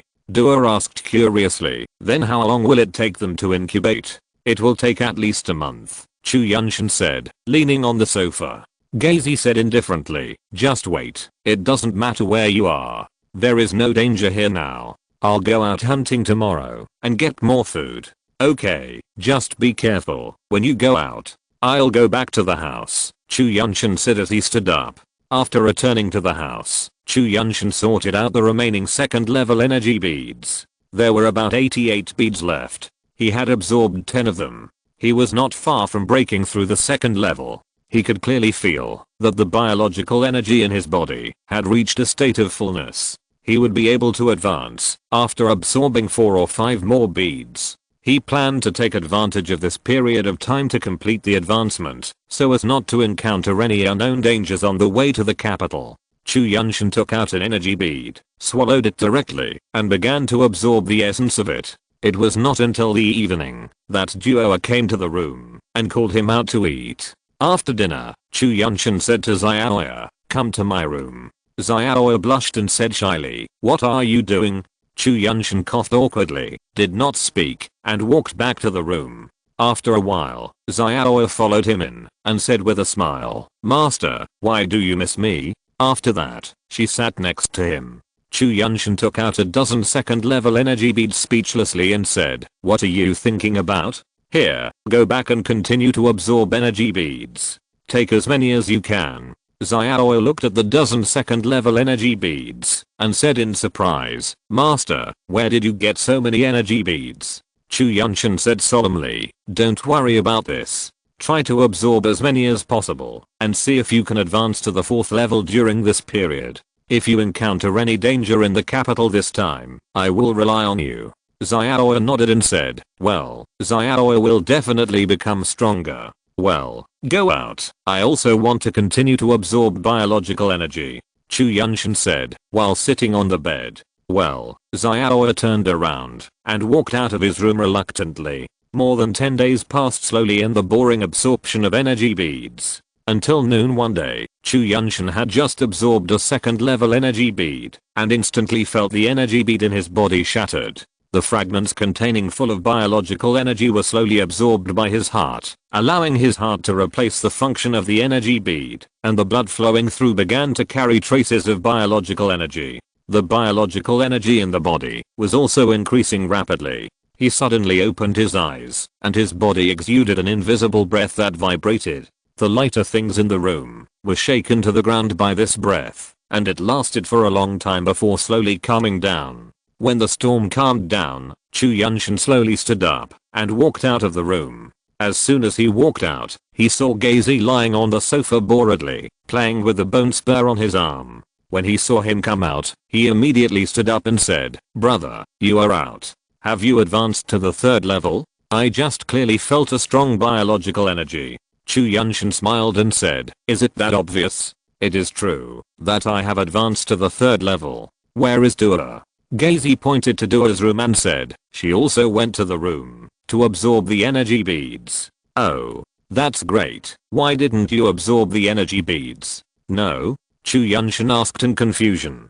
Gazy smiled helplessly and said, "I collected those on the way here, but I can't advance. I may have to fight in the capital, so I kept them to replenish biological energy." Chu Yuntian nodded and said, "Well, you think it through very well. I have to go out for a while. When Xiaoya and the other girl come out, you can tell them. Do you need me to follow you?" Gazy asked. Chu Yuntian shook his head and said, "No, it's more convenient for me to go alone." Then he put on his backpack and walked out of the house. Gazy said HMM and lay down on the sofa again. When he walked out of the room and was about to go out, he met Ding Wenhe, who asked in confusion, "Xiao Chu, what have you been doing recently? I haven't seen you out much." Chu Yuntian smiled politely and said, "Nothing. Is there any movement from the crows?" Ding Wenhe shook his head and said, "You sent people to investigate a few days ago. The crows are still there, but they should be there soon. The people who came back said that some little bad seemed to have hatched. Chu Yuntian thought for a moment and said, well, I'll go and see what's going on. Then he walked out. Ding Wenhua was about to say something, but when he saw Chu Yuntian had already walked out, he held it back. After walking out of the mall, Chu Yuntian took a deep breath and said to himself, the air is so fresh now. I can feel the vigorous vitality of the whole world. After that, he jumped towards the woods in the north. Along the way, Chu Yuntian found that there seemed to be fewer evolved beasts here. The closer to the crow's habitat, the fewer there were. It seemed that the crows needed a lot of energy to hatch eggs. Along the way, he saw huge black crows flying in the sky from time to time. Every time he jumped into the bushes on the ground to hide for a while, he dared to come out and continue to move forward. After traveling for more than 20 miles, he finally saw that huge crow's nest again, but he could clearly hear the cries of some little crows. It seemed that some crow eggs had indeed hatched. Chu Yuntian took off his short windbreaker, put on the scorpion tail on his arm, activated the invisibility, and jumped towards the big tree where the crow's nest was. When he jumped up, he saw that there were already 4 or 5 hatched little crows in the nest. The so-called little crows were also as big as eagles in the original world, but they had not grown hair yet. He looked around and saw no big crows, so he showed his body and curiously prepared to reach out to touch the little crows inside, but a stronger crow in the nest suddenly pecked at his outstretched hand at a very fast speed. If he was not also an agile evolver, it would be difficult to dodge. It seems that these crows are first level evolved beasts when they are born. It is really unbelievable. I wonder if human evolvers will directly become evolvers if they give birth to children. Chu Yuntian ignored the hairless crows and jumped off the tree. He activated the invisibility again and headed towards another big tree with a crow's nest not far away. He found that there were no big crows in the nearby trees. They should have gone out to find food after hatching. After checking several nests, he found that they were all filled with hatched little crows. There was only one nest with 3 or 2 eggs that had not yet hatched. Chu Yuntian stood next to the nest and suddenly a bad idea came to his mind. He planned to steal a crow egg and go back to see how the egg broke out of the shell. He did it as he thought. He slowly wrapped a crow egg with the scorpion's tail and slowly took it out. During this time, the little crows that had already hatched inside pecked at the scorpion's tail fiercely with their beaks, making a dong dong sound. It can be seen that the scorpion's tail is quite powerful. No wonder the group of big crows were confident in leaving some little things in their nests. As soon as he took out the crow egg, Chu Yuntian immediately turned around and jumped off the tree, walking towards where he put his clothes. Fearing that the night would be long and full of dreams, he put the crow egg into the backpack where the scorpion tail was originally placed, put on his clothes immediately, put on his backpack, and wanted to jump in the direction he came from. Chu Yuntian was very happy along the way, thinking to himself that, if this egg could not be hatched, I would cook it. This was the first time I ate crow eggs, and I didn't know how it tasted. After walking for more than 10 miles, suddenly there was a huge cry from above his head. Chu Yuntian suddenly raised his head and saw that a huge black crow was swooping down in the sky. He was so scared that he immediately jumped off the tree and hid in the bushes on the ground. The huge crow directly grabbed the tree where Chu Yuntian had just landed with one claw, and the bucket-thick tree was actually broken by its claw, which shows how sharp its claws are. Chu Yuntian dodged left and right in the bushes, trying to avoid the pursuit of the big crow, but the crow seemed to have identified him. No matter how he dodged, hit, or even became invisible, the big crow could always find him. If he had not advanced to the 3rd level and his speed had not been qualitatively improved, he would probably have been killed by the crow. He also tried to fight back, but the big crow would just strike and run away, flying in the air and looking for opportunities to attack again. It's not that this big crow is so powerful, but that it will not fight with you at all. It will attack and run away. If you can't fly, you have no way to deal with them. With their speed, they can make the creatures on the ground run around. Chu Yuntian dodged in this way for a long time before he realized the problem. It was the crow eggs on his back that allowed the crow to find his position accurately every time. Thinking of this, he immediately took off his backpack, turned over, and hid in the bushes beside him. The crow suddenly landed on a tree nearby and just looked at the backpack. It didn't seem like it was going to fly down and take it away. Chu Yuntian was a little puzzled.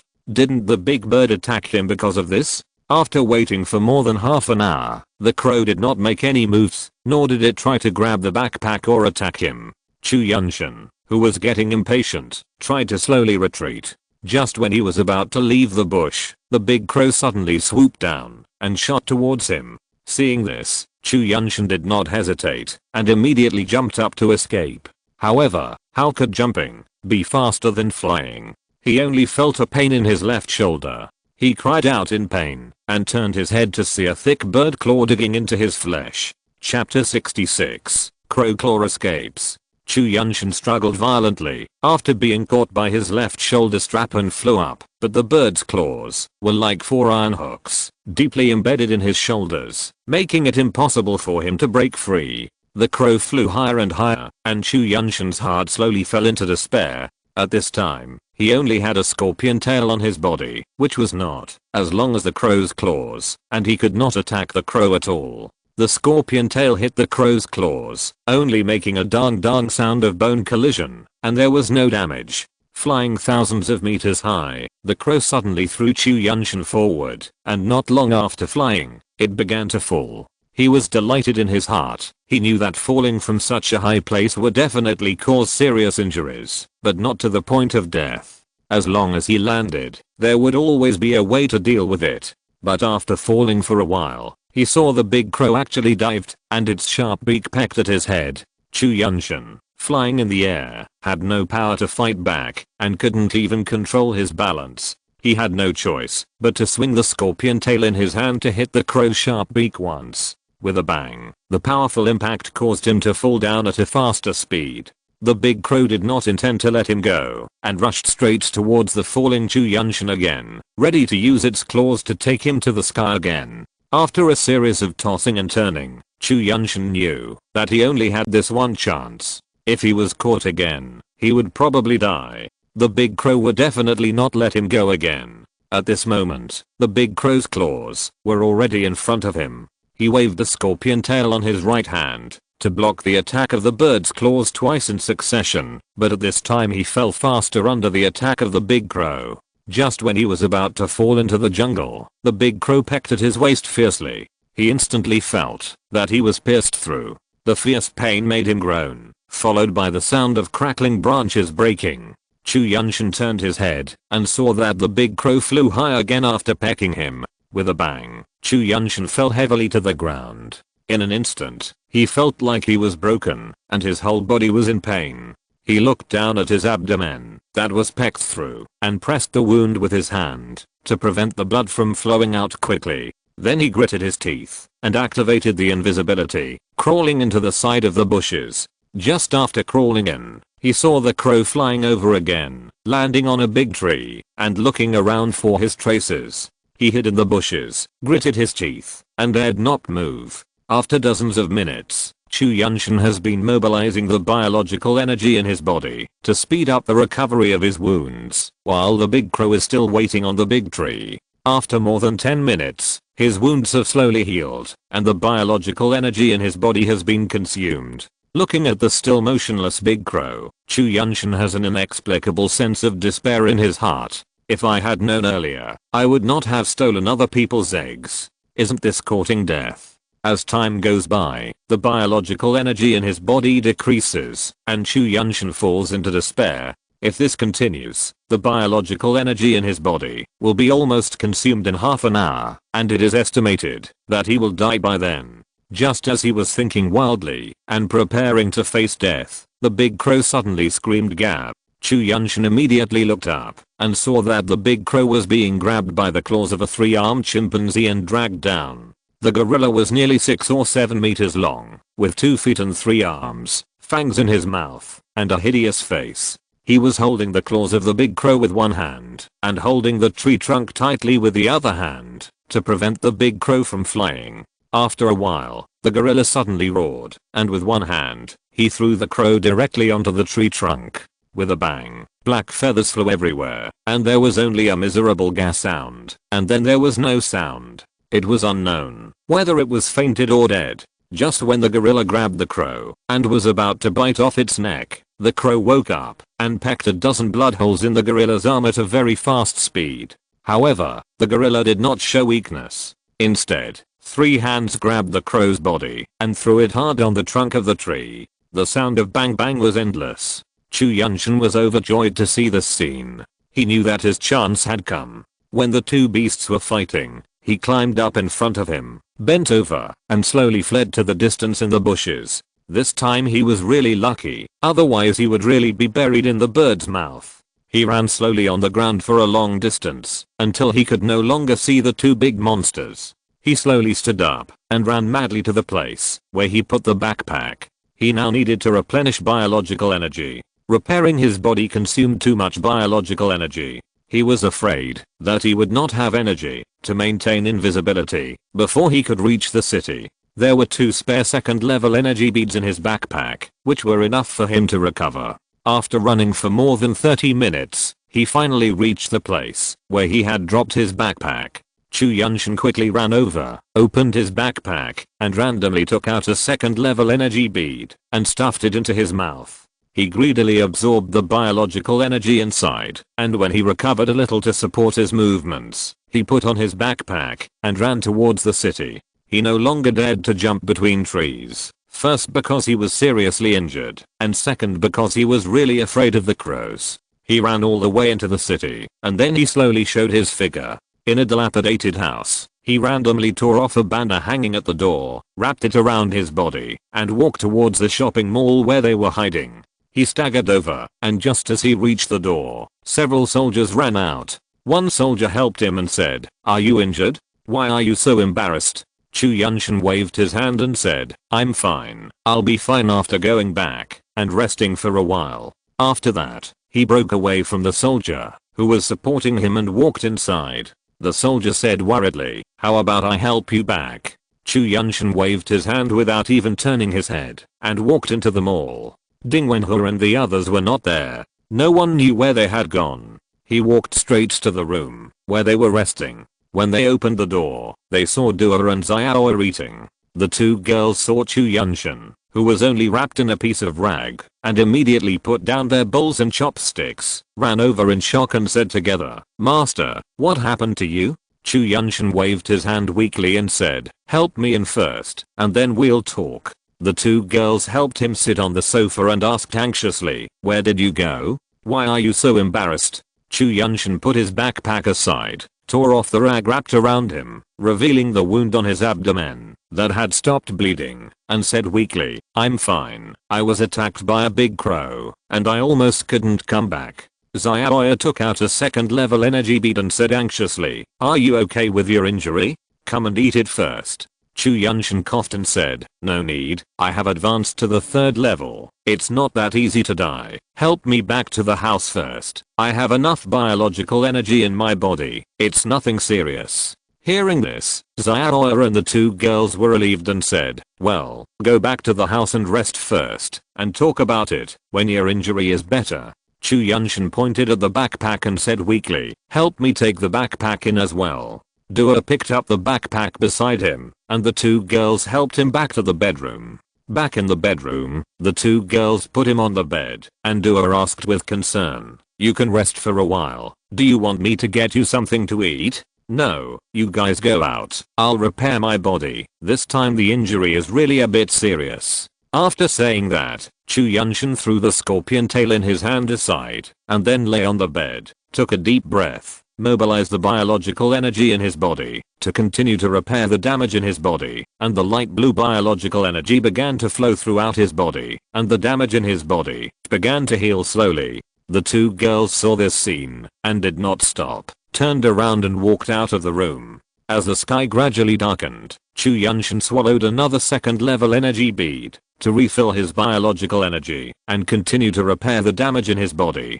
The more Chu Yuntian thought about it, the angrier he got, and said to himself, "I'm really lucky to have saved my life this time. I almost lost my life for an egg. I will never do such a stupid thing again. I will cook the egg tomorrow to ease my hatred." The next morning, Dua came in with a bowl of broth. Seeing Chu Yuntian leaning against the head of the bed, she asked with concern, "Are you feeling better, master?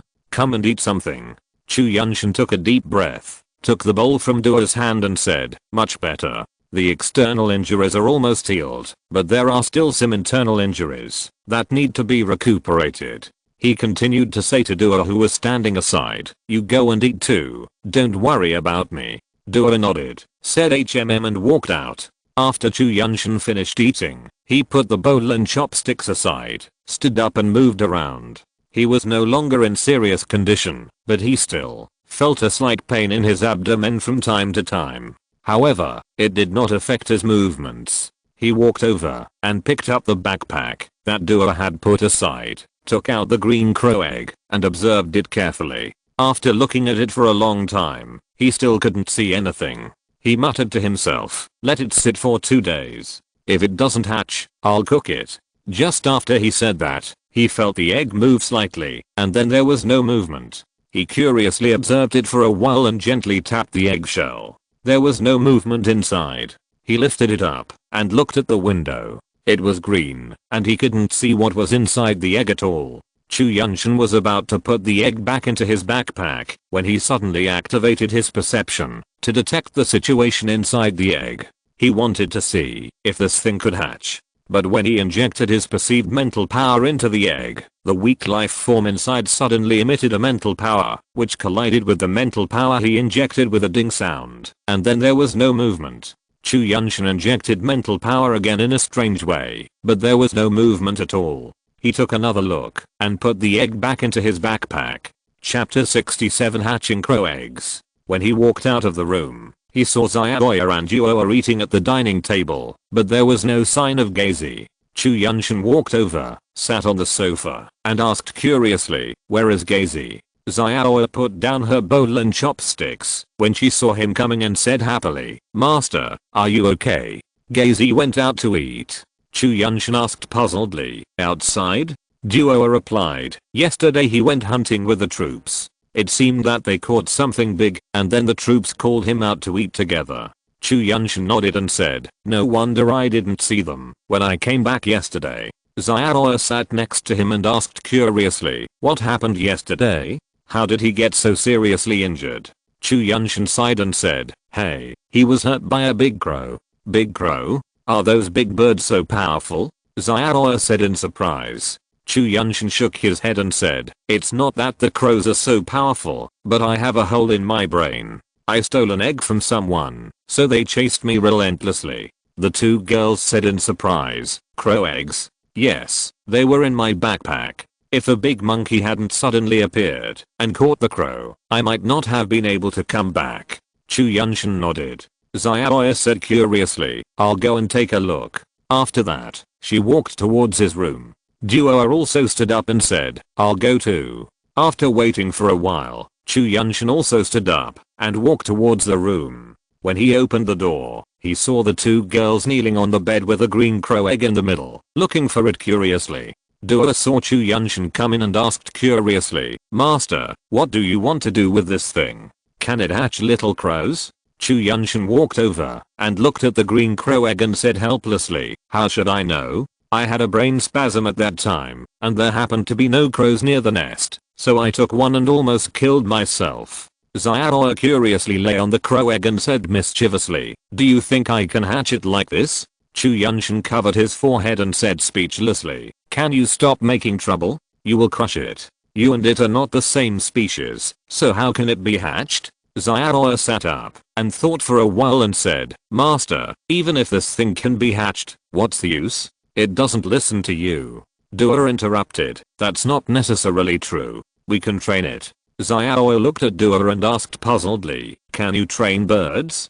Duo shook her head, as if she didn't know what to do. You two stop making trouble. Let's wait for 2 days. If it can hatch, we'll raise it like a puppy. If it doesn't behave, we'll cook it. Chu Yuntian said helplessly. The two girls said oh, and put the crow egg back into the bag. You two continue to absorb the energy beads. I'll recuperate for a few days. When my injuries are all healed, it's almost time to set off for the capital. Chu Yuntian said, while sitting on the bed. The two girls nodded and walked out of the room. 3 or 4 days passed peacefully. Chu Yuntian's injuries had completely healed, but the egg in the backpack still didn't move at all. One morning, he just got up and heard a knock on the door outside.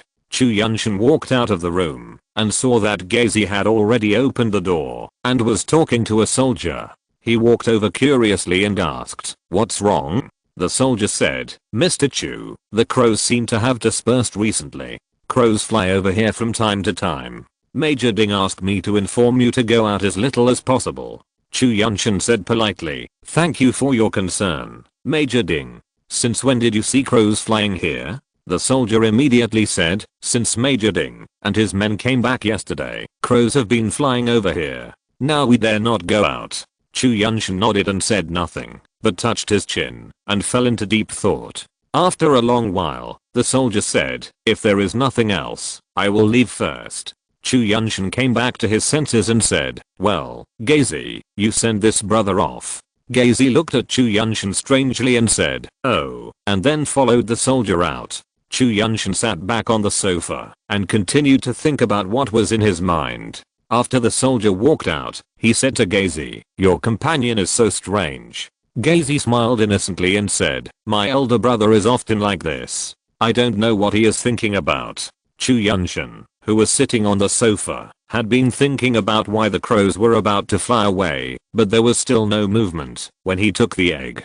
Could it be that without the big crow hatching, the little crow in the egg would not hatch out? Curious, Chu Yuntian walked back to the room, took out the crow egg, and observed it carefully. For a whole hour, Chu Yuntian just held the crow egg and looked at it. He used his mental power to detect it several times, but there was no reaction. Instead, the breath of the creature inside was getting smaller and smaller, as if it was about to die. Chu Yuntian was very depressed. Could it be that he risked his life to steal this thing just to make fried eggs? At this moment, the door was pushed open, and Duo walked in with a bowl of meat. Seeing Chu Yuntian holding the egg, she said mischievously, "Master, are you going to hatch eggs too?" Chu Yuntian looked back at her, put the crow egg on the bed and said unhappily, "I'm not going to hatch anything. Except Xiaoya, who has that kind of strange brain circuit, who can do such a thing." Duo put the food on the table beside her and said, "What's the matter? Why are you so angry? Hey, it seems that this egg can only be used to make fried eggs. I feel that the biological breath inside is getting weaker and weaker. Let alone hatching, I'm afraid it will die soon." Chu Yuntian sighed and said helplessly. Duo came over, knelt on the bed and said, "Master, don't be anxious. Try other methods." Chu Yuntian said dejectedly, "What to try?" "I put some clothes in its backpack 2 days ago, hoping to keep it warm, but it didn't help." Duo looked up and thought for a while and said, "Maybe the eggs of this evolved beast are different from ordinary eggs. Have you tried to inject some biological energy into them?" Chu Yuntian was puzzled and said, "How can we inject it? It's not a biological weapon." Duo thought for a while and said, "That's it." Then she picked up the crow egg, closed her eyes, and slowly transferred the biological energy to the eggshell. After a while, Chu Yuntian saw a surprising scene. The green crow egg actually emitted a faint fluorescence. After half an hour, Duo opened her eyes, slowly put down the crow egg, and said weakly, "No, the biological energy in my body is almost consumed, but it seems that the method should be right." Chu Yuntian hugged Duo and said with concern, "Are you okay?" Duo smiled and said, "It's okay, it's just that the biological energy is a bit too much." Chu Yuntian nodded and said, "It's good that you are okay, you take a rest, I'll try." After that, he followed Duo's example, held up the crow egg with both hands, slowly gathered the biological energy into his palms, and then prepared to input it into the eggshell, but a strange scene happened. The eggshell seemed to reject his biological energy, and didn't let it in. He put down the crow egg angrily and said, "Hey, why can't I input my biological energy?" Duo said curiously, "Really? I'll try it." After that, he held up the crow egg again, input some biological energy into it, and found that there was no problem at all. This made Chu Yuntian a little angry. He took the crow egg from Duo and said angrily, "Is my bioenergy not good? I'm also picky about food." Duo laughed and said, "Don't be angry. I'll call Xiaoya to try and see if her bioenergy works." Then she got out of bed and walked out of the room. Chu Yuntian ignored Duo, who ran out, but looked at the green crow egg curiously, wondering why his bioenergy couldn't be input into it, and what was the mental power that collided with him when he used perception to detect it for the first time. Just when he couldn't figure it out, Duo came in with Xiaoya. As soon as she came in, Xiaoya said curiously, "Where is it? Let me try." Chu Yuntian turned around and said, "Here, give it to you." Then he handed the egg to Xiaoya, who was sitting next to him. Xiaoya held the crow egg and input bioenergy. After a while, the egg emitted a green light again, as if Xiaoya's bioenergy could also be input into it. Chu Yuntian stood up angrily and said, "Oh my god, an egg can choose between male and female." As a third level evolver, Xiaoya didn't seem to feel any pressure to inject these biological energies. Instead, she smiled and said, "Master, have you ever seen a male hatching eggs?" Duo also laughed when she heard this. Chu Yuntian blinked and said speechlessly, "What does this have to do with male and female? How can biological energy be divided into male and female?" Duo thought for a moment and said, "Biological energy is not divided into male and female, but the biological energy in men and women is always a little different." Chu Yuntian looked at the crow egg with a faint fluorescent light speechlessly, and said to Xiaoya, "I don't care. You hatch the egg here today until it hatches. I'll go to your room." After that, he walked towards the room of Xiaoya and her two daughters. Xiaoya nodded and said, "Okay." After that, she knelt on the bed holding the egg with a green glow, like a mother taking care of her child. Duo looked at Chu Yuntian, who was walking out, then looked at Xiaoya, who was holding the crow egg, and said, "Then where should I go?" Xiaoya knelt on the bed holding the crow egg and said, "I don't care, just don't disturb me hatching the eggs." Duo said with a little embarrassment, "Okay, I'll go find my master," and walked out of the room. Chapter 68, Breaking Out of the Shell. Chu Yuntian came to the second girl's room and couldn't help but sigh that the girl's room was cleaner than the man's. He walked over and lay on the second girl's big bed. He instantly smelled the fragrance of the girl and his body couldn't help but have some reactions. Just after lying down, Duo pushed the door and walked in, muttering to herself, "Xiaoya's maternal instinct is really a bit exaggerated. She can show such care to an egg." After that, she saw Chu Yuntian lying on the bed, walked over with a smile and said, "Master, is our bed comfortable?" Chu Yuntian sat up and teased, "It's quite comfortable.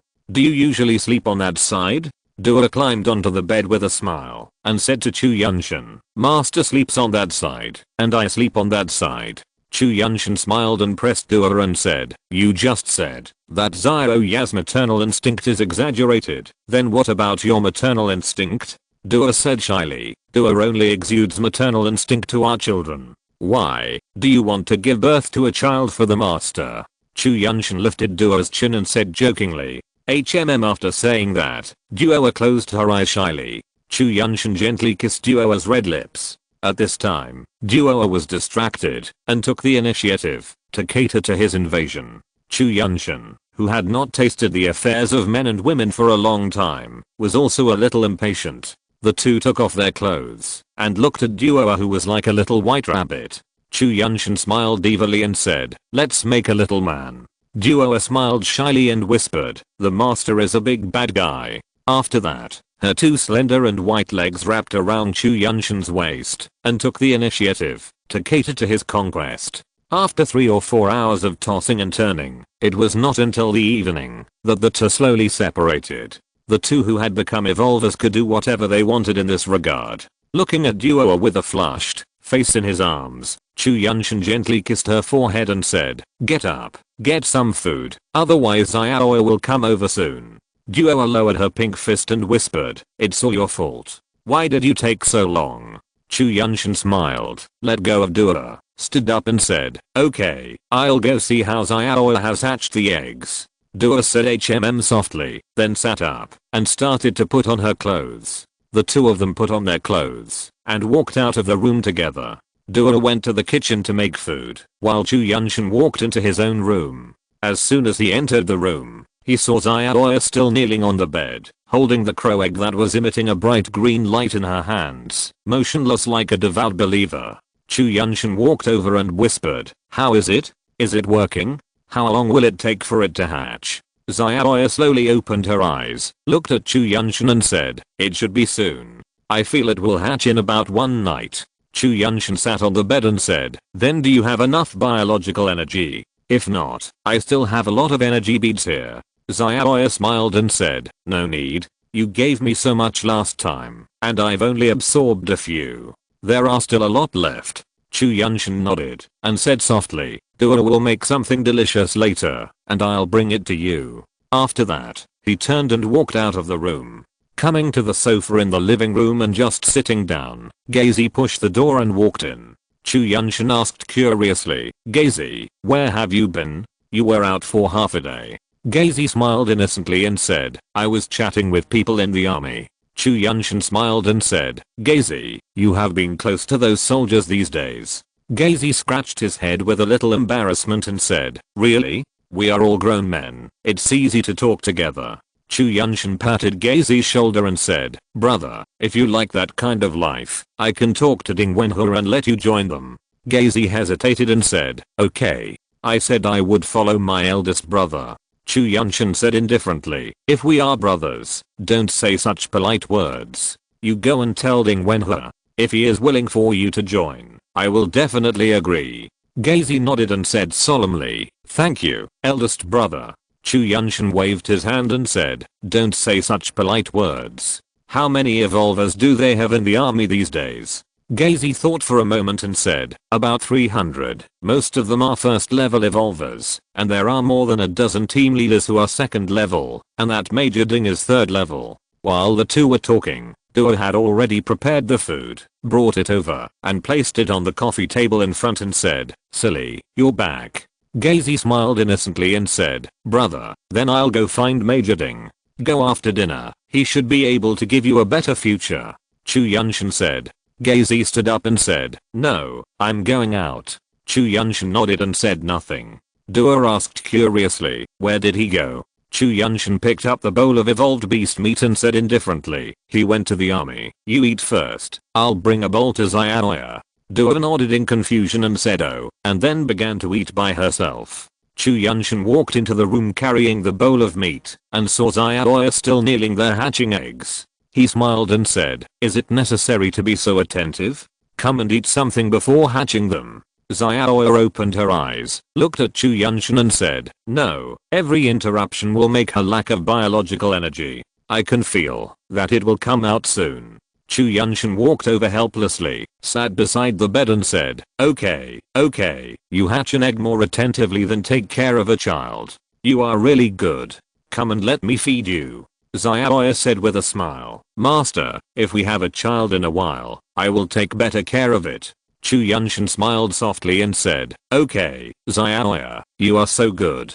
Open your mouth." He picked up a piece of meat with chopsticks and handed it over. Xiaoya opened her mouth, chewed the meat in her mouth and said vaguely, "Master, are you taking care of the confinement now?" Chu Yuntian was completely speechless. After serving Xiaoya a meal, he walked out of the room, ate something casually, and took Duo back to the room to rest. The next morning, they were awakened by the sound of a childish bat chirping. Chu Yuntian sat up immediately after hearing it, and ran to Xiaoya's room without even putting on his clothes. When he pushed the door open, he saw Xiaoya holding a broken eggshell. Inside was a pink bird that had not yet grown feathers, chirping non-stop. Chu Yuntian said in surprise, "Did it hatch successfully?" Xiaoya nodded happily and said, "Yes, it just hatched." Chu Yuntian looked at the bird that had not yet opened its eyes, but was already pecking around. He felt helpless. What if it grew up and became disobedient? What if it attacked them again? Wouldn't it be a waste of effort? Thinking of this, he said to Xiaoya, "What if this little thing pecks us when it grows up?" Xiaoya said uncertainly, "It shouldn't. After all, I hatched it." At this time, Dua also walked in wearing pajamas and said, "I don't think so. Don't all these birds have imprinting behavior? We have been feeding it since it was young, so it shouldn't attack us." "Oh, that's good. Otherwise I have to stew it," Chu Yuntian said fiercely. Xiaoya pretended to stare at Chu Yuntian fiercely and said, "You dare?" Chu Yuntian blinked guiltily and changed the subject. "Then what does it eat? Since it is also an evolved beast, of course it eats meat." Dua said casually. Xiaoya also asked in confusion. It eats meat at such a young age. Duo thought for a while and said, I'll go cook and stew the meat a little bit and see if it eats it. After that, she ran out. Looking at Duo who ran out, Chu Yuntian sat on the bed, ready to reach out and touch the little bird that hadn't opened its eyes yet. Xiaoya handed over the little bird in half an eggshell and said, be gentle, it's so soft. Chu Yuntian gently touched the little crow that looked like a big rooster without hair and said, this thing is so big when it hatches, it must eat a lot.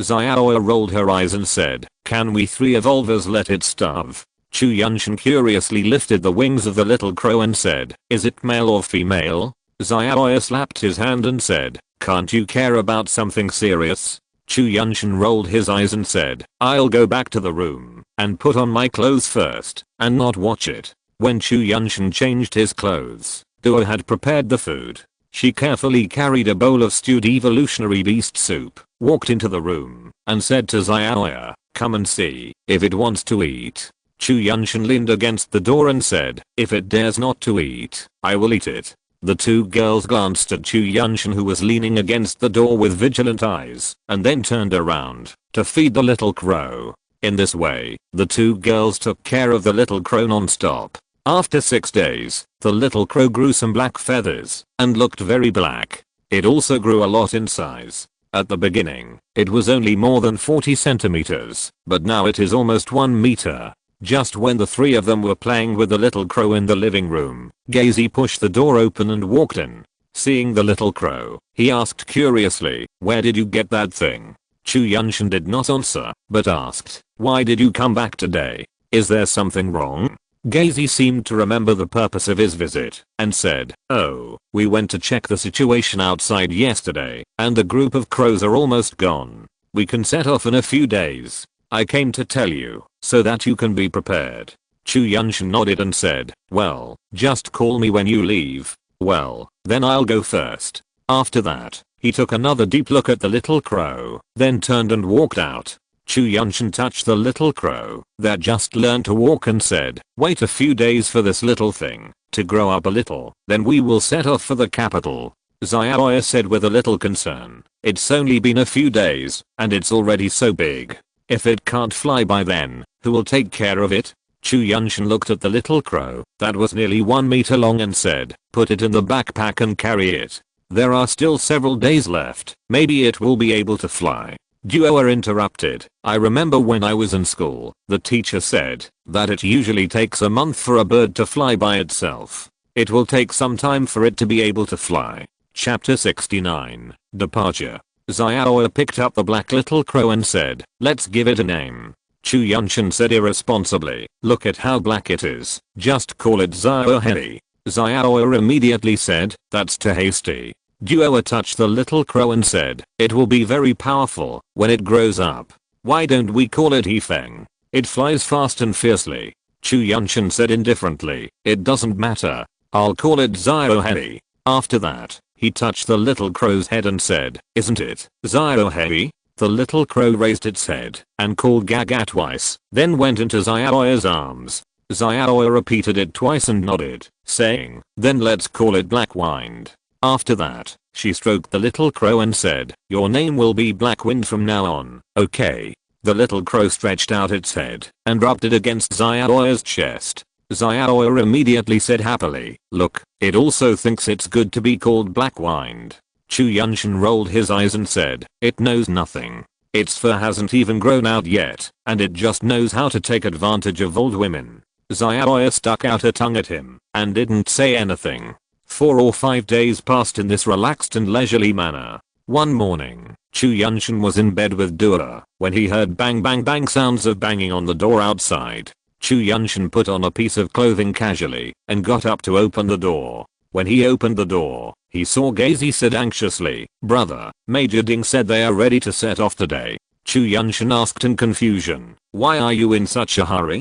Gazy sighed and said, remember the building covered with vines when we got here? Chu Yuntian nodded and said, remember, that's where there are all the millipedes. Yes, all the millipedes in there ran out, and those crows didn't know what happened, but they got into a fight with the group of millipedes, So now there are big millipedes everywhere outside, and those crows often come to the city to hang around. Major Ding was worried that the night would be too long, so he decided to leave early. Gazy said the specific reason in one breath. Okay, I'll go pack up now and gather outside later, Chu Yuntian said, then turned and walked towards the inner room. Gazy shouted at the door, I'll wait for you in the hall, and went to the hall to join the troops. Chu Yuntian walked into the room and saw Duo still yawning lazily on the bed. He immediately said, get up, get ready to set off today, pack your things, and go out to gather later. Duo asked puzzledly, what's wrong? Why are you in such a hurry? Chu Yuntian said helplessly, it seems that the group of crows fought with the group of millipedes we encountered when we came, and the troops are preparing to withdraw in advance. Duo sat up and said while putting on her clothes, we are not far from that group of millipedes, no wonder they are in such a hurry. Get up and pack your things, I'll go call Xiaoya. After that, he walked towards Xiaoya's room. When he pushed the door open, he saw Xiaoya playing with the little crow on the bed. At this time, Xiaoya had grown a coat of black feathers, shining softly and emitting a dark aura. Chu Yuntian walked over and said, get up, we are ready to set off today, don't play with it. Xiaoya picked up Xiaoya and said, what's wrong? Are we leaving so soon? Yes, don't worry about it for now, get up and pack your things, and think about how to take it with you, Chu Yuntian said, pointing at Xiaoya. Xiaoya said oh, then went to get her backpack, and packed her things. Chu Yuntian went to the cabinet next to him, took out a small bag containing all the energy beads, put it on his body, found 2 sets of clothes, and then put the scorpion tail into the backpack, put it on his back and walked out. When he came out, Xiaoya and the other girl were already dressed and standing in the living room. Each of the 2 girls was carrying a large backpack. A black crow head was visible in the backpack behind Xiaoya. Chu Yuntian looked at Xiaoya and said, are you going to take it with you like this? Xiaoya said helplessly, what else can I do? It can't fly yet. We can't let it run. Duo patted the backpack behind her and said, it's okay. I brought a lot of clothes and food. Xiaoya only needs to take Yifeng. Chu Yuntian nodded and said, okay, let's go. After that, he took the lead and walked out of the room. When they arrived at the mall hall, they saw that the troops had already lined up. Ding Wenhua stood in the front and said, we have to be very careful this time. The crows haven't completely dispersed yet. We should try to move forward carefully from the ground. Chu Yuntian walked over slowly, stood next to Ding Wenhua and said, Major Ding, when are we leaving? Ding Wenhua saw him coming and said politely, Xiao Chu is out, let's leave now. Chu Yuntian nodded without saying anything. He glanced at the crowd standing and saw Gazy standing in front of a small group of people. Ding Wenhua said a few more words, then waved his hand for everyone to set off. When walking out, Chu Yuntian took 2 quick steps, caught up with Gazy and said, brother, are these all your people? Gazy smiled innocently and nodded, saying, well, I'm the team leader now. Chu Yuntian patted Gazy on the shoulder and said, do a good job. After that, he took Xiaoya and the other 2 girls to the end of the team. When they walked out of the mall where they were hiding, they saw several black crows circling in the south. Everyone ignored them and walked straight to the dense forest in the north. Chu Yuntian walked silently at the end of the team with the 2 girls. He activated his perception from time to time to detect whether there was any threat to them nearby. If there was any danger, he would remind Ding Wenhua. If there was nothing, he would follow the end of the team without saying a word. They walked for more than 20 kilometers without any trouble. They had already reached the place where the group of crows were squatting. They saw the huge crow nests on the trees. Some of them were already a little broken. They should be broken by the little crows when they were learning to fly. After all, their strength and sharp claws were not something that these branches and vines could bear. However, according to Chu Yuntian's perception, there were still little crows on some trees. At this time, Ding Wenhua said to everyone, we must pass through here quickly, otherwise we will die when all the crows return to their nests in the evening. Everyone speed up. After that, he took the lead and moved forward quickly in the bushes. The group kept silent and moved forward quickly. After walking another 4 or 5 kilometers, they finally passed through the crow's nest. During the journey, one or two unknown first-level evolutionary beasts blocked the way, but they were easily dealt with. It was not until the sky gradually darkened that Ding Wenhe ordered everyone to camp and rest. They found an open space and surrounded a circle with wood. Then they started to make a fire, grill meat, and rest. Chu Yuntian and the two girls built a bonfire on the side. Duoa took out a few pieces of evolutionary beast meat from her backpack, strung them together with branches, and prepared to make some food. Xiaoa took off her backpack, let Xiaohe out of it, and played with it with her hands. After a while, Ding Wenhe came over with Gazi and sat next to Chu Yuntian. Ding Wenhe said politely, "Xiao Chu, thanks to your reminders along the way, otherwise we would not have walked here so safely." Chu Yuntian smiled and said politely, "You are polite, Major Ding. It's what I should do." Ding Wenhe pointed at Yifeng, who was teased by Xiaoya, and asked in surprise, "Xiao Chu, is that your pet?" Chu Yuntian nodded and said, "Well, it was just hatched a few days ago." Ding Wenhe asked tentatively, "I heard that you came back from the woods a few days ago and were seriously injured. Did you go to find it?" "Indeed, I was curious at the time and wanted to get one to see. I didn't expect to be chased by a big crow for a long time before I escaped by luck," Chu Yuntian said truthfully. Ding Wenhe showed an envious look and said, "Brother, you are very lucky. Such a pet is not easy to find." Hearing this, Chu Yuntian asked in some confusion, "Major Ding, have you ever seen other people with other pets?" Ding Wenhe nodded and said, "In the capital, many people have encountered young evolved beasts when they went out hunting, and some have brought them back to raise them. Each one can be a great help." "Oh, I wonder if Major Ding can tell us about it?" Chu Yuntian asked curiously. Ding Wenhe said politely, "I don't know much about the others, but take the blue-eyed double-tailed tiger that our colonel keeps for example. It's already a second-order evolved beast. Without 3 or 2 second-order evolvers, it's no match for it. There's also a 4-eared golden-haired monkey that the Wang family keeps. I heard it's also a second-order evolved beast, and it has grown ears, which are biological limbs that detect things. Their uses are beyond words." And Chu Yuntian interrupted in confusion, "Then why was Major Ding so shocked when he saw Xiaohe?" Ding Wenhe didn't hide it and said bluntly, "Xiao Chu, you don't understand. All flying tools are in short supply now. The army has planes, but can't take off. They have machines but no energy. When your crow grows up, it can be used as a means of transportation. As far as I know, although there are some powerful birds in the sky now, there are still very few that gather in groups like crows. It's relatively safer to fly in the air." Chu Yuntian said with enlightenment, "Oh, then what is the biological limb that Major Ding mentioned just now?" Ding Wenhe thought for a moment and said, "Detective biological limbs are, for example, eyes, ears, noses, etc. that can change the way biological energy operates. As long as biological energy is input, they will have strange effects. For example, if the extra limbs are ears, they are of no help in combat, but they can hear sound waves that ordinary people can't hear at all, and have super hearing. If they are eyes, they can see light that ordinary people can't see, and have supervision. Although their combat effectiveness is not strong, their role in humans is decisive." Chu Yuntian said curiously, "Not really. Don't humans still have radars? Isn't it stronger than these things?"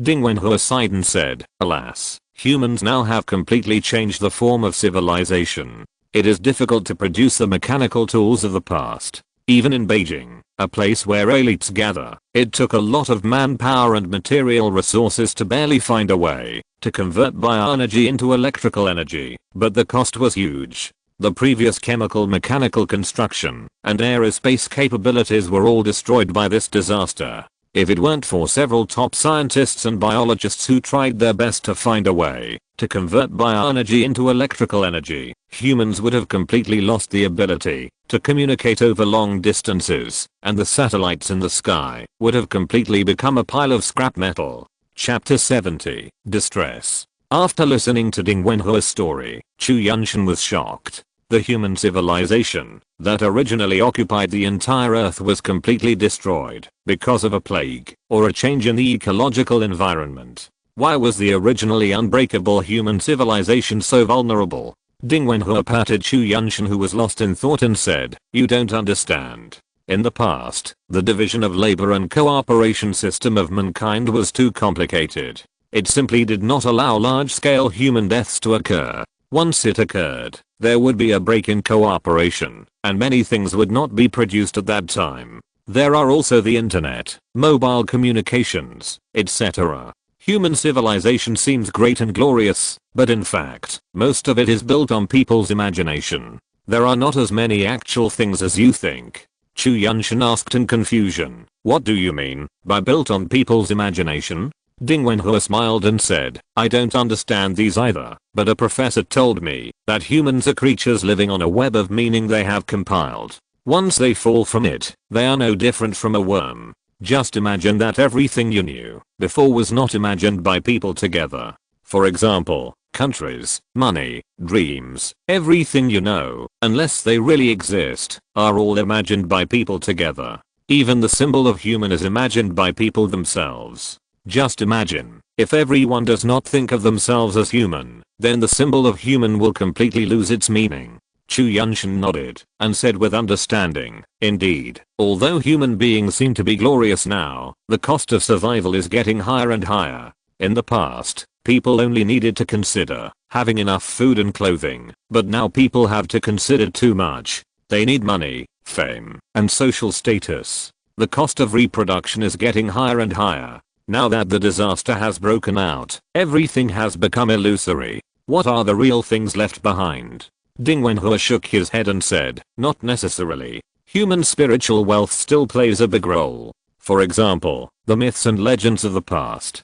Don't you think that the evolutionists now are very similar to the gods that people used to talk about? Indeed, angels with wings, 3 eyes, and super hearing, aren't these all evolved by people now? According to this statement, the gods that people believed in before, are they the evolutionists now? And does the Jaya consciousness mentioned in ancient Greek mythology also exist?" Chu Yuntian said in shock. Ding Wenhua shook his head and said, "These are not things a soldier like me can know. However, it is understandable that human beings do need to change their civilization." At this time, Dua came over with a few pieces of roasted meat and said, "What you said has nothing to do with our survival now. Let's eat something." She handed a piece of roasted meat to everyone and continued, "How long will it take us to get to the capital?" After that, she sat next to Chu Yuntian. Ding Wenhua refused and said, "No need. We don't have any barbecued meat. We are more than 100 kilometers away from the capital. It will take at least 10 days to get there." Chu Yuntian took the barbecue, took a bite and said, "Well, let's continue on our journey tomorrow. Who knows what will happen along the way." Ding Wenhua stood up and said, "I'll go first. I'll have to rely on your help, Xiao Chu, for the rest of the journey." Chu Yuntian also stood up and said, "Major, you're too polite. It's my duty." Ding Wenhua nodded and took Gazi to the group of people in the army. Gazi followed closely behind, without saying a word, looking like a good soldier. Xiao came over and said to Chu Yuntian, "Master, how did you know about the dangers along the way?" Chu Yuntian smiled and took off his hat and said, "Do you think that I have these horns that are really useful?" Xiao reached out and touched the sharp horns on his head and said, "Does this thing have this function?" Chu Yuntian pushed away Xiao's hand that was touching his head and said, "Don't talk nonsense everywhere. Eat quickly and rest early after eating. We still have to travel tomorrow." Xiao nodded, took a piece of barbecue, sat beside her, and ate while feeding Xiao in her arms. After dinner, everyone rested by the fire. There were only a dozen soldiers standing around to keep watch. Chu Yuntian was too lazy to pay attention to them. He leaned against the 2 women and fell asleep. There was no conversation all night. The next morning, when it was just dawn, everyone woke up, ate some barbecue left over from last night, packed up their things, and prepared to set off again. Just as they were about to set off, Ding Wenhua came over and said to Chu Yuntian, "Xiao Chu, this time you and I will walk in front, so we can go faster." Chu Yuntian nodded and said, "Okay, I also want to reach the capital as soon as possible." Then he took the 2 girls and Ding Wenhua to walk in front. Along the way, under his deliberate command, they did not encounter any powerful evolved beasts, and also avoided several strange plants. Despite this, they also lost several soldiers. They walked like this for 3 or 4 days in a row. One morning, just after dawn, when everyone was about to set off, Chu Yuntian suddenly felt a group of unknown creatures moving quickly from the east. He was so scared that he immediately shouted to everyone, "Run! There is a group of unknown creatures coming from the east, there are a lot of them." Then he took Xiaoya and the 2 girls and ran to the west.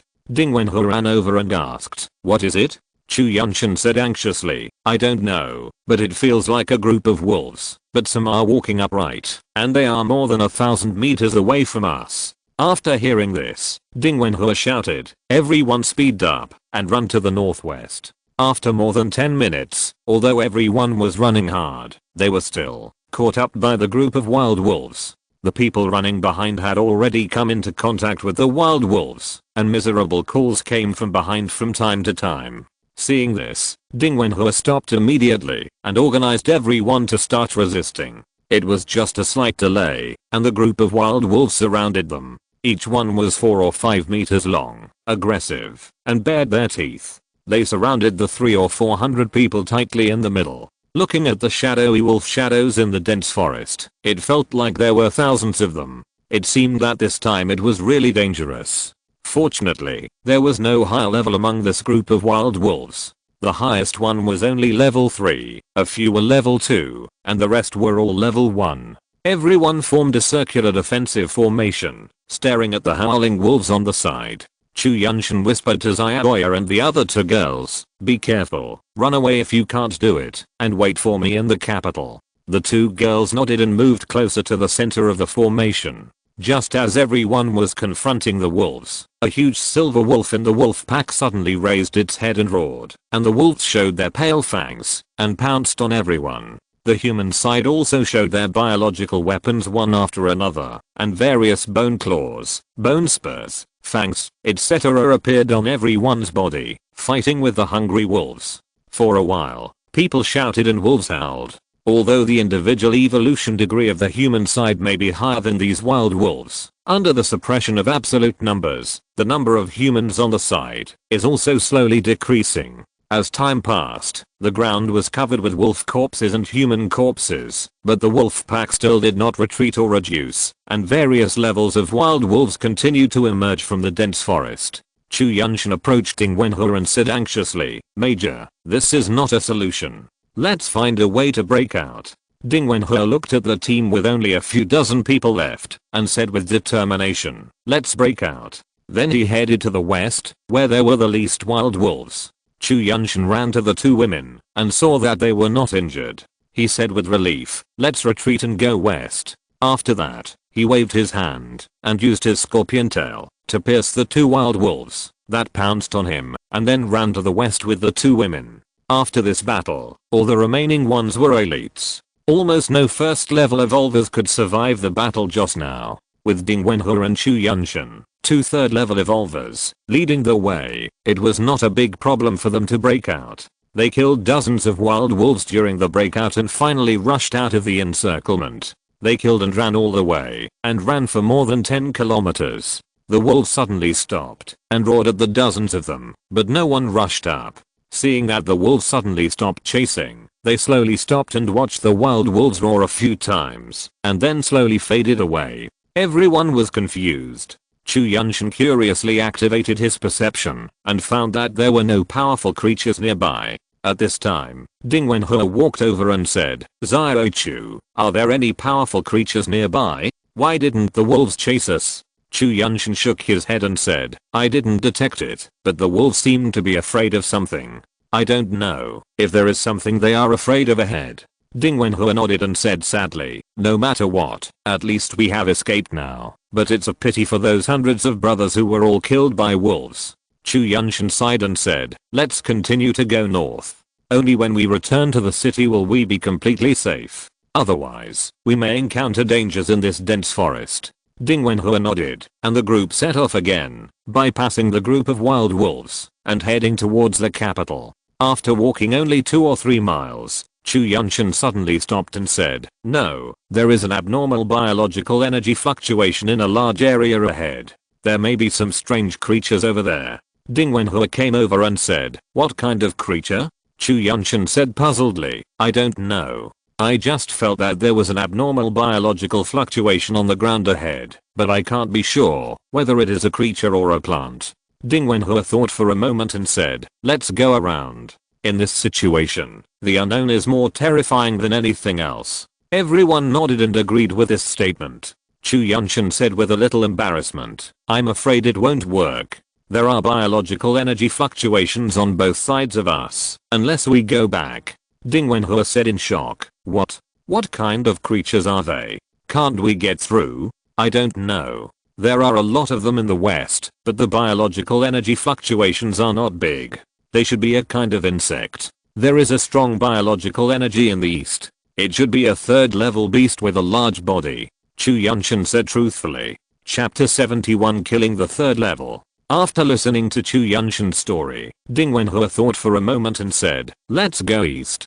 Going west, we are getting farther and farther away from the capital. I think a powerful beast is easier to deal with than a group of insects." Chu Yuntian nodded and said, "It's what I thought. Everyone, get ready for battle." Then he took the lead and walked towards the northeast. After walking more than 2,000 meters straight, they saw a huge grizzly bear standing more than 10 meters tall, scratching its itch on a tree with a diameter of several meters. The tree was scratched and made a creaking sound, and it was likely to be broken. Everyone was shocked to see this behemoth and began to move slowly to the side, trying not to alarm the grizzly bear and go around it from one side.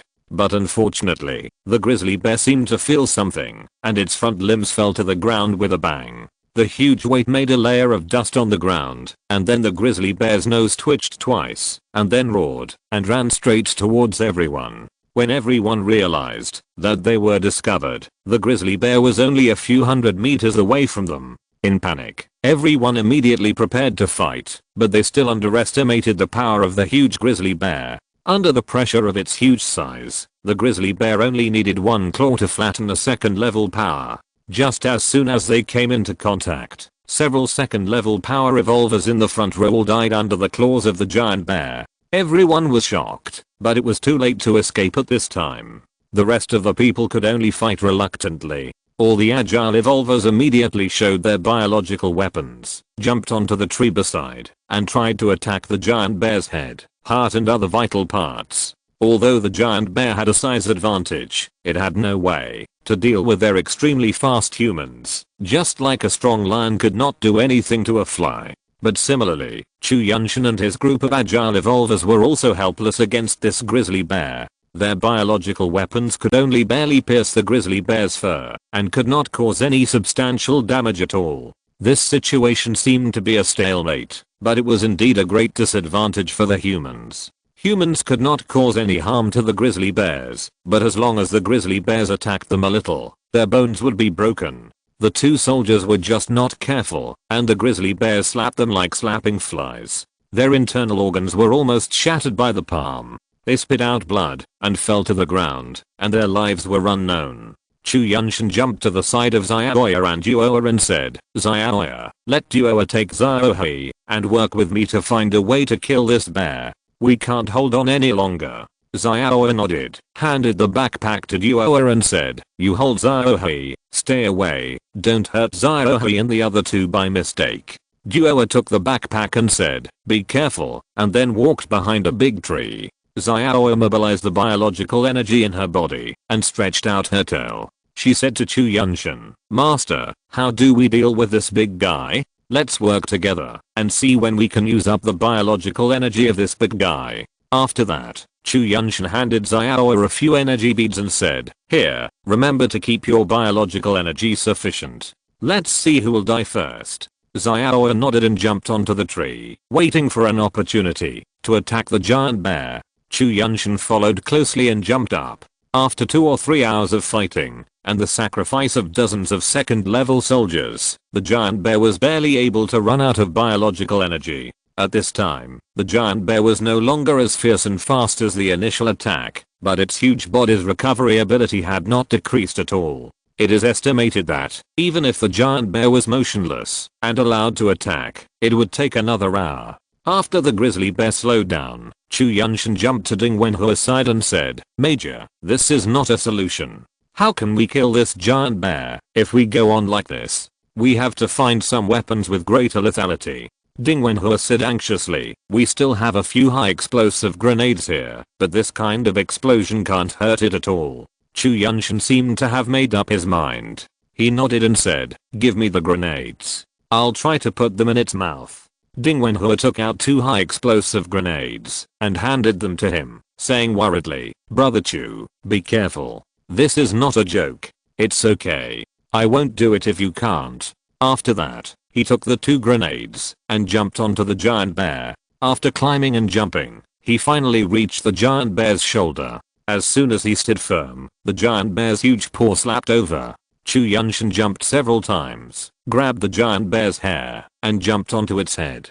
Seeing that there was no hope of throwing the grenade into the giant bear's mouth, he could only pull the giant bear's ears and throw the grenade deep into the ears. As soon as the grenade was thrown in, the giant bear seemed to be stimulated by something, and immediately trembled all over, waving its limbs like crazy. Chu Yuntian was also thrown down, and hit a big tree heavily. After waiting for a moment, he heard a muffled bang, and the giant bear's ears came out with green smoke, and its body slowly fell to the ground, raising a cloud of dust. Everyone cheered upon seeing this, thinking that the giant bear was killed. But at this moment, the grizzly bear slowly twisted its body and tried to get up again. Chu Yuntian immediately shouted, "Everyone attack its head together, it will die soon." Everyone reacted after hearing this and rushed forward again, launching another fierce attack on the giant bear. After dozens of minutes of fierce attacks, the giant bear finally calmed down. It was unknown whether it was really dead or just had no strength to struggle. At this time, Xiaoya jumped over to help Chu Yuntian up and said, "Master, are you okay?" Chu Yuntian nodded and said, "It's nothing serious. Is the giant bear dead?" At this time, Ding Wenhua also came over and said politely, "The giant bear has completely died. Brother Chu can be said to have made the greatest contribution this time." Chu Yuntian also said politely, "No, it took all the brothers to kill the giant bear together." Ding Wenhua nodded and said appreciatively, "Brother Chu, take a rest. I'll ask the brothers to get some 3rd level bear meat. This thing is a rare and good thing for us." Chu Yuntian asked puzzledly, "Why? Is this 3rd level beast meat different from other ones?" Ding Wenhua helped Chu Yuntian sit on a broken tree and said, "Brother Chu, after the 3rd stage, there will be no more biological energy beads in the body. If you want to advance to the 3rd stage, you can only rely on the accumulation of biological energy in the body. The biological energy content of the 3rd stage evolutionary beast meat is even greater than that of ordinary 1st stage energy beads. Therefore, if a 3rd stage evolver wants to advance, he must rely on eating 3rd stage beast meat." Chu Yuntian was surprised and said, "Major Ding, so that's the case. How many people do you think this giant bear can support to advance?" Ding Wenhua smiled and said, "How many people? Brother Chu, you're joking. This is a long process. It's impossible to advance in 1 or 2 times, or dozens of times of eating." Chu Yuntian nodded disappointedly and said, "Then let the brothers roast more and eat them to avoid waste. We can't take such a big thing away." "Okay, I'll bring it to you after it's roasted." After that, Ding Wenhua walked towards the group of people who were cutting up the giant bear. Xiaoya came over and sat next to Chu Yuntian and complained, "Master, why do you want to do such a dangerous thing? There is no benefit." Chu Yuntian smiled and said, "How do you know there is no benefit? Isn't it good to know more about the characteristics of 3rd order evolved beasts?" Xiaoya pouted and said, "I don't care. You can't do such risky things next time." At this time, Heo Duo also came over from a distance holding Xiaoya and said, "Xiaoya is right. Don't do it in the future. What if something happens to you and Xiaoya and I are left alone?" Just when Chu Yuntian was flirting with the 2 girls, Ding Wenhua came over with a huge bear skin, threw it in front of Chu Yuntian with a dong sound, and said, "Brother, keep this bear skin." Chu Yuntian said puzzledly, "What's the use of this thing?" Ding Wenhua smiled and said, "Brother, don't you know yet?" Chu Yuntian smiled and said, "I just came out of Shicheng. Major Ding knows it." Oh right. Then I will tell brother Chu that this third level evolution beast has all good things. I have already talked about the meat, and the fur can absorb biological energy. If it is made into clothes or protective gear, the defense is not something that ordinary people can break. Ding Wenhua succinctly stated the use of the giant bear fur.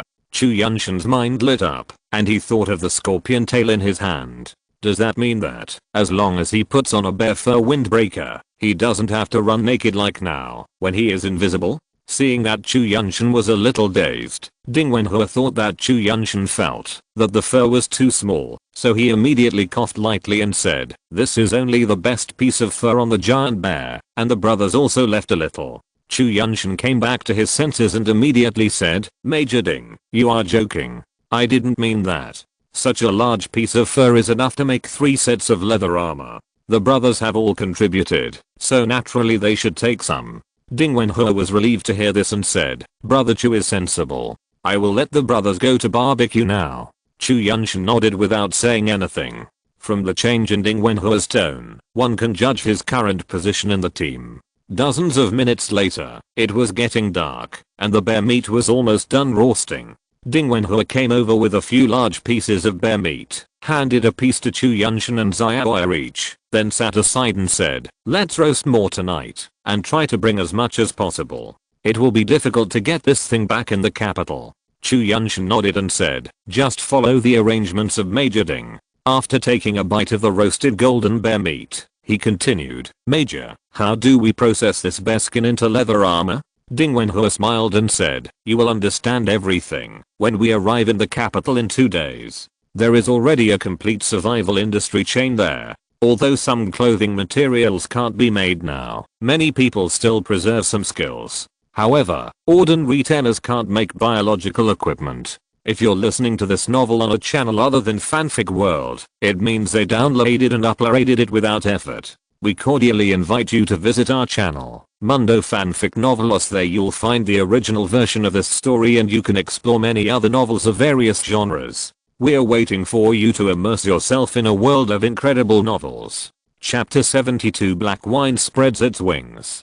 Dozens of people were lighting a bonfire and eating bear meat next to the huge bear carcass. There was a small fire far away from the crowd, which was where Chu Yuntian and Ding Wenhua were. After listening to Ding Wenhua's words, Chu Yuntian asked curiously, "Major Ding, wasn't the infection of the fog virus so serious in the early stage of the capital? It seems that there are still many people surviving there." "That's not the case. It's just that our troops acted faster. When the situation was not good, the higher-ups ordered us to garrison immediately, so there was no devastating damage inside. However, many industries were almost destroyed and could only barely maintain themselves," Ding Wenhua said with a sigh. Chu Yuntian nodded and asked, "Major Ding, I wonder if you have heard of a researcher named Chen Ming?" Ding Wenhua thought for a long time and said, "Chen Ming? There seems to be a professor named Chen Ming in the Chinese Academy of Sciences. I wonder if he is the same person as you are talking about. Is that Professor Chen a fat man?" Chu Yuntian asked immediately. Ding Wenhua nodded and said, "I've only seen him once. He seemed to be a fat man. How come you know him?" "Well, he should be my former classmate. I wonder if Major Ding can take me to find him when we get to Beijing," Chu Yuntian said sincerely. Ding Wenhua smiled and said, "I don't have the right to find Professor Chen, but I can find someone to pass on a message for you." Chu Yuntian also smiled and said, "Thank you, Major Ding." Just when the two were chatting happily, Dua came over with Xiao Hei in her arms and said, "Master, look at how Hei Feng eats so much." She raised the wooden stick with meat in her hand and continued, "There are already 2 pieces, and he still wants to eat." Chu Yuntian looked at Xiao Hei in her arms in confusion and said, "What's wrong? Just don't feed it." Dua put Hei Feng on the ground and said, "No, look, it seems to have grown a lot after eating the 3rd level evolutionary beast meat." After that, Xiao Hei made a strange cry of gaga, flapped his wings, and actually flew up a short distance, but fell down again after a while. Chu Yuntian looked at the clumsy Xiao Hei and said, "Don't hold it for a while, let it run and fly by itself." Just as Chu Yuntian was ridiculing Xiao Hei fluttered his wings and flew up again, more steadily. After flapping his wings a few times, he flew to a big tree. Dua said happily, "Master, look, Hei Feng can fly." Ding Wenhe, who was standing by, looked a little worried and said, "Brother Chu, your pet won't fly away by itself, will it?" Chu Yuntian said without comment, "If it dares to run, I will catch it and stew it." As soon as he finished speaking, Xiao Hei immediately fluttered his wings and flew to a higher place. In a blink of an eye, he could not see any trace. Ding Wenhe looked at Chu Yuntian and said awkwardly, "Will it really fly away?" Chu Yuntian's face was also a little ugly. He closed his eyes and activated his perception. He felt that Xiao Hei did not fly far, but was hovering over several nearby trees. But strangely, the perception of Xiao Hei was different from other creatures. He always felt that there was an invisible line connecting the two of them. "Come back," Chu Yuntian thought to himself, and he felt that this thought was actually transmitted to Xiao Hei in a magical way. After a while, Xiao Hei flew back with his big wings flashing and slowly landed not far from Chu Yuntian. The strong wind from his wings made the fire next to him rustle. Just after Xiao Hei flew back, a strange thought came into his mind. Why was such an emotion that could not be expressed in words or anything else? It was such an idea that inexplicably appeared in Chu Yuntian's mind. Chu Yuntian looked at Xiao Hei strangely. He could feel that it was Xiao Hei who emitted this emotion, but he didn't understand why he and Xiao Hei could establish this kind of consciousness communication. Seeing Xiao Hei flying back, everyone breathed a sigh of relief. As long as he didn't fly away, it would be fine. Ding Wenhe stood up and looked at Hei Feng, who was already more than 1 meter tall, and said, "Brother Chu, judging from this state, it will be able to carry you when it grows up." Xiao came over and touched Hei Feng's feathers and said, "Hei Feng is still young. It has only been less than a month since he hatched. You can ride it when it grows up." Hei Feng also cackled twice and rubbed its black crow head against her body. Chu Yuntian stood up and said to Xiao, "Xiao, can you feel Xiao Hei's intention?" Xiao looked at Hei Feng strangely and said, "What intention?" Hei Feng has always been very obedient. After that, she threw the piece of 3rd level beast meat that she had not finished eating into the air and said, "Hei Feng, catch it." The little crow flapped its wings, jumped up nimbly, and caught the 3rd level beast meat flying in the air. Chu Yuntian frowned and said, "It's not this, it's just a feeling. Can you understand Xiao Hei's feeling?" Xiao shook her head and said, "I don't understand." Chu Yuntian nodded and said nothing. He was even more confused. Xiao Hei was not hatched by him, so why did he have this kind of feeling with him? Looking at Hei Feng who was playing with Xiao, Chu Yuntian suddenly remembered that when he just got the egg, he used his perception to detect the situation inside the egg. At that time, he also felt a strange spiritual energy collided with him. Could it be because of this? Chu Yuntian silently ordered in his heart, "Go to the tree to stand guard." Hei Feng, who was playing happily with Xiao, immediately turned his head and glanced at Chu Yuntian, then vibrated his wings and flew to a big tree not far away. Xiao said to herself in confusion, "Hey, why did Hei Feng fly away?" After that, she ran over and said to Hei Feng on the tree, "Hei Feng, come down, come down." The little crow did look at her sideways on the tree and didn't seem to understand what she meant. Chu Yuntian was happy in his heart. It seems that he can really connect with its spiritual power when it is still an egg. Thinking of this, he once again gave the command, "Come and eat," and Xiao Hei immediately flew down, landed beside him, looked at him sideways, and called Gaga twice. Chu Yuntian also threw the 3rd level beast meat in his hand to Xiao Hei and said, "It seems to be quite obedient."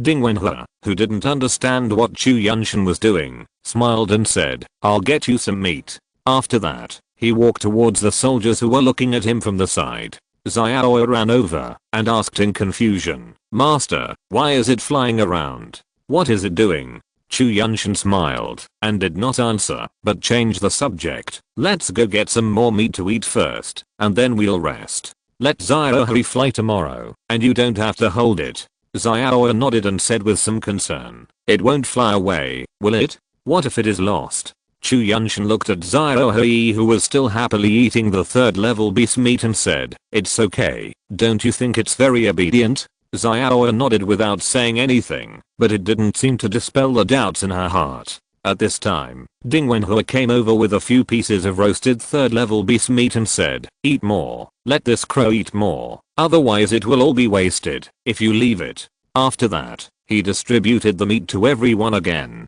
After eating, Ding Wenhua asked Chu Yuntian and the others to rest first, and he took the soldiers to deal with the third level beast meat, preparing to take as much as possible. Chu Yuntian, the other three, and the crow were taking a nap against a big tree. No one dared to sleep too deeply. The sudden attack by the wolf pack made them dare not let down their guard. After working until midnight, Ding Wenhua and the others processed most of the remaining bear meat. A few people were left to keep watch, and the rest went to rest. No wild beasts or birds of prey came to disturb them that night. They rested peacefully for a night. With the nourishment of the third level beast meat, everyone had more or less improved, and their bodies recovered to their peak condition. When they woke up in the morning, they packed up and prepared to set off. After a quick look, they saw that everyone was carrying a backpack on their backs, all of which were heavy. It should be the third level beast meat they packed last night. Chu Yuntian and the other three did not carry the bear meat, but folded the bear skin and put it in the backpack that originally contained Ziohei. After sorting out their things, they set off again towards the capital. This time they did not encounter any special dangers along the way. With Chu Yuntian's perception and Ziohei flying up to the sky from time to time to check the situation, they could be said to have easily passed the journey and did not encounter wolves or be trapped. After walking for 2 days, when they were about to reach the capital, they were blocked by a river over 100 meters wide.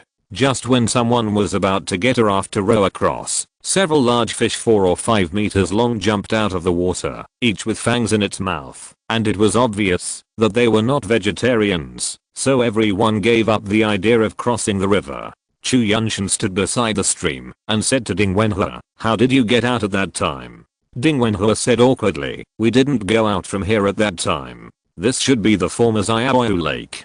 Going through here is the west gate. We came out from the south gate. If we want to go around, we have to walk another 6 or 7 kilometers." Chu Yuntian took out his mobile phone and looked at it and said, "We have already entered the capital. Where does the city wall start?" Ding Wenhua thought for a while and said, "The first layer of the city wall starts from outside the 4th ring road. We can almost see the shape of the city wall after we pass through here." Chu Yuntian nodded and said, "Let's go back and bypass this stream." Ding Wenhua nodded and led everyone to walk in the direction they came from. After going around for more than 10 kilometers, they finally saw the city wall of the capital. The towering and tall city wall was hundreds of meters high. Such a tall city wall corresponds to the 10-meter high city gate, just like a huge castle with a small door, which is a bit funny. Everyone walked over and only when they arrived at the city gate did they feel the oppression of the huge city wall. Chu Yuntian said to Ding Wenhua, "When did the capital start building the city wall? Why is it so huge?" Ding Wenhua smiled and said, "As soon as the fog dissipated, resources from all over the country began to be transported to the capital. In addition, the construction was carried out at all costs. It was built at the beginning of the virus outbreak." After that, he walked towards a small screen on the city gate. Chapter 73 Arrival in the capital. Chu Yuntian looked at the huge and majestic city wall and thought to himself, "It seems that the people above have known that there will be changes after the fog, otherwise they would not have acted so quickly." Just as Chu Yuntian was thinking about it, Ding Wenhua had already walked to the side of the city gate and pressed a few times on the small screen. After a while, a male voice came from inside and said, "Enter your unit number." As the voice had just finished speaking, Ding Wenhua pressed a few more times on the screen. After a while, with a bang, the city gate was opened. A man in military uniform ran out and saluted Ding Wenhua and said, "Major Ding, there is an order from above. Please report immediately after you return to the city." Ding Wenhua also saluted, nodded and said yes, then turned around and walked over to Chu Yuntian and others and said, "I'm going to the headquarters to report the situation. I'll arrange someone to take you to see Professor Chen later." After that, he took the lead and walked towards the city. Chu Yuntian nodded indifferently and followed Ding Wenhua into the city. As soon as he entered, he found that this place was very different from the stone city. There was another layer of city wall 4 or 5 kilometers away from the city wall. Although some houses on this layer were a little dilapidated, the people who came in and out from time to time showed that it was very safe here. The most important thing was that there was some reclaimed land outside those dilapidated houses, on which some green fruits were planted, which seemed to be edible. There was a sense of novelty everywhere here. There were also some people setting up stalls next to the houses, selling some ordinary daily necessities. Since it was only at the gate of the city, what could be seen was limited, but it was certain that this was not a place where powerful people lived. Just as Chu Yuntian was looking around, Ding Wenhua said a few words to the soldiers guarding the gate, and then a soldier in his 20s walked towards Chu Yuntian and the other 3. As soon as he approached, he saluted and said, "Hello, Major Ding sent me to take you to the Chinese Academy of Sciences. Please follow me." After that, he took the lead and walked towards the inner layer of the city wall. Chu Yuntian did not hesitate and followed the 2 girls. As they walked, he said, "Little brother, how many layers of city walls does the capital have? Are they also tall?" The soldier said politely, "Oh, there are 2 layers of city walls here, and different people live on each layer. You will understand later." Chu Yuntian nodded and stopped talking. He followed the soldier through another city gate and saw that the high-rise buildings inside were still basically intact, and the cement road was relatively flat, and it didn't seem to have experienced any damage. At this time, the soldier pointed to a pavilion not far away and said, "There are bicycles there. Let's ride over there." There is still some distance. Chu Yuntian said curiously, "The bicycles here are still preserved here?" The soldier smiled and said, "Except for the outer layer, there is almost no damage inside." After that, he took the lead and walked towards the pavilion not far away. Several people rode their bicycles and followed the soldiers to go deeper. From time to time on the road, they would meet some neatly dressed people riding bicycles coming and going. There was no car. It seems that the energy here is also very scarce. After walking a few more streets, they stopped in front of a building with the words Academia Sinica written on it. Several people got off their bicycles. The soldier walked over, saluted the people standing guard on both sides and said, "Hello, is Professor Chen in there? Someone is looking for him." While standing guard, he glanced at them and said, "Professor Chen is in. May I ask who is looking for him? I'll go and report it." Chu Yuntian stepped forward and said, "Hello, just say it's Chu Yuntian looking for him. Ask him to come out quickly." The soldier on guard looked at him with some confusion when he heard this, and then said politely, "Please wait a moment, I'll go and inform Professor Chen." After that, he walked inside. After waiting for more than 10 minutes, Fatty Chin came out in a white coat with the messenger. When he saw Chu Yuntian, he quickly walked a few steps and said, "Brother Chu, you are really here. I heard that something happened in Shicheng. I thought you were still in Shicheng, and I was worried about you." Chu Yuntian patted the fat man on the shoulder and said, "Okay, you are a professor now." The fat man smiled and said, "Let's not talk about this. Let's go in and talk. Let's go." After that, he took the 3 of them in. They came to a reception area and sat down one after another. The fat man looked at Xiaoya and the other girl and said first, "Brother Chu, who are these 2? Chu Yuntian smiled and pointed at the 2 girls and said, "Feng Xiaoya, Yun Duoa." The 2 girls also nodded to show their friendliness. The fat man chuckled twice and said, "Sister-in-law, right? Sure, Brother Chu."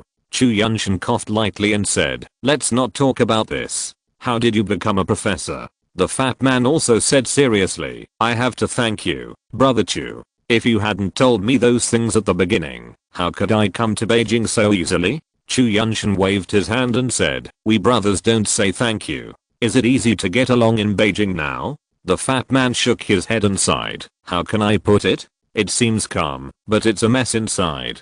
Several forces are doing their own thing and don't know what to do in the future." Chu Yuntian frowned and said, "I see that there are soldiers guarding here. Are there other forces?" The fat man nodded and said, "The army has the most people and controls more resources. It can be regarded as a nominal controller, but the major families all have their own forces and don't really listen to the army. Our research institute is also an independent system and is not under the jurisdiction of the army." Chu Yuntian said thoughtfully, "It seems to be much more chaotic than Shicheng." The fat man stood up and said, "We'll talk about this later. I'll find you a place to stay and rest for a while. You must be tired after coming from such a long distance. I'll take care of all the expenses." Chu Yuntian smiled and said, "Okay, let's talk about it later." After saying let's go, the fat man took Chu Yuntian and the other two out. Along the way, people greeted the fat man from time to time. It seemed that the fat man's title of professor was quite important. After walking through several corridors, the fat man stood in front of several buildings and said, "This is a dormitory area. There are not many people inside. Tell me which building you want to live in, and I'll have it recorded." Chu Yuntian looked at the fat man, smiled and said, "Sure. In the past, you wouldn't dare to say this if you didn't have hundreds of billions of assets." The fat man also laughed and pointed to a building and said, "Let's live in that one. Let's live in the same building. Which floor do you want to live in?" Chu Yuntian thought for a moment and said, "Let's go to the top floor. It's more convenient to see the scenery." The fat man was stunned for a moment and said in surprise, "Brother, the 10th floor, there is no elevator now." Chu Yuntian smiled and said, "It's okay, it's for exercise. You're really great. Come on, I'll get you the key." After that, the fat man led the three of them to a small room next to the building. Pushing the door open, an old man was sitting on a chair reading a newspaper. The fat man walked over and said politely, "Uncle Wang, get me the key to the 10th floor. I have a friend here. Where should I stay?" The old man looked up at the fat man and said, "Professor Chen, wait a minute. I'll find it for you." After that, the old man searched for a while among the dozen keys hanging on the wall, and then took out one and handed it over, saying, "Here, are you paying for their expenses?" The fat man took the key and said, "Yes, just charge all their expenses here to me." After that, he took Chu Yuntian and the other two out of the small house. As soon as he walked out, Chu Yuntian asked in confusion, "Fatty, who is this old man? Why are you so polite to him?" The fat man smiled and said, "This is a relative of Ardeen. All the people living here are related to each other. No one can live here at all." After that, he walked into the building. Chu Yuntian and the others followed closely behind, all the way to the top floor. Fatty opened the door of a house and walked in and said, "This is it, Brother Chu. Do you think it's okay?"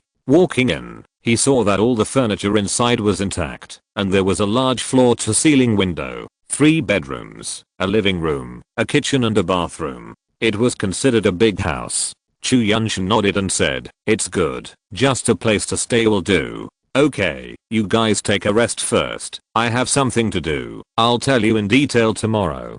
Fatty said and was about to go out. Chu Yuntian nodded and said, "Okay, you go and get busy. We'll talk tomorrow if there's anything." Fatty walked to the door and turned back and said, "There's evolutionary beast meat in the refrigerator inside, and there's no electricity in other places." After that, he turned around and walked out of the room. Chu Yuntian walked around and said to Xiaoya and the other two girls, "Let's get some food. We'll rest after we eat. We'll talk about it tomorrow. We haven't had a good sleep these days." The two girls nodded and went to the kitchen to get food.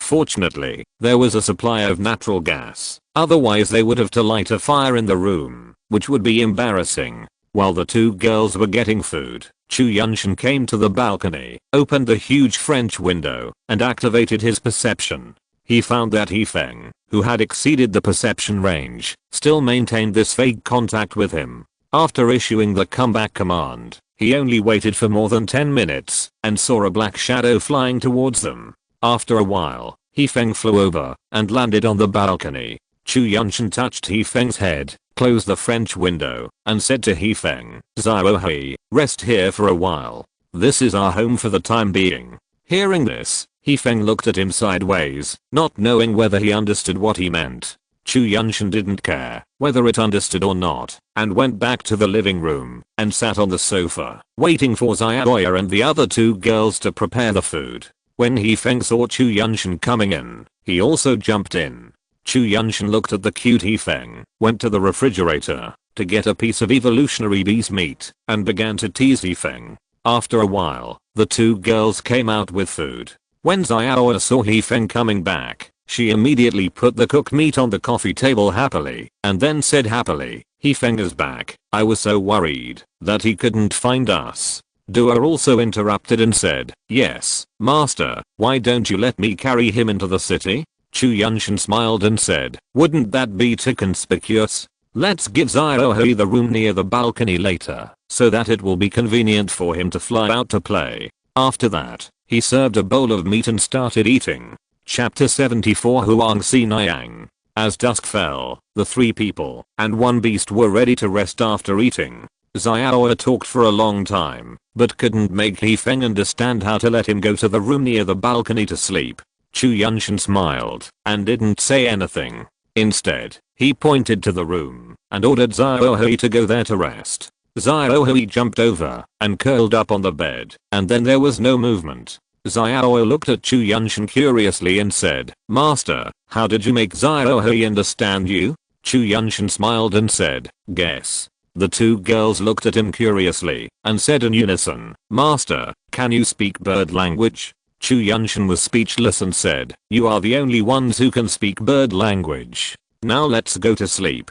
It's not that he didn't want to tell the 2 girls that he had a spiritual connection with Xiaohe, but there was no need. They didn't have perception, and it was useless to know. After hearing this, the 2 girls looked at each other in confusion, and then went back to their rooms to rest. The next morning, when the 3 of them had just gotten up and were having breakfast, there was a knock on the door. Duo stood up and opened the door. Fatty came in with a big bag of meat. When he saw Xiaohe standing beside him, he was surprised and said, "Brother Chu, what is this?" Chu Yuntian chewed the food in his mouth and said, "It's my pet." When the fat man heard this, he immediately dropped the big bag in his hand, walked over like he was looking at a treasure and said, "Brother Chu, you still have such a treasure?" Chu Yuntian said in confusion, "What treasure? It's just an idiot. Don't many people in the city have pets?" The fat man said with golden eyes, "Who told you that many people have pets? Even if there are a few, none of them can fly." After that, he stretched out his hand to touch Xiaohe's head, but was driven away by Xiaohe's cry. "Oh, is this thing very rare?" Chu Yuntian asked in confusion. The fat man came over and sat on the sofa and said, "It's more than rare, there is only one. Although some people in the city have tamed some pets, most of them are ordinary beasts. There are very few evolved beasts, and higher level ones are even rarer, not to mention those that can fly." Chu Yuntian asked puzzledly, "No way, there are so many powerful people in the capital, it should be easy to go out and find a few young beasts." The fat man shook his head and said, "It's not that people can't find them, it's that they can't be tamed. Most beasts, as long as they are caught, will not be bound by humans, even if they starve to death." Chu Yuntian nodded and said, "Oh, so that's the case. I was wondering why I didn't see many people leading evolved beasts." The fat man looked at Chu Yuntian in confusion and said, "The evolved beast will let you lead it. Those who have evolved beasts, or have some connection with the evolved beasts for some reason, so they can get along with the evolved beasts on an equal footing. Evolved beasts cannot be tamed at all. Even if you beat it to death, it will not surrender." After hearing this, Chu Yuntian finally understood the significance of the evolutionary beast pet, and then turned to ask, "Why are you here so early? Don't you have to work today?" The fat man pointed to the bag and said, "Isn't this some evolutionary beast meat for you? There is no so much work for me to do. Yesterday, the army got a 3rd level evolutionary beast from outside and asked us to study it, and then took it away." At this point, Chu Yuntian seemed to remember something, stood up and said, "By the way, wait for me." After that, he walked into the bedroom and soon came out with a big backpack, threw it on the sand and said, "There is a 3rd level evolutionary beast skin in it. I heard that this thing can be made into leather armor. Do you know where it is made?" The fat man opened his eyes wide again and said, "Brother Chu, how many good things did you bring? This thing is not easy to get. What evolutionary beast did you take it from?" Chu Yuntian smiled and said, "Nothing, it's just that on the way to the capital, I met a team of the army who were going to Shichen to investigate the situation. On the way back to the city, we killed a 3rd level grizzly bear together." The fat man frowned and said, "So, they also know about your pet?" Chu Yuntian nodded and said puzzledly, "What's wrong? Is there any problem?" The fat man shook his head and said, that's not the case. I'm afraid the army will often ask you for help in the future. Help? What help? Why should I help them? Chu Yuntian said puzzledly. The fat man leaned on the sofa and said, I'm not asking you to help. I'm asking your pet to help. You don't know the current situation in the capital. It seems safe here, but it is actually surrounded by enemies. There will inevitably be some dangerous reconnaissance missions in the future, and they will definitely come to you then. Chu Yuntian was a little surprised and said, what do you mean surrounded by enemies? Is there anything else near the capital that can threaten humans? The fat man sneered and said, more than that, I don't even know one kind. Not to mention the mongooses in Shicheng. Even the wolf pack in the northeast is not something the capital can contend with. I heard that the last time the troops went to investigate, they found that the wolves could use fire, and they were not far from becoming werewolves. Chu Yuntian was shocked and said, are there so many intelligent creatures now? The fat man said helplessly, more than that, I heard that the south is even more chaotic. The natural environment there is better than ours, with 4 seasons like spring, and animals and plants are multiplying like crazy. I heard that several cities there have been destroyed. Chu Yuntian said worriedly, it's so chaotic, what will happen if the army asks me for help, and I don't go?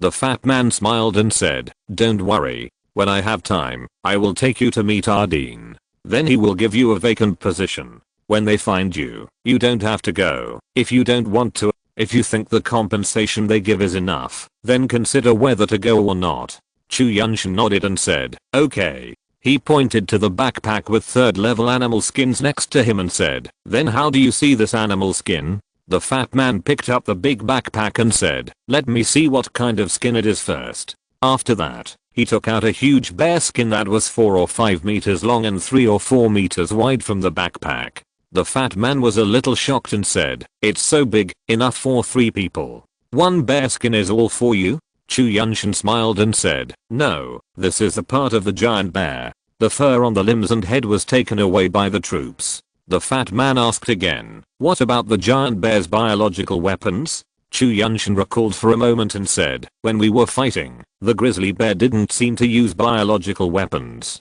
The fat man said puzzledly, oh, how could it be? Did the grizzly bear get injured? I don't know about that, Chu Yuntian said lightly. At this time, the fat man stood up and said, come on, I'll take you to the place where we make leather armor. We are an evolutionary beast processing factory here. We can get anything from evolutionary beasts. Chu Yuntian also stood up and said to Xiaoya and the other 2 girls, you can go with us. After that, he put on the backpack filled with animal skins. The 2 girls nodded and followed him out. After leaving the room, the fat man led everyone downstairs and walked towards a shop not far away. As soon as they walked in, a girl came over and said, Professor Chen, what are you doing here? The fat man said to the girl, no problem, I'm taking my friend to make a leather armor. You go and talk to Xinayang and ask her to help. The girl nodded and said yes and walked towards a room. Chu Yuntian asked puzzledly, can't this thing be made by any tailor? The fat man smiled and said, of course not. Ordinary tailors can only make ordinary leather armor and sew it with thread or tendons. It can't become a biological equipment. It can only rely on the hardness of the leather armor to resist some damage. 1 or 2 level animal skins are okay, but 3rd level is not okay. It would be a waste if the 3rd level is still like that. Chu Yuntian asked curiously, the 3rd level does not require thread to sew, so how to make it? The fat man looked at him and said, you'll know in a minute. At this time, the girl who had just walked in came out with a woman in her 40s with a beautiful appearance. As soon as the woman came over, she said to the fat man in a bad mood, Fatty Chen, why are you here? Sehen is not here. The fat man smiled innocently and said, hey, Xinayang, I'm not here to look for Sehen. Let me introduce you to her. After that, he patted Chu Yuntian on the shoulder and said, this is my brother, Chu Yuntian. There is a 3rd level animal skin. Please help take care of it, and I will give you a leather armor. The woman called Xinayang by the fat man looked up and down at Chu Yuntian and said, are you the one who followed Ding Wenhua back to the city? Chu Yuntian smiled and said, Xinayang is really well informed. Well informed. There are only 2 people in the city. The whole city knows about the newcomer, Si Niang said bluntly. Chu Yuntian looked at the fat man in confusion, not knowing why this Si Niang was so impolite. The fat man immediately came over to smooth things over and said, "Hey, Si Niang, my brother killed a level 3 grizzly bear on the way here. Can you help me make 2 sets of leather armor?" After that, he took the backpack of animal skins from Chu Yuntian and handed it to Si Niang. Si Niang lifted the big backpack and said, "Okay, follow me." Then she walked into the house. The fat man pulled Chu Yuntian, and the 4 of them followed Si Niang. Entering the room, there was only a big table with a computer next to it. It didn't look like a tailor shop at all. As soon as they walked in, Huang Si Niang sat in front of the computer and said, "Go stand in front, I'll scan your body shape." Chu Yuntian walked over and stopped in front of a camera on the computer. After a short while, Si Niang said, "It's okay." She stood up, carried her big backpack, and walked to the big table, took out the 3rd level animal skin, shook it twice, smoothed it out, and said with a little surprise, "It's so big, how many sets do you want to make?" Chu Yuntian walked over and said politely, "How many sets do you think you can make?" Si Niang looked at Chu Yuntian again and said lightly, "You can make 3 sets with your body size. Then help me make 1 set for the 2 of them," Chu Yuntian said, pointing at Xiaoya and the other girl. The 2 girls were stunned at first, and then they showed joy. Chapter 75 Biological Equipment. After the 2 girls had also scanned their bodies, Si Niang said to Chu Yuntian, "Do you have any requirements for leather armor?" Chu Yuntian said indifferently, "No requirements, just the same as what I'm wearing, a short windbreaker with a hood." Hearing this, Huang Si Niang took a look at his clothes and continued, "What about the other 2? After that, she looked at Xiaoya and the other 2 girls, and waited for their answers. Xiaoya said, "I also want a short windbreaker." Dua said, "I just need ordinary leather armor." Si Niang nodded, told them to go out and wait, and then sat in front of the computer, and didn't know what she was doing. The 4 of them walked out of the room without stopping. As soon as the fat man came out, he sat down on the sofa in the front hall, and said to the girl who had just reported the news, "Xiaohong, go and pour a few glasses of water." The girl didn't say anything after hearing this, but just smiled, and went to the side to pour water. Chu Yuntian was speechless when he saw this scene. He followed the fat man, and sat on the sofa and said, "Fatty, who is this Si Niang? She looks quite special." The fat man smiled awkwardly and said, "She is Huang Si Niang, a 2nd level evolver, but she has a skill that no one else can do, which is to make 3rd level leather armor. This kind of production is different from ordinary tailors. You have to use biological energy to make the leather armor grow into the set shape little by little. Only then can it be considered completed." Chu Yuntian asked in confusion, "Grow? Can 3rd level animal skin still grow?" The fat man shook his head and said, "I don't know either, but it seems that Si Niang uses some kind of biological energy flow method to activate the activity of 3rd level fur. Also, once a creature advances to the 3rd level, once the energy beads in the body are broken, the entire body will be a carrier of biological energy, so the whole body of a 3rd level beast is particularly useful." Chu Yuntian was puzzled and said, "Biological energy flow method? Like biological weapons?" The fat man nodded and said, "Yes, it should be like that, but it is not the only method. I heard that several major families can also make 3rd level leather armor, but I don't know what the method is." Chu Yuntian nodded, then smiled and said, "Who is Sehan, that Si Niang was talking about just now?" The fat man laughed innocently and said, "Si Niang's daughter also works in our research institute. Once when she was on a mission out of the city with the troops, she encountered danger, and I saved her. In order to repay my life-saving grace, we are together, but Si Niang is not very willing for Sehan to follow me." At this time, the girl who went to pour water came out with a few glasses of water, put the water on the coffee table in front of the sofa, and said with a smile, "Professor Chen, if Si Niang heard you say this, she would kick you out again. It's obvious that you were the one who pestered Miss Sehan, so she reluctantly agreed to be with you." The fat man smiled awkwardly and said to the girl named Xiaohong, "Xiaohong, you only know how to ruin my show." Xiaohong smiled and said nothing, put down the water and left. After hearing this, Chu Yuntian almost understood what was going on, but he didn't ask any more questions. After all, it was someone else's private matter. He found a new topic and said, "Fatty, how far have you evolved now?" The fat man took a sip of water and said, "I'm already a level 3 power evolver. Judging from the fact that you can kill a level 3 evolved beast, you must be level 3 as well." Chu Yuntian nodded and said, "Indeed, then what's the highest level of evolution in Beijing?" The fat man put down the water cup and said, "It should be Colonel Sitakang in the army. He has advanced to level 5. Chu Yuntian was shocked and said, "Level 5? So fast?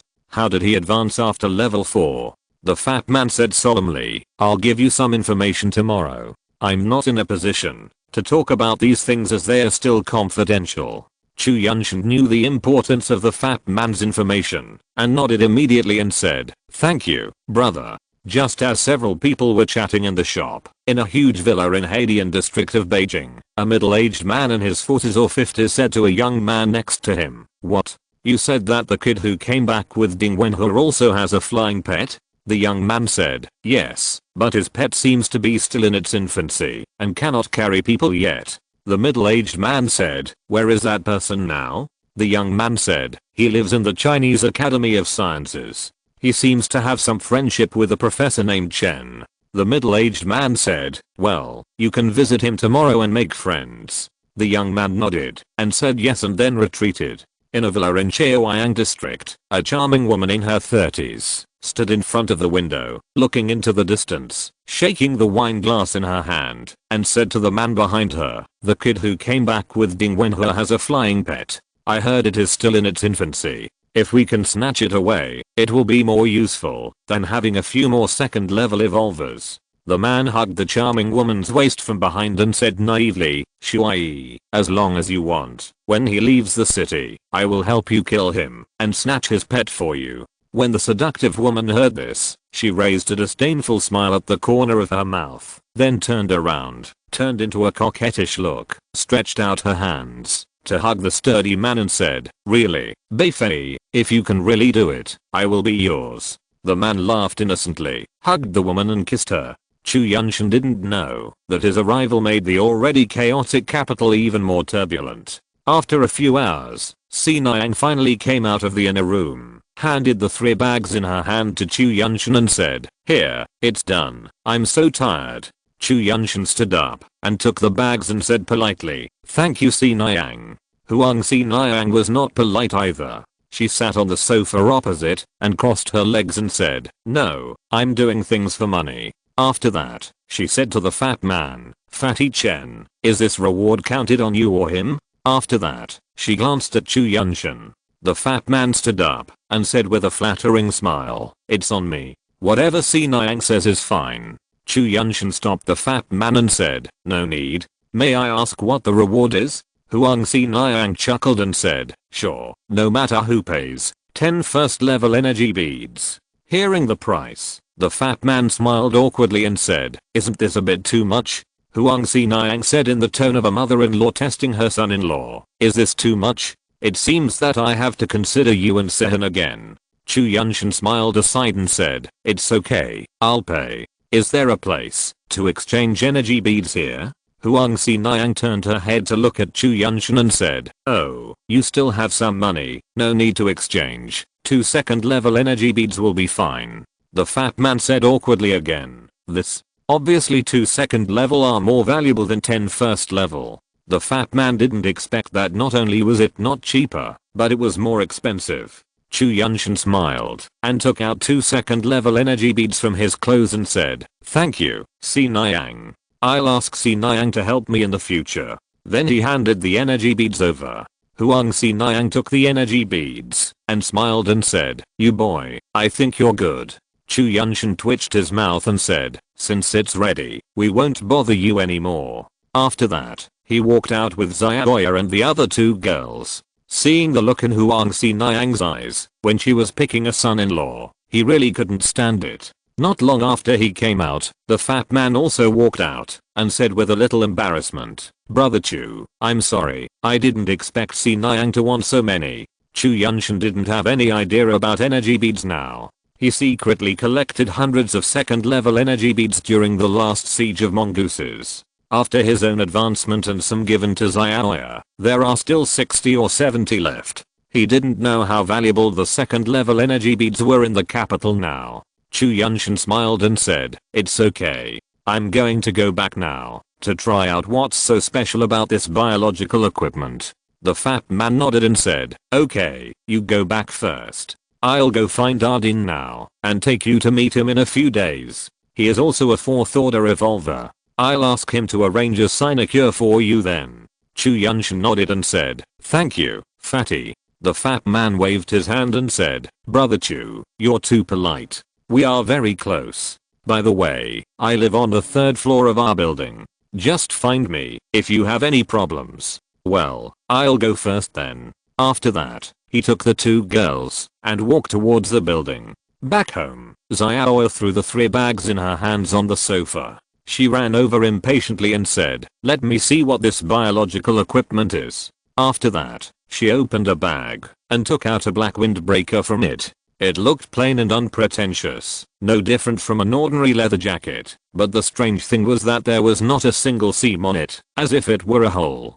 Xiaoya looked at the windbreaker in her hand from beginning to end and said with some disappointment, "Is this it? It doesn't look good at all." Chu Yuntian walked over, took out his short windbreaker, looked at it and said, "This is not for you to see. Why don't you try it on and input some bioenergy?" Hearing this, Xiaoya put on the windbreaker and then injected bioenergy. An amazing scene happened. A faint blue light emerged from the originally ordinary windbreaker. Xiaoya said in surprise, "Dua, come, scratch it with your claws and see the effect." Dua was also quite surprised to see such a magical scene. Bone spurs emerged from her fingertips. She said to Xiaoya, "I'll do it." Xiaoya nodded and said, "It's okay, hurry up." Before Xiaoya finished speaking, Dua scratched it with her claws. Only the sound of nails scratching the skin was heard. Looking at the windbreaker again, there was no damage at all. Xiaoya said in surprise, "Wow, so powerful, there is no damage at all. I don't have to worry about others scratching me this time." Dua also picked up her leather armor in surprise and went back to the room to change clothes. Xiaoya followed her in, and soon the 2 girls came out after changing clothes. Chu Yuntian sat on the sofa and looked at the 2 girls coming out of the room. His eyes couldn't help but straighten. End of this chapter. Thank you very much for reaching the end. Don't forget to like. Looking for more exclusive content and immediate access? Subscribe to our Patreon. Remember, every like, subscription, or donation encourages us to continue. Thanks to everyone. See you in the next video.